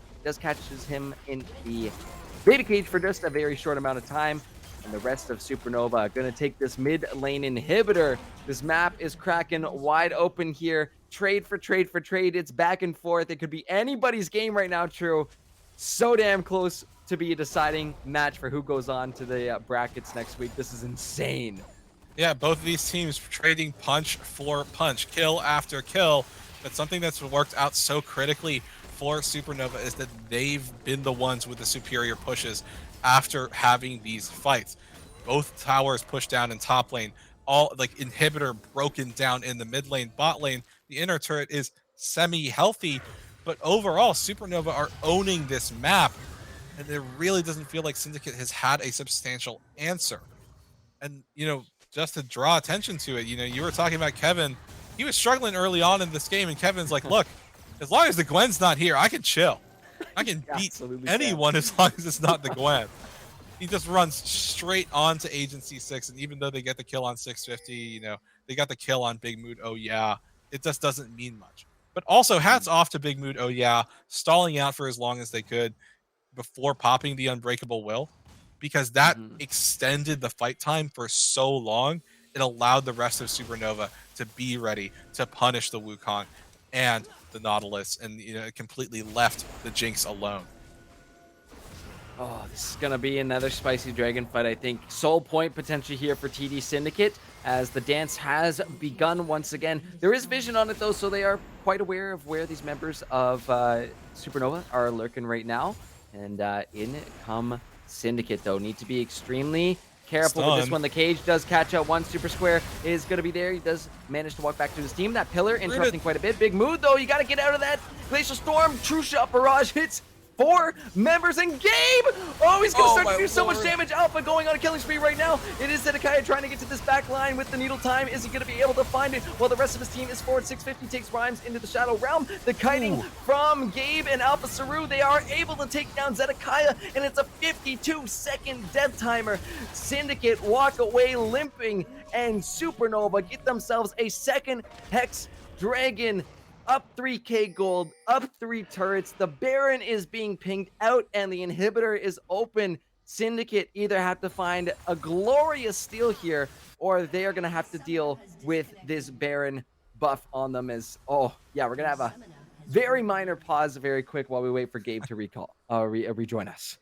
Yeah, I mean, he's definitely back in, already unpaused. And, one thing I do want to talk about really quick before this Baron gets started up, Zedekiah going into the back line, pressuring Gabe and Alpha Saru. It looked so scary for the mid and AD of Supernova. But one thing that happened, though, was just as that Gwen's immune zone drops, Gwen is right on top of Vygar's cage. And Zedekiah ate a long stun. That's why the Gwen died.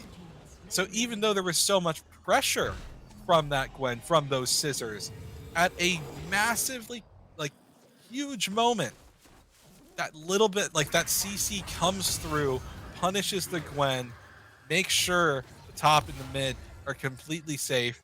And that means that Supernova, they get their second Hextech Drake of the game. They get the Baron. The base is still exposed.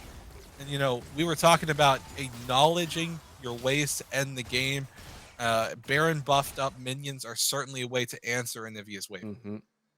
We do have a very important update coming in. Shout out to Law Agreed there in chat for giving us the tea there.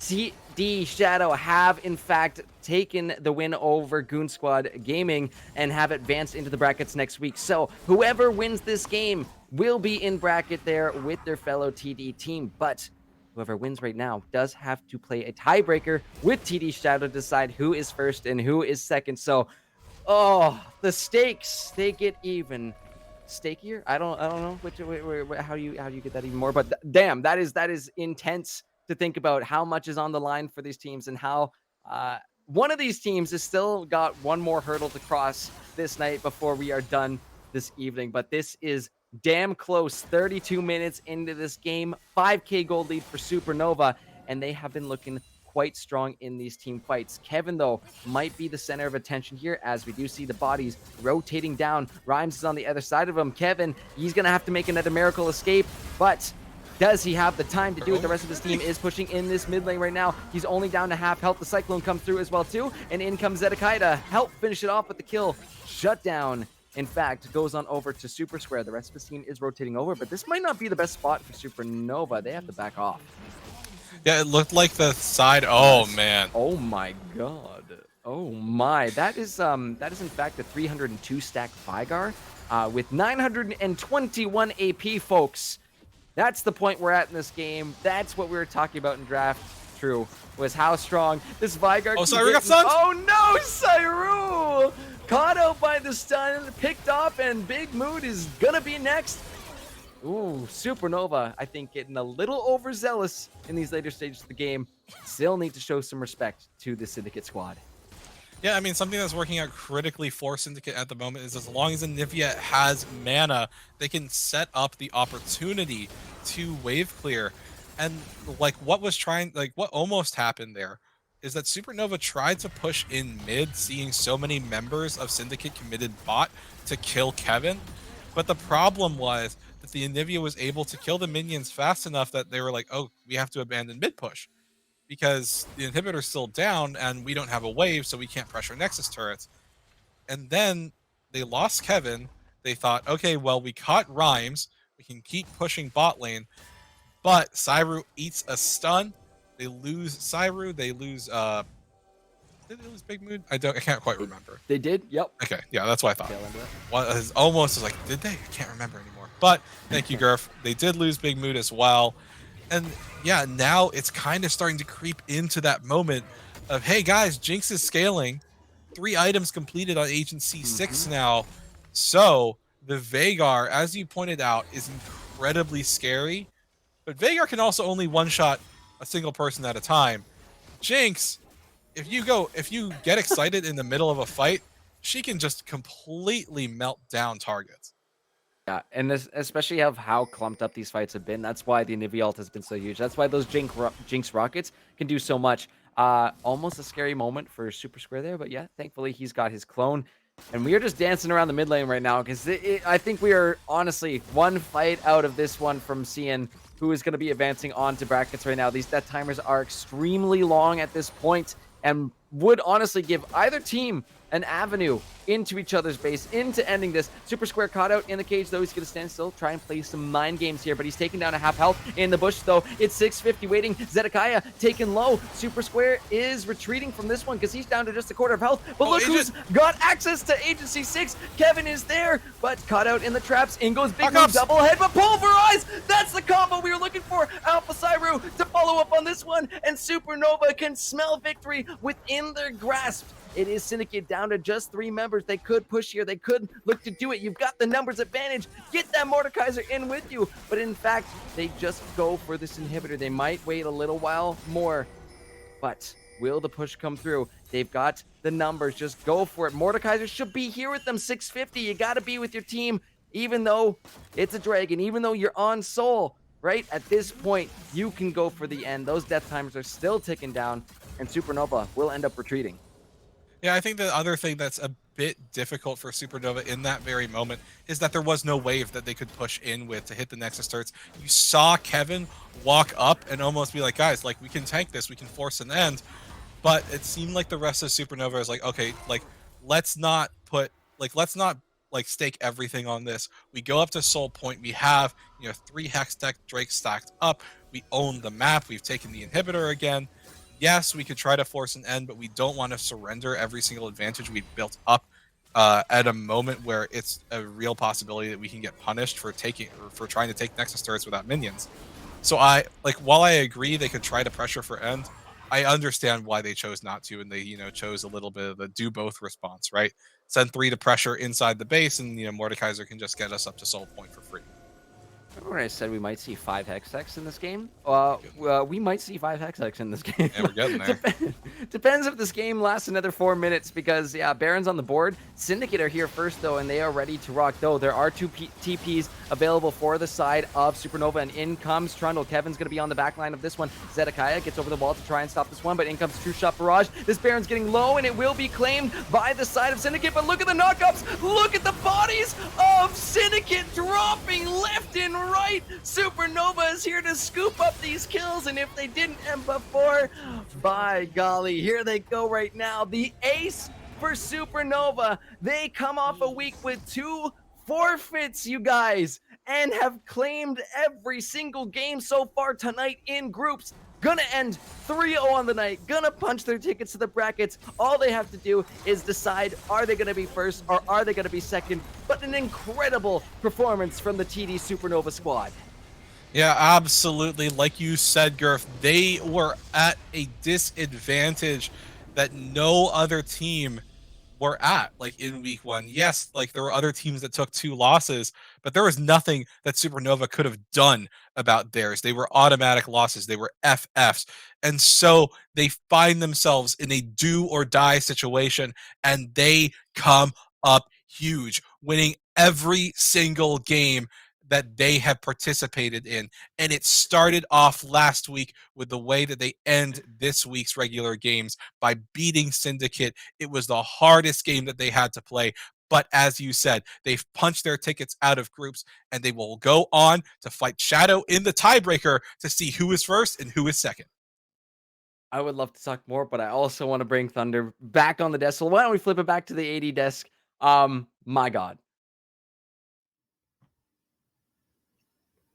Supernova, don't say die. That was 3 games in a row where they lose the early game. They go down on Dragons, they go down on Gold, and they make it back. They claw their way back into these games. But I will say, and props to Syndicate, because it seemed like they had at least some sort of solution to Kevin in the top lane, and that was that Gwen. That Gwen pick really, I think it really did.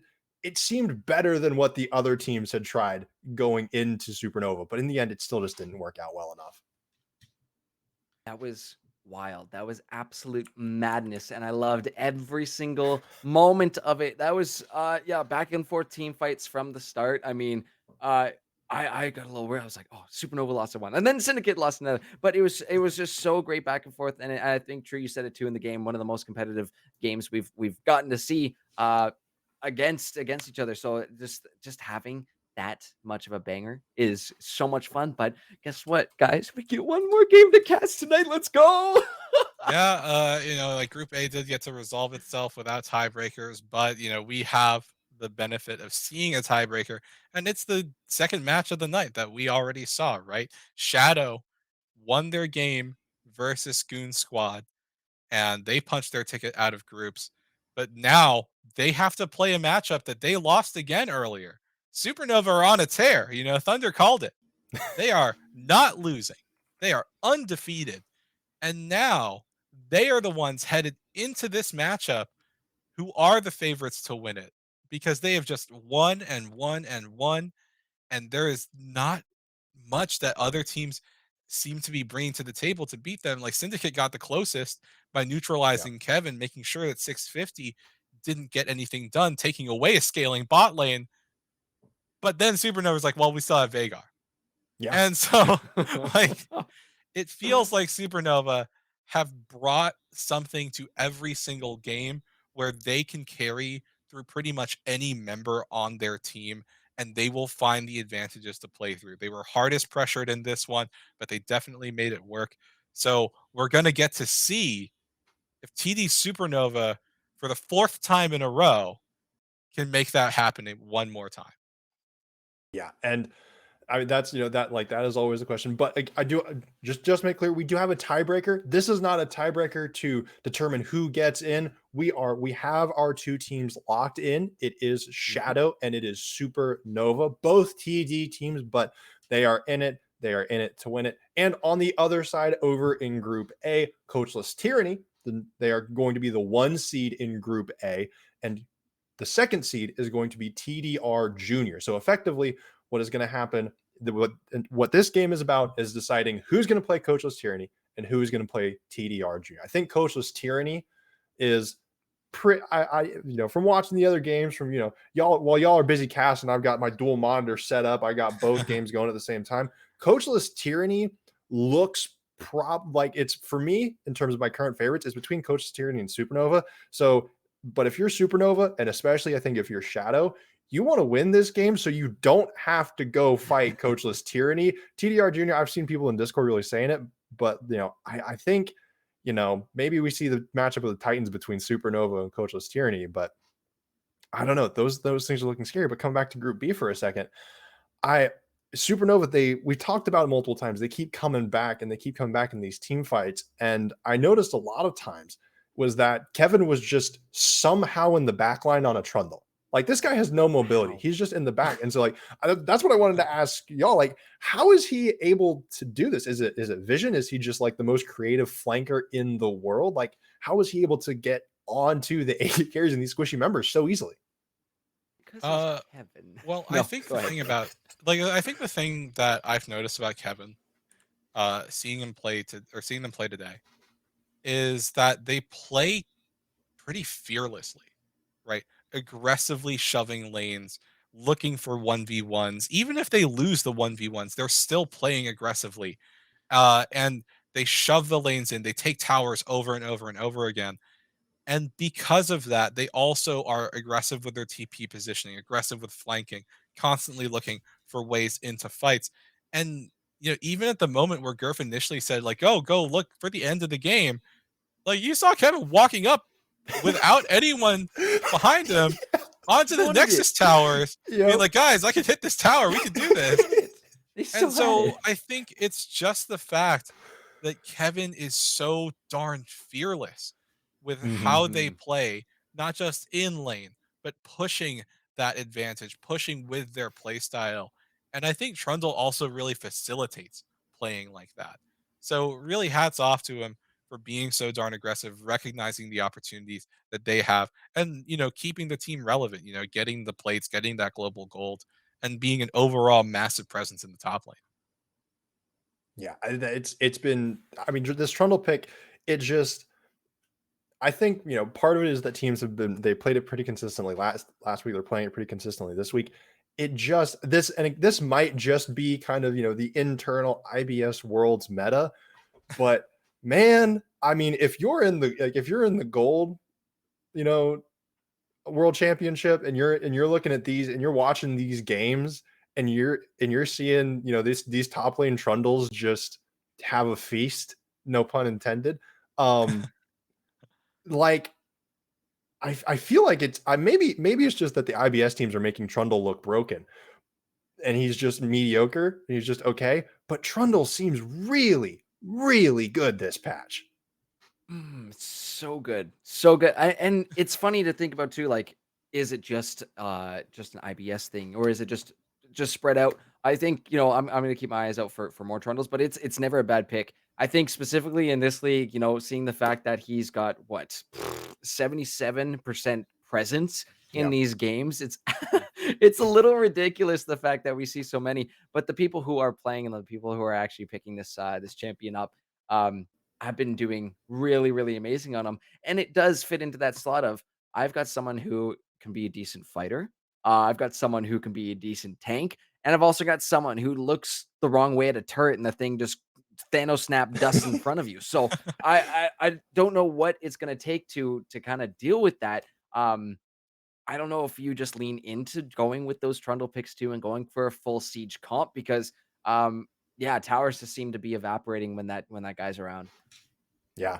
Well, that said, the chances of four of our teams really have evaporated to make it to the final stage, the actual proper knockout stage. So we are saying goodbye to Monkeys in Training, Big Duck Entourage, and then of course from Group B as well.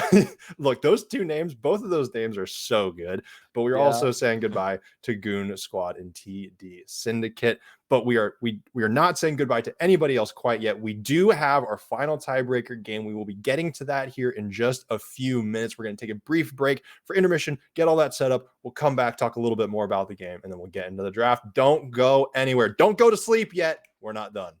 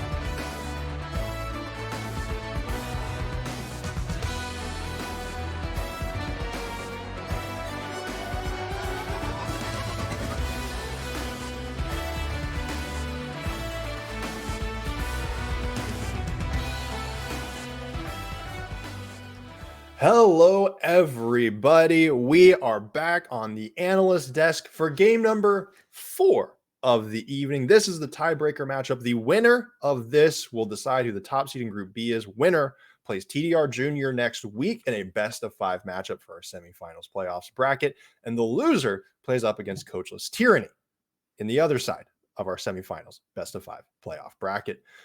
So coming into this is the first, not the first rematch, but the first rematch we've had on stream, I believe. TD Shadow versus TD Syndicate. They already played once today, and we've been told that Toxin will not be doing their drafts for them. So this might be where we get some of that spice again, because if I remember correctly, True, this was the Wukong mid game that we had earlier in the day. I think that was Aatrox Aatrox mid. It was Aatrox Yeah, mid. it was Aatrox mid. And honestly, there were points in that game where it looked pretty darn good for Shadow, right? The Shyvana top that Bean brought in, that Aatrox mid, as you said, also looked pretty interesting. But eventually, as has happened, 3 previous times tonight, in spite of those deficits that Supernova falls down to early on, they find their moment, usually around a neutral objective. They pull the trigger and they come away with a lead that they never lose afterwards. So, Shadow, they get to hit the redo button a little bit, right? They got their first win of the night. Like, this is their moment to put a stamp on it and say, yes, we are the first seed. But then on the other side of things, it's Supernova. Like, this is their Cinderella story, right? Starting from absolutely nothing headed into game 3 of week 1, and they have not let go. It's just like their games, right? They start with that early deficit, and then they just don't let go of their fire, of their lead. So both of these teams, they want to get this win. They want to be the first seed, but we'll see how it goes in a little bit. Yeah, we will be getting a draft in literally seconds, but I do want to say real quick, Supernova have been unstoppable. Their momentum, they've not broken their stride. If you are TD Shadow, you had a chance to try to test something out. We saw the Gwen work pretty well for Syndicate in the top lane. Garf, what do Shadow have to do here? Where do they have to attack to try to stop Supernova? I think again it goes back to that other point I was making before we saw game 3. It's the team play that we're seeing overall from Supernova is just much more put together than we've seen comparatively to other teams tonight, with the exception I think from TDS was, I would think, the most well put together as well, that gave them the run for their money that we just saw in game 3. It's got to be team play. You got to have some way to deal with the rotations, with the synergy that is there for TD Supernova, and what that's going to be. Again, I think you gotta pick a plan, and you gotta be and stick true to what your team's identity is going to be, whether that be a siege comp, whether that be a team fight comp, wombo combo. You got to stick true to it, and you got to be able to execute on that, because when we see them straying from that, or when we see teams kind of stray from that, that's where Supernovas just uses their synergy and says, we got this. All right. Well, we shall see what their team's identities will be. The draft has already started. This is game number 4. This is the peak. This is the top of the table for Group B. Garf, True, this is the last one. Take it away. Here we go, baby. Thank you so much, Thunder, for that one. Because, yeah, final game of the night. This is a tiebreaker. And it's, I can't even remember the last tiebreaker that I got to cast. So this is super fire for me. My battery is fully charged up, and I'm so excited to see this one going. But yeah, just a reminder that this is not for elimination who's going to be booted out. So neither one of these teams are going to be feeling bad at the end of this, but whoever can win it definitely going to be feeling better in terms of seeding going into brackets next week, into those, I believe, best of 5s in semifinals, which is going to be quite a shift from the formats we've been playing with. But so far, Jinx has been locked in and, taken away from Alpha Saru. I believe the answer is immediately that Kaisa, but what to pair it up with? That's what I like. I kind of like this. The ADCs first makes me start to question, what are our best possible synergies for supports in those bot lanes?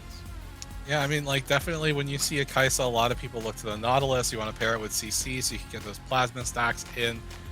But oh, there it is. Wukong once again. I think this champion has actually had 100% presence in our stream games of the night. It has been variably successful here and there. But last time these two teams played against one another, it was actually Shadow that had the Wukong Jesus Juice on it, was, let's just say, pressured significantly to Absolutely. get much done. And maybe this time, once again, Gauntlet being thrown. But that being said, Shadow, they lock in a pretty aggressive support in the bot lane. Leona can definitely punish the short range of Kai'Sa because your engage length is so long. Like, not just Zenith Blade, but also your Solar Flare when you hit Yep. level 6. So potentially a lot of action going to be happening in the bot lane between both of these teams. I do think, okay, Ooh, the first time we get to see the Viego coming out here from Jesus Juice. So, something I had my eye on in terms of his picks, but we never actually got to see it come through. But Alistar gonna be locked in once again here for the side of Supernova.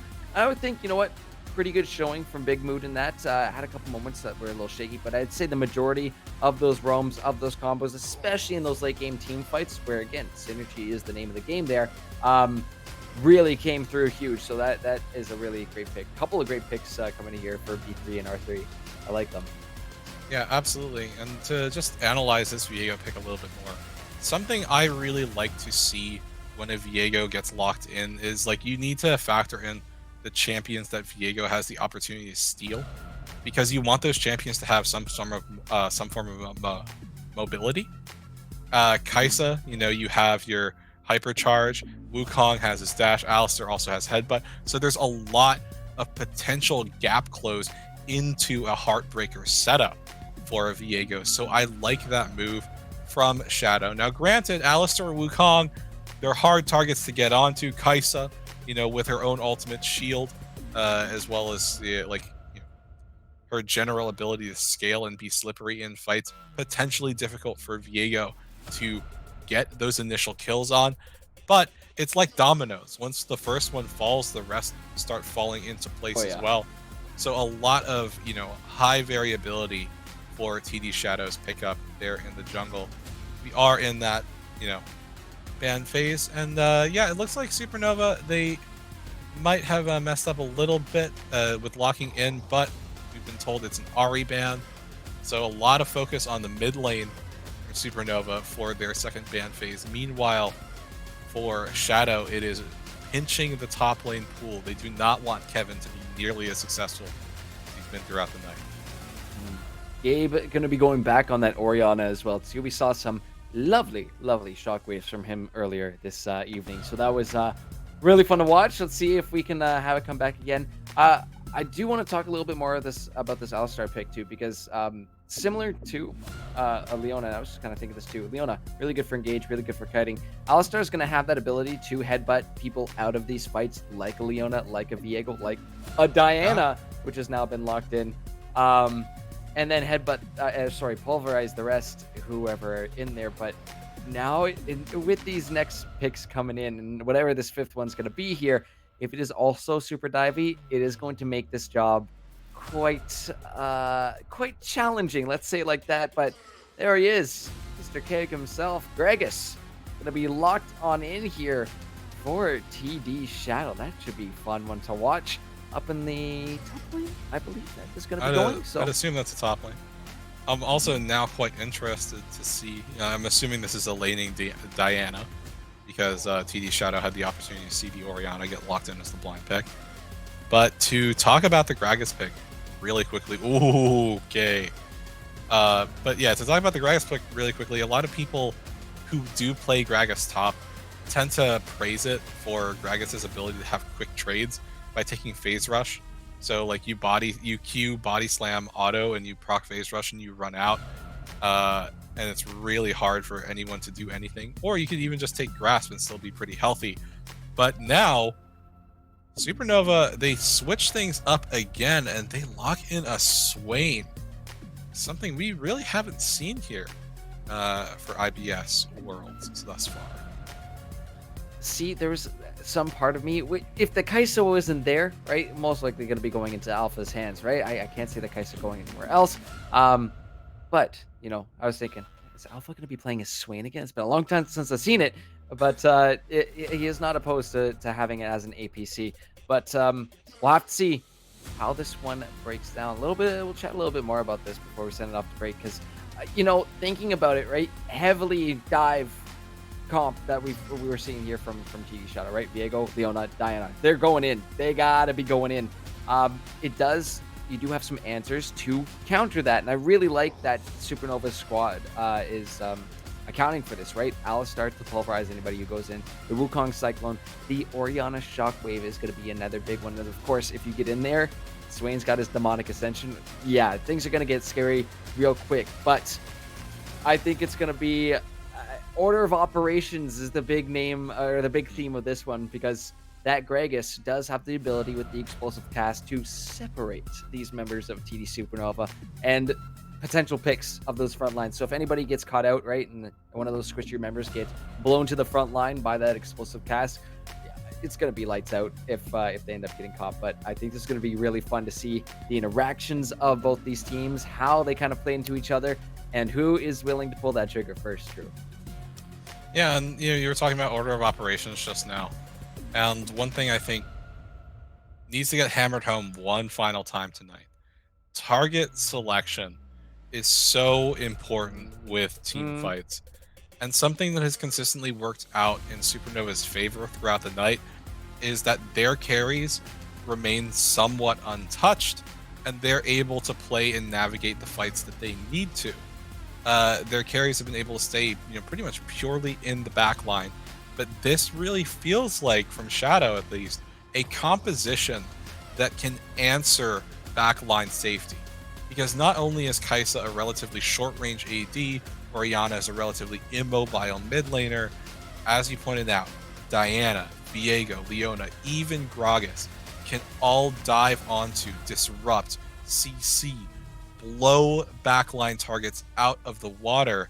So if Shadow can properly call who they want to hit with their engage, this can be their moment to win and take that coveted first seed in Group B. But I am quite interested to see what Kevin will bring to the table, locking in Swain, because it's a pick that kind of runs almost contrary to what we've seen Kevin do throughout the night, right? Play these strong split pushers, play this Trundle, right? And push the towers down constantly. Be a split push threat. Swain, on the other hand, doesn't bring that same kind of presence, and instead wants to be in the middle of long, protracted team fights.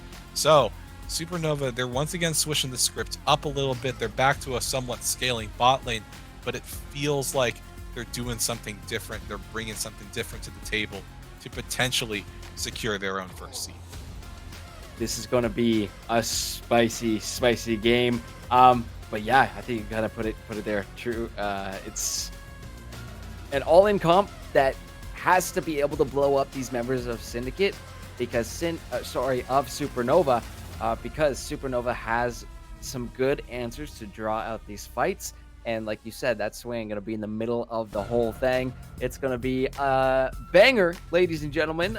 We will be back in just a few short moments for our final game of the night, for our tiebreaker game to decide who will be first seed in next week's bracket matches. So don't go anywhere. Go get whatever final snacks you have. If you're snacking at this time in ET time, whatever. You know what? It's Friday night. Treat yourself. We'll see you after the break in just a little bit.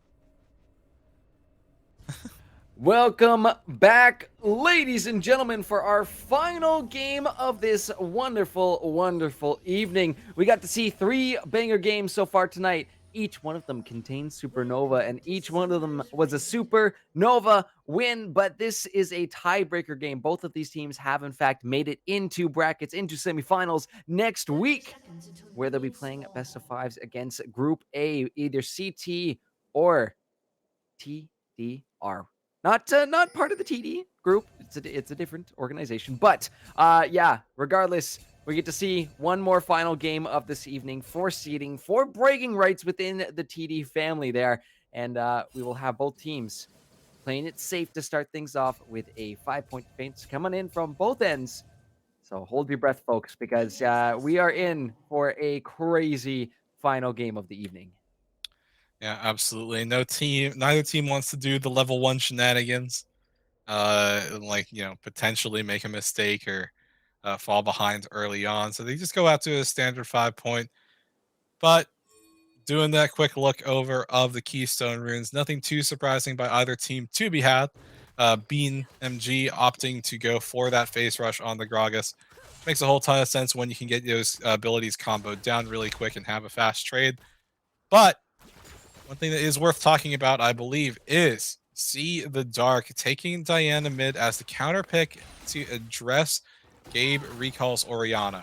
Last time these two teams played up against each other just a couple of hours ago, Gurf, we saw an Aatrox mid, and that was actually pretty scary versus their Oriana early on.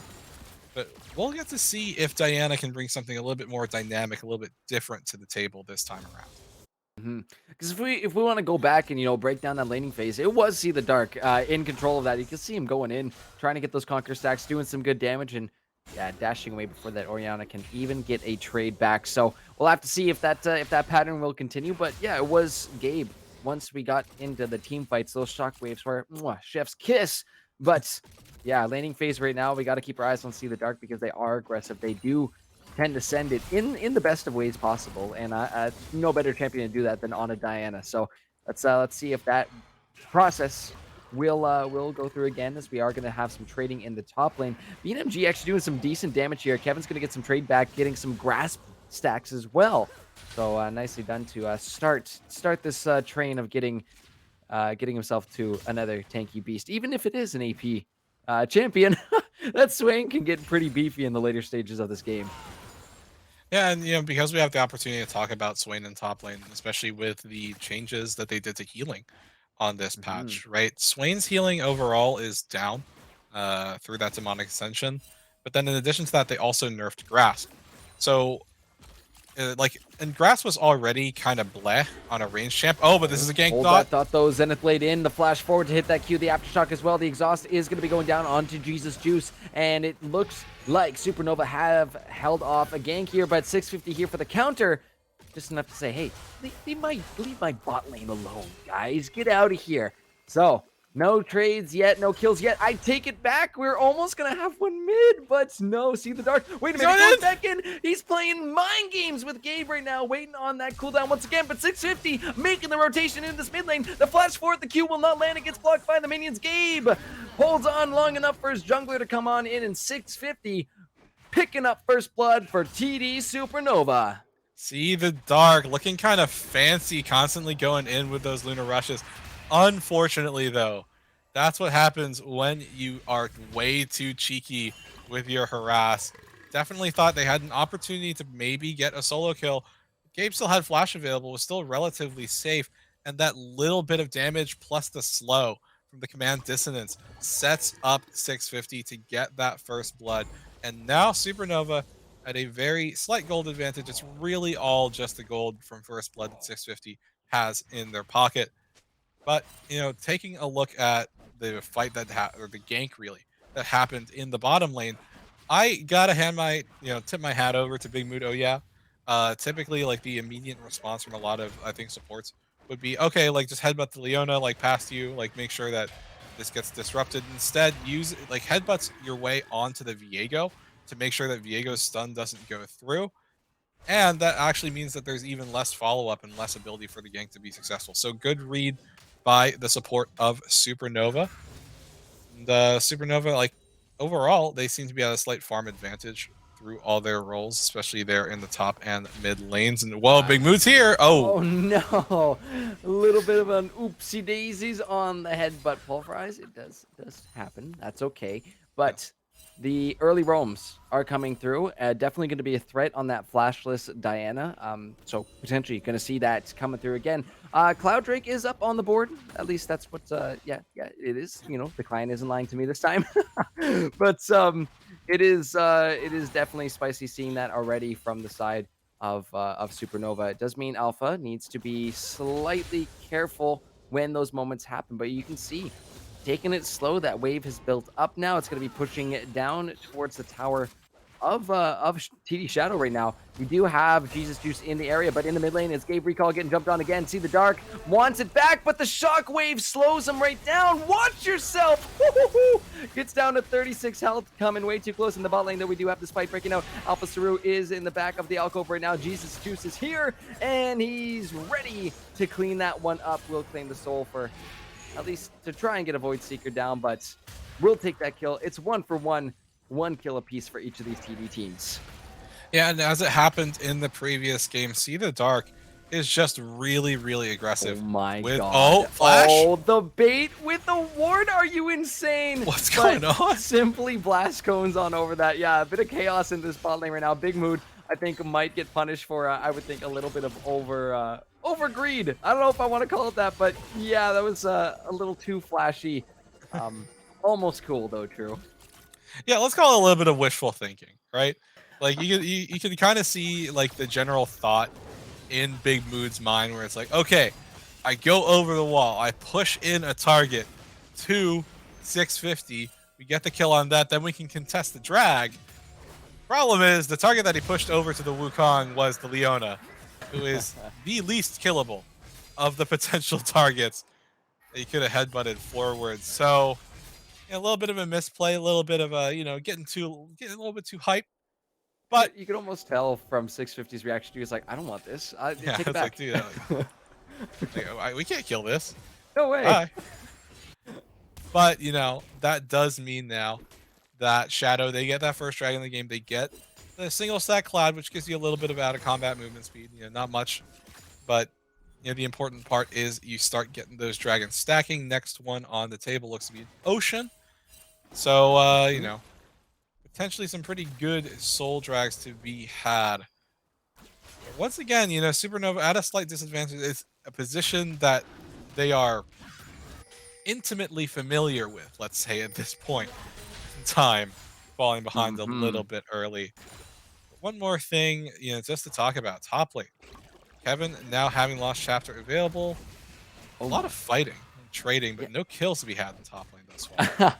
You're taking it easy so far. We might potentially see one if Pull this back in. fight gets a little closer. But yeah, 650 sitting on a ward. Same with Gabe right now. So they know exactly where these two members of Supernova are. See the Dark could potentially get a little spicy with it, but waiting for 650 to come around this wall. They do not have... Oh, no. See, the Dark will reveal themselves. Being MG, not quite there yet, but they're trying to bait them in. Trying to play the ball, just like we saw Supernova do on that bot side. But yeah, no bites, unfortunately. Not gonna be had up in that top lane. But yeah, going back to that point you were making about what we've seen here tonight from Supernova in a familiar scene, as might have to come back to that thought in a second. Your boy Kevin is getting jumped on right now. Explosive cast is going to be flash.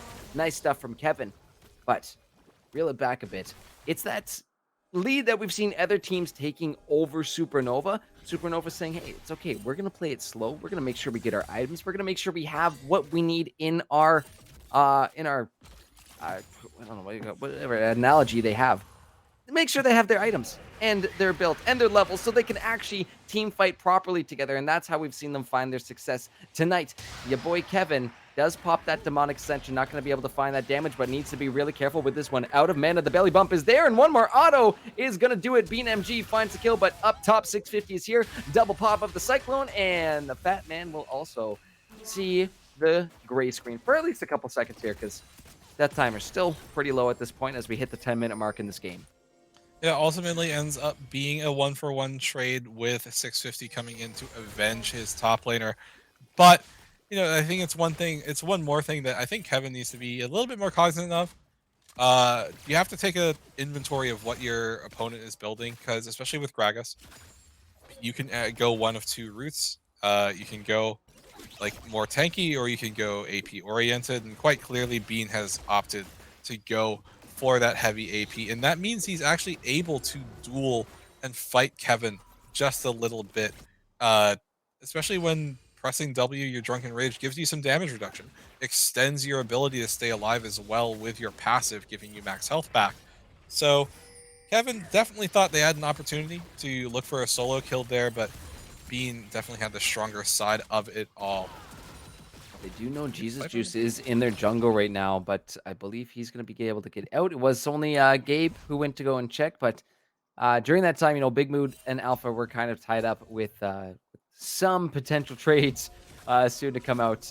Jesus Juice still lurking in the spot lane, and that ward not going to see him because I don't think it was quite fully in that bush.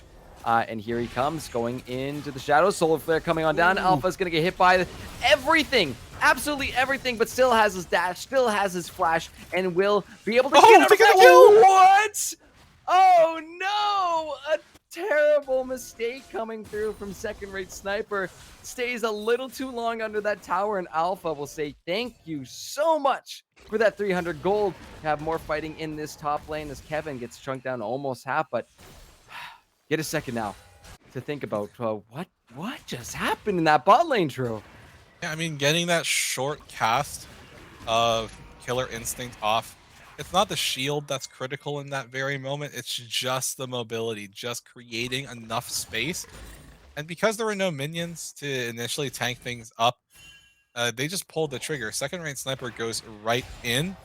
And yeah, it looks like they have the opportunity, but They might want to go for it. They're still top lane going through. Kevin is getting quite low. Demonic Ascension is popped. He gets Can the pull. he find it? Kevin is is gonna walk away with that solo kill. So now they are 1 for 1 on solo kills. Wait, yes, I Yeah, do but believe. TLDR for that bot lane fight there, right? Creating enough space to stay alive long enough, and I'm pretty sure that final turret shot was on the very cusp of being able to So kill second rate close. sniper or not. And I think honestly, none of them expected that damage would go through in that way because Mhm. Zircon just held heal.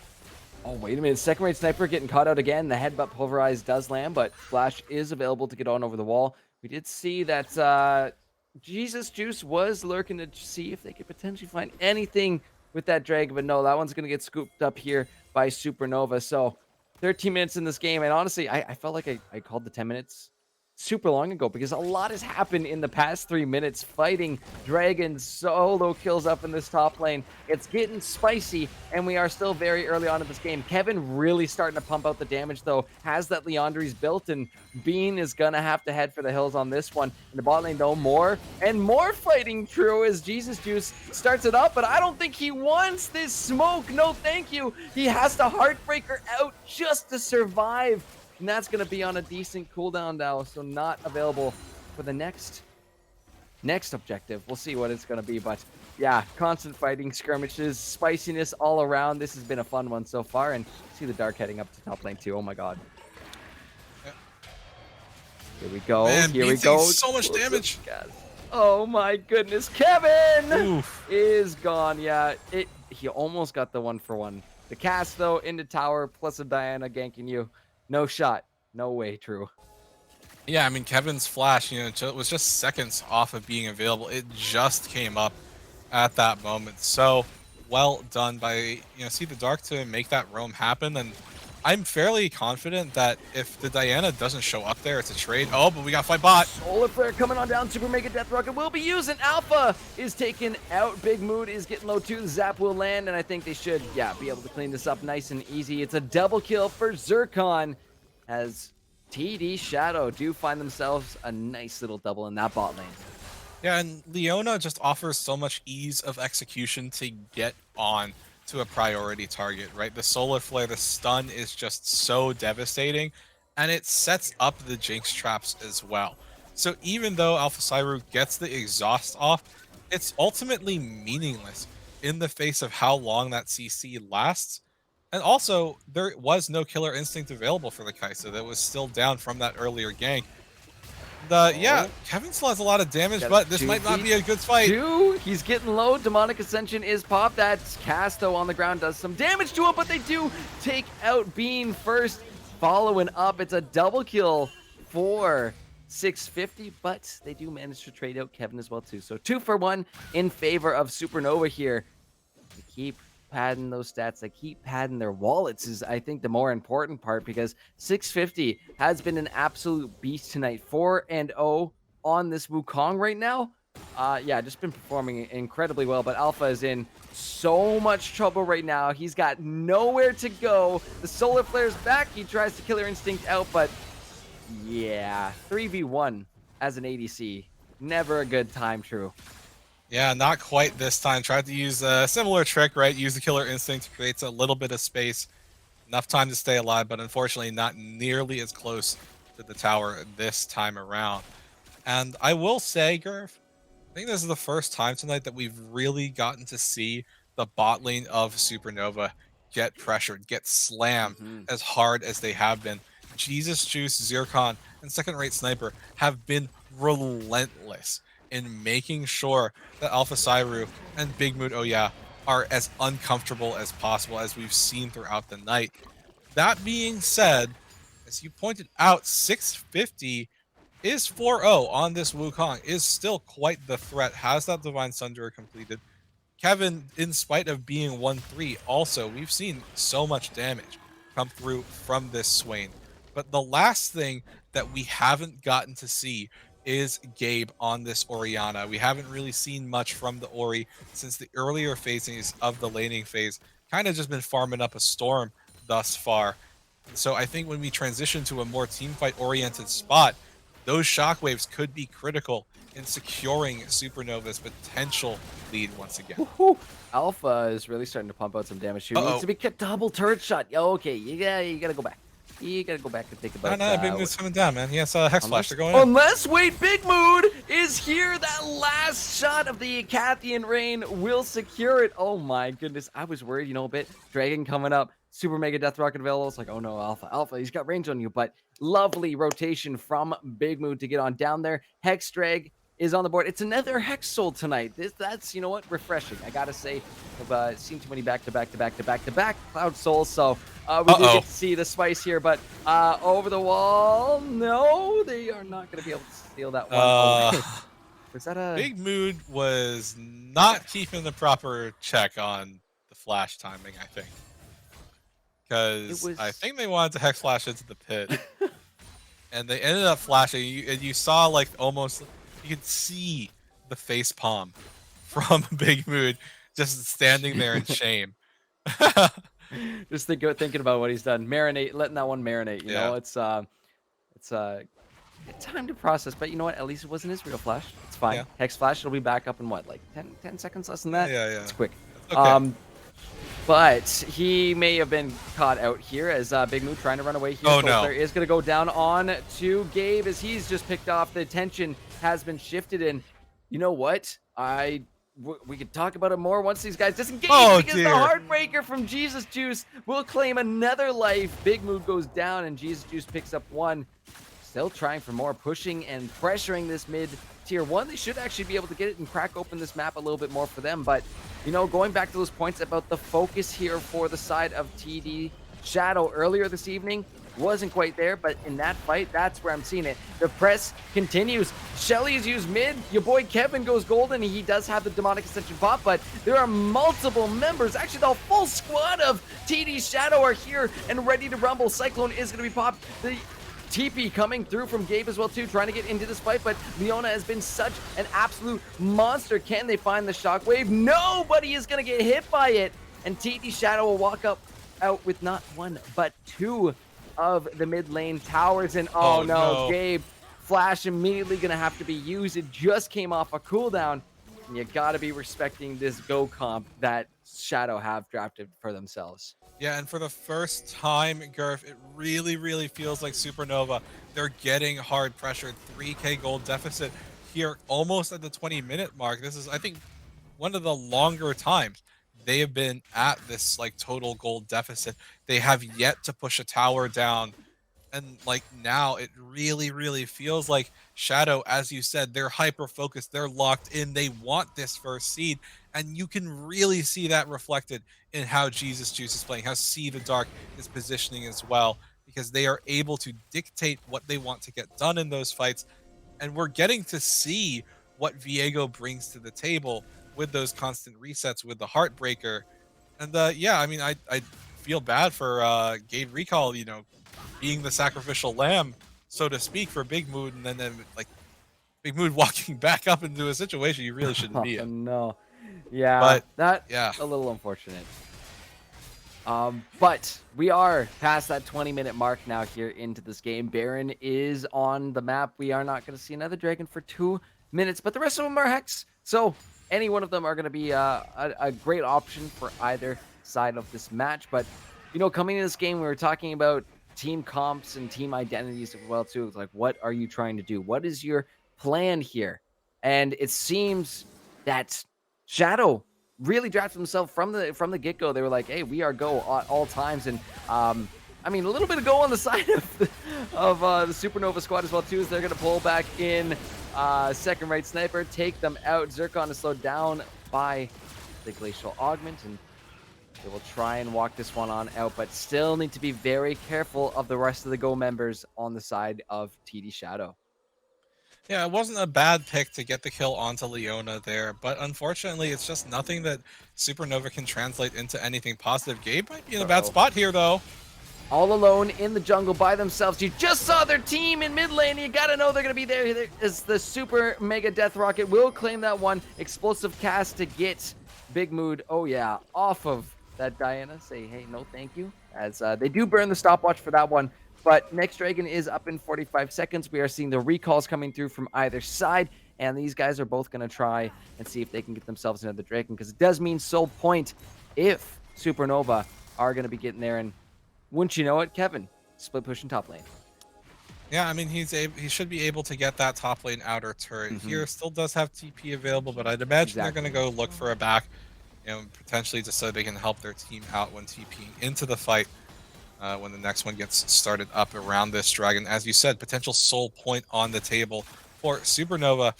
But I also feel like they're in this awkward position of, do they think they can pull something off? But Kevin's being fearless once again, TPing right in.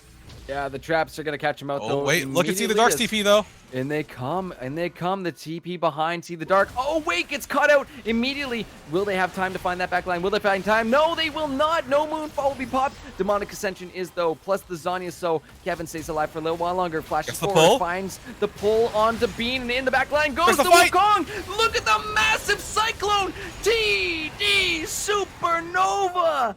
Finds themselves the shutdowns, a double for Alpha Cyru, and an ace at 23 minutes. They keep 650 on that dragon, but the call is going to be this Baron with these death timers at least 18 seconds out for the Leona. And every team in Group B right now is screaming they can't keep getting away with it. One more time, Supernova, they find an ideal, picture-perfect fight around a dragon. They go up to Soul Point. They're going to get a Baron off the top of it. And once again, Gerv, after being at a deficit, Supernova find their way in, and they get the gold lead.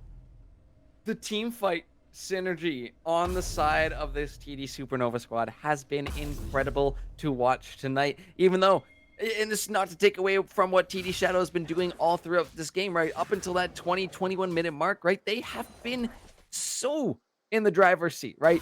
Initiating the fights, making the picks, looking for those towers, right? You saw them take both mid tier 1 and tier 2 with that Herald. But you get into a team fight in the wrong spot. Well, not even the wrong spot. It was a reasonable team fight to go for. But Supernova have just got the answers. Once that dive is done, once those triggers are pulled, what do you have left? Well, you have to face a lot of response from Supernova. And my God, they played that so well. Yeah, and I think the thing for Shadow is, like, you can almost see the Dark's, like, game plan in the mind with that, TP flank. It's like, guys, I have a way in, but the TP got pinged out by Supernova, and even though See the Dark had a way in, the rest of Shadow didn't feel as confident, didn't feel as ready to go and follow up off of their mid laner's TP, and because of that, they got hard punished.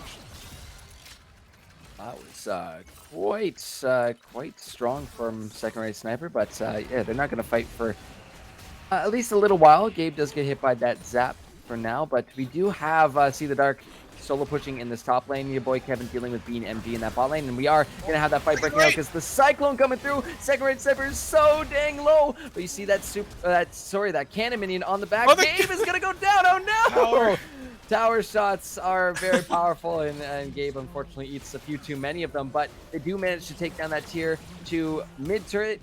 Kevin is able to take down the tier 1 bot turret, and in the top lane too, the Dark working away on that one. It will eventually go down, but those Baron recalls, will they let them go? No, Alpha has to dash on out of this one. Still needs to care for Jesus Juice. They're already in there. The sun comes through. That's going to be the Glacial Augment, but Super Mega Death Rocket. Oh, it's not enough. Alpha will have the damage, but those long-range rockets from Zircon finds one, finds a second, and it's a double for them. They're able to hold on to their base a little while longer. And off of that, See the Dark is able to continue split pushing in the top lane, and it was massive that Alpha Cyru was able to get the kill onto Jesus Juice there. But one thing that you saw is that Jesus Juice tried to flash in and get the stun. Unfortunately, the stun projectile hit Big Mood. Oh yeah. And Jesus Juice, it looked like he was confused for a second. He's like, wait, where'd my stun go? And then they're able to turn on the Viego. They get the kill, unfortunately, for the side of Supernova. Zircon was there, gets excited off of one final rocket auto onto Alpha Cyru. They lock up Big Mood as well. And even though TD Supernova, they found their fight and they found their way back into the game, things are still incredibly close and precarious, especially with TD Shadow, See the Dark, recognizing the opportunity to get a massive bit of split pushing going and keep the gold lead pretty darn close. And I really think the next critical break point of this game will be the next dragon that's going to be spawning in just about a minute here. Yeah, 1 minute to go on this Hex Dragon, potentially Hex Soul if you are TD Supernova. And yeah, that's going to do a whole heck of a lot for them if they can continue to pressure these objectives, continue to pressure the map, because you can see, answering back with turrets of their own, it might still be TD Shadow in the lead, but yeah, this map is opened up wide. Vision going to be a huge part for the next few minutes of knowing where these teammates are. But taking a look around, we do have TPs available for both these top laners to come down and be a part of this one. Ults are available for both sides right now, so we're looking for that all in. The TP is going to be coming through to that bot lane for Bean MG. I think, yeah, that's going to be the response coming in from your boy Kevin. So these teams are setting up ready to fight, but Soulfare is going to be the first one to start. Gabe goes golden, but this is the Cyclone into the back line. Kevin with the Massive flank shockwave! CP. This is all going Supernova's way. See the Dark is not able to get to that back line. Flashes over the wall, and the rest of his team is just a pile of corpses in front of that dragon. They're going to scoop up the soul, and they are going to press down this mid lane. It could potentially just be an end angle right now, True. And they don't have the Baron buff available anymore. The death timers, I think, might dissuade them. They'll definitely crack the base open. They should definitely take the inhibitor as well. But another massive fight around the dragon in favor of Supernova. And I do gotta say, I don't blame second-rate Sniper for thinking, okay, look, I have the engage onto the Orianna. I have the Zenith Blade, because that wasn't the problem. They found a way in, but they needed to account for the fact that 650 and Big Moon would just go straight in. They kept the Orianna safe. They grouped them all up into a nice, neat little ball. See the Dark was the only person who could make it out and had to TP back into the base. Couldn't even back normally. And another massive team fight for Supernova. Another super clean team fight for Supernova. Means that they are now at an objectively strong point. Not only in terms of the gold lead, but with the Dragon Soul as well. Yeah, Hex Soul. This is gonna be a lot to contend with at this point. Baron on the map as well too. And if I'm Supernova, I'm thinking, let's lock in this Baron. Let's get our buffs on. Let's close this thing out and claim our first place. What has to be the answer from Shadow here? Because even though they were ahead and in control of this early game, fallen a little bit off a cliff here. And at what point, or what sort of method or pathway do they have back into this one, True? And honestly, so thus far, Shadow has been playing. Oh, wait a minute. Yeah. They are going to catch See the Dark out trying to back, but Alpha has so much damage. Nothing to be done about this one. I was going to ask for potential angles back in this one, but you know what? You're missing your Diana. Baron's on the board here. Looking a little rough if you're TD Shadow, but Supernova. Mid laner get caught out. Oh my goodness. But like, to finish the thought, what I was going to say is like, what Shadow has been doing and what like has kind of stopped working for them is that they've tried to get things started off, but when it was successful, it was smaller scale things, right? 3v1 forcing onto the Kaisa, finding your isolated skirmishes here and there. But now that it's a straight like 5v5 fight situation, them pulling the trigger has consistently worked poorly for Shadow. So I think that what they needed to do, and what they can still potentially do at this point, is establish vision control, something that you, Gurf, have been stressing so much throughout the night. Establish vision control around where you want to take a fight. Surprise Supernova, because if that's something you can do, then your Jinx should be able to carry through with these fights, right? Zircon already at 3.5 items. This Jinx should be massive. And we've seen the Jinx kind of go wild a little bit, but the thing that's disrupting them is hard losing these straight 5v5s. And I think that's what Shadow needs to keep in mind now, It's not about the Diana. It's not about the Viego. It's about the Jinx. Everything needs to be serving that Jinx. Oh my, they This might be an catch Gabe out opportunity. with that solar flare. Immediately goes golden. In comes 650 though. Oh, the killer instinct from downtown. Able to find that long range. See the dark will be gold for a little while too, but he is taken out by Alpha. Kills left and right for Supernova. It's 650 going godlike. 3 members of the Shadow Squad are going to be down. And what can Zircon and Bean MG do here to hold on to this game? I mean, they are staring down a wave. Oh, there's a way in. Headbutt pulverized. Here they go again. Bean MG immediately going to be taken off the map, and soon to follow is the Jinx. 50-second death timer on her. Supernova, they miss week 1. They find the 3-0 today on the board, and my God, they did it. They win the tiebreaker, lock in first in Group B. This is insanity, and I love every second of it. GG's. TD Supernova, 4 games played tonight, all of them on stream, and with every single one, they got pressured in that early game.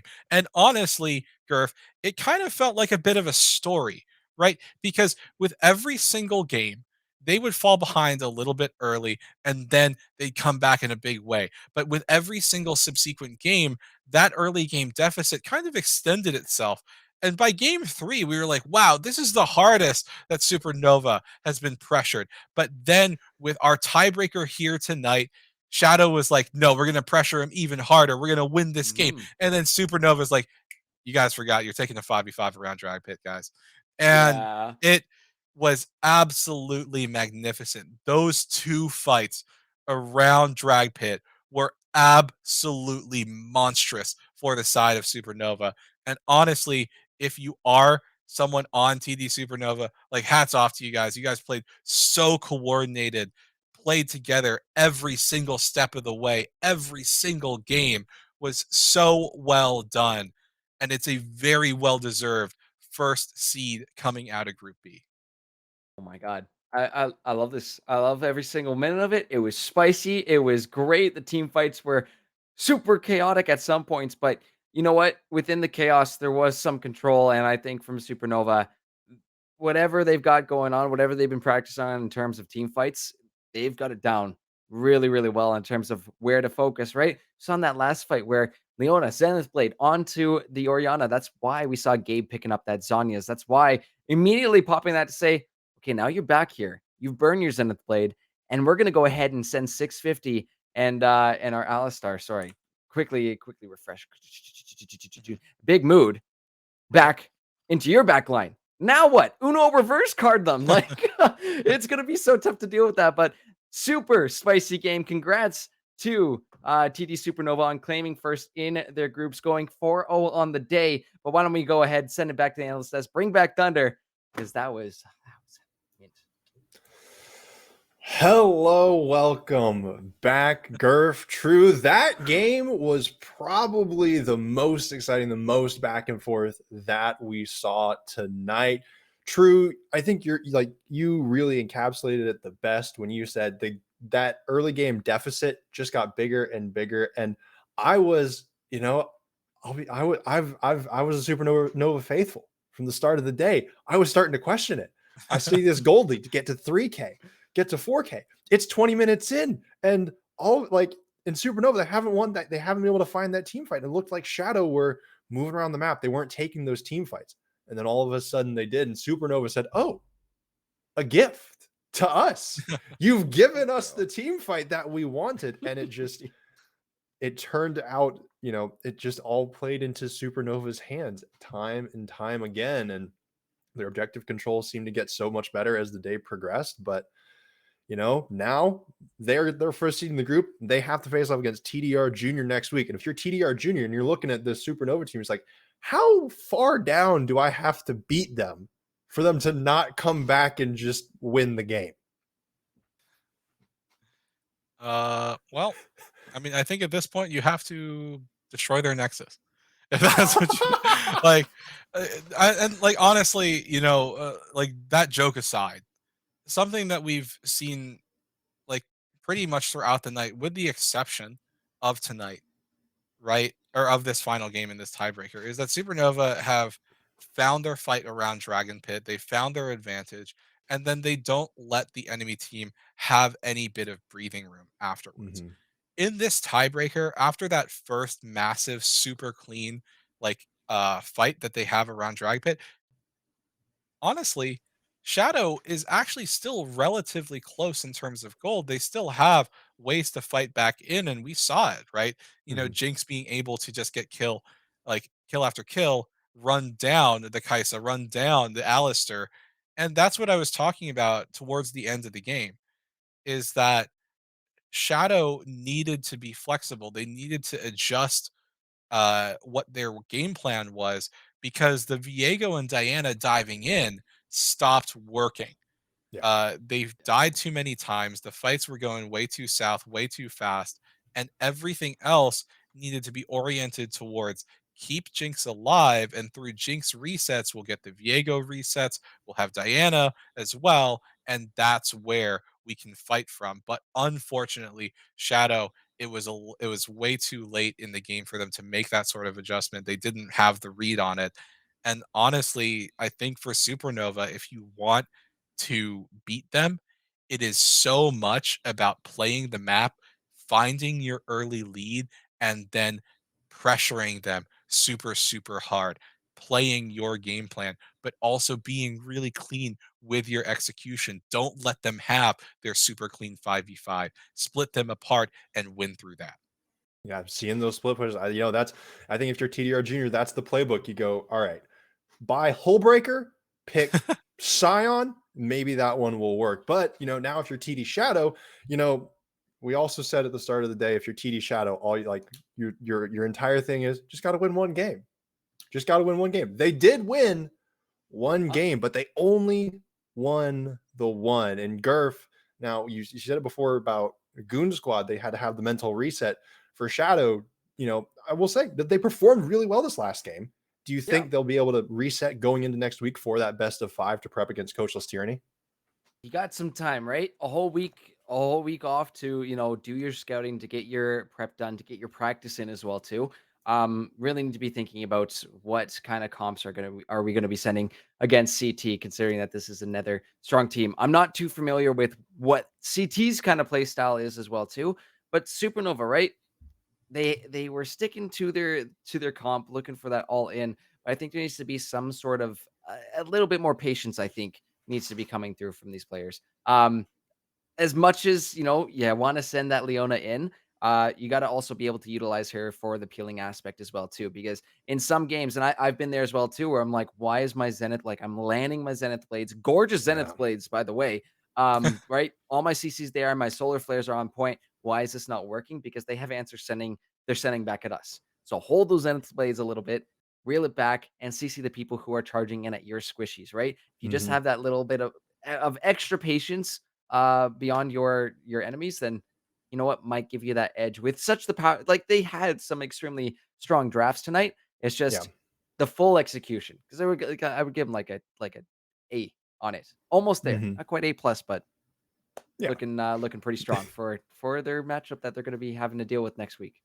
Yeah. And so, I know I'm getting sleepy. It's after midnight. I'm sure y'all are getting sleepy, or if true, y'all have been doing the actual work. So we'll go ahead. We'll briefly cover. So next week, again, we have our 2 matchups. They are best of 5 elimination matches. It will be the OCL finals rematch. Supernova were the runners up in the OCL, and TDR Junior were the champs. So got a rematch there. And then we have TD Shadow, the RA runners up, and Coachless Tyranny, the Elemental League champions. The only league that is not represented in finals, unfortunately, is ZGG, with both Monkeys in Training and Goon Squad Gaming Iota knocked out. But nevertheless, they were still wonderful to have them here and participating. The other teams that we said goodbye to, Big Duck Entourage, and that name gets me every time, man. I love And their logo. and TD Syndicate. So next week we have those best of 5s. It will give teams opportunities to, we saw Shadow play better against Supernova their second game playing them. maybe, you know, once we get into those best of fives where teams can start playing each other 3, 4, potentially 5 times, we'll start to see those iterations and those variations. But I do want to say, Gerf, true, you know, we have Supernova. Do you think, like before we sign off, do you think maybe I'm feeling maybe that unless Group A is just leaps and bounds ahead of Group B, I think a Supernova might be able to do it. They came out of Yeah. nowhere. What was Yeah. that? I What was mean, that? 4 on the day? That's insane. Yep. extreme bias, like, you know, it's A uh bit. but I mean, like, there is something genuinely attractive about it, right? Mhm. Like, like clawing your way back up from a deficit that was, you know, handed to you due to unfortunate circumstances. Yeah. Yeah. And, you know, I I'm not, like, I'll be honest, and I don't think I'm alone in saying this. You know, seeing a team start week one with 2 FF losses at such a massive deficit, it was hard to put much stock in Supernova headed Mhm. in to week 2. But I think that anyone who took the opportunity to watch this stream is very, very impressed, or really, at the very least, should be impressed with what Supernova did, playing 4 games in a row, like constantly being at an early game deficit, and then finding their advantages through strong team fights. Like, that Mhm. is the platonic ideal of what you want your League of Legends experience to be. Like, you get every single beat. You get the underdog story, you get the clean 5v5s, you claw your Mhm. way into first seed. Like, that is exactly what a viewer of League of Legends always wants to see, and it's like an absolute pleasure. So I really think that Supernova, if they can continue having that sort of momentum and like these sort of performances, definitely has a strong showing and strong argument to take it all the way. Yeah, I fully believe. I am my faith was very briefly shaken, but it is back in full force now, and we must all go through trials. And last thing before we sign off for the day is, personally, my MVP for the group stage for, and mainly, you know, is Kevin. Like Kevin for these like, you know, Kevin. to like today, Kevin just we saw Kevin have some interesting moments, but I think at the end of the day, we saw so many sweet, cool, creative plays out of Kevin. In the last game, you know, the Swain was still pretty good. I think 650 with those cyclones was great. But personally, I think my MVP for the group stage, hands down, Kevin, especially on that trundle. What about Gurf? Give me your, who do you think, you know, overall MVP for group stage?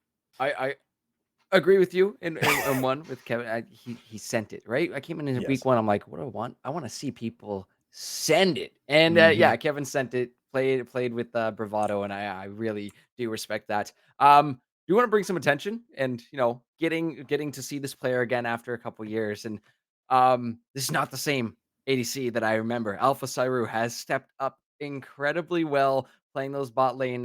You know, we saw a little bit of aggressiveness kind of bite him in the rear end a couple times, but you see the finishers and the way they were in those team fights, the killer instincts on that Kaisa in those final few fights were just chef's kiss. So I got to shout out Alpha for casting him back in the day and also having an incredible performance today on ADC, which is not the easiest role at the time being. So good on them. Absolutely. And true. Yeah, I mean, like, if it's not Kevin, because I'm right there with you guys. Like, Kevin, like I said earlier, plays fearlessly. You know, very, very like aggressive, very, very forward in how they execute their top lane gameplay. But if it's not Kevin, and I also have to give a lot of credit to 650, playing incredibly Yeah. well, Oh especially yeah. in this last game here. Like you Mhm. mentioned, Thunder just now, those critical moments with those cyclones, finding so many targets that set up the rest of the team, right? With the headbutt pulve, with the shockwave. So but then even in the other games, like 650 did really, really well, especially with that Mordekaiser in game two Yeah. against Shadow once again, right? Having that fully stacked Dark Seal, like building Mhm. so much AP, becoming an unstoppable monster. So yeah, I think 650 did well. Um, in addition to that, but honestly, when you're talking about a team that's so well coordinated, you can kind of point at anyone Yeah. on Supernova for this week and say, this person did incredibly well, because the honest and like total truth is they all played around each other incredibly Hmm. strongly, and they were such a cohesive unit. There were all like huge moments for every single player. But yeah, like Kevin was also really entertaining to watch, especially at that, like what was it, 1-1v3 in game one as the What? Trundle. Yeah. So Oh like man. so as far as like pop off like cool moments go, Kevin definitely seems to have the lion's share of them this week. But TD Supernova as a unit was like really, really good. And it was really, really entertaining. Yeah, they made our day fun. We got to see them 4 games in a row on stream, on screen, and Kevin and TD Supernova absolutely exceeded expectations after last week. They come out on top. They come out as my personal favorite. So just take the whole thing. I'll come out and say it. But that being said, we are done here for the evening. The start of Gold Amateur Worlds will begin tomorrow, or I guess depending on where you are today. So make sure you check that out. It will be on Aegis and Excellency. I'm pretty sure it'll at least be in the Excellency stream. Maybe Aegis is just for IBS, but I don't know. Somebody will correct me on that. But check it out, 8 p.m. tomorrow/today, depending on where you are. And from everybody here, the teams, the producers, the casters, Gurf True, and myself, thank you all so much for coming out and watching. Be safe, be smart, make wise decisions, and we'll see you next week.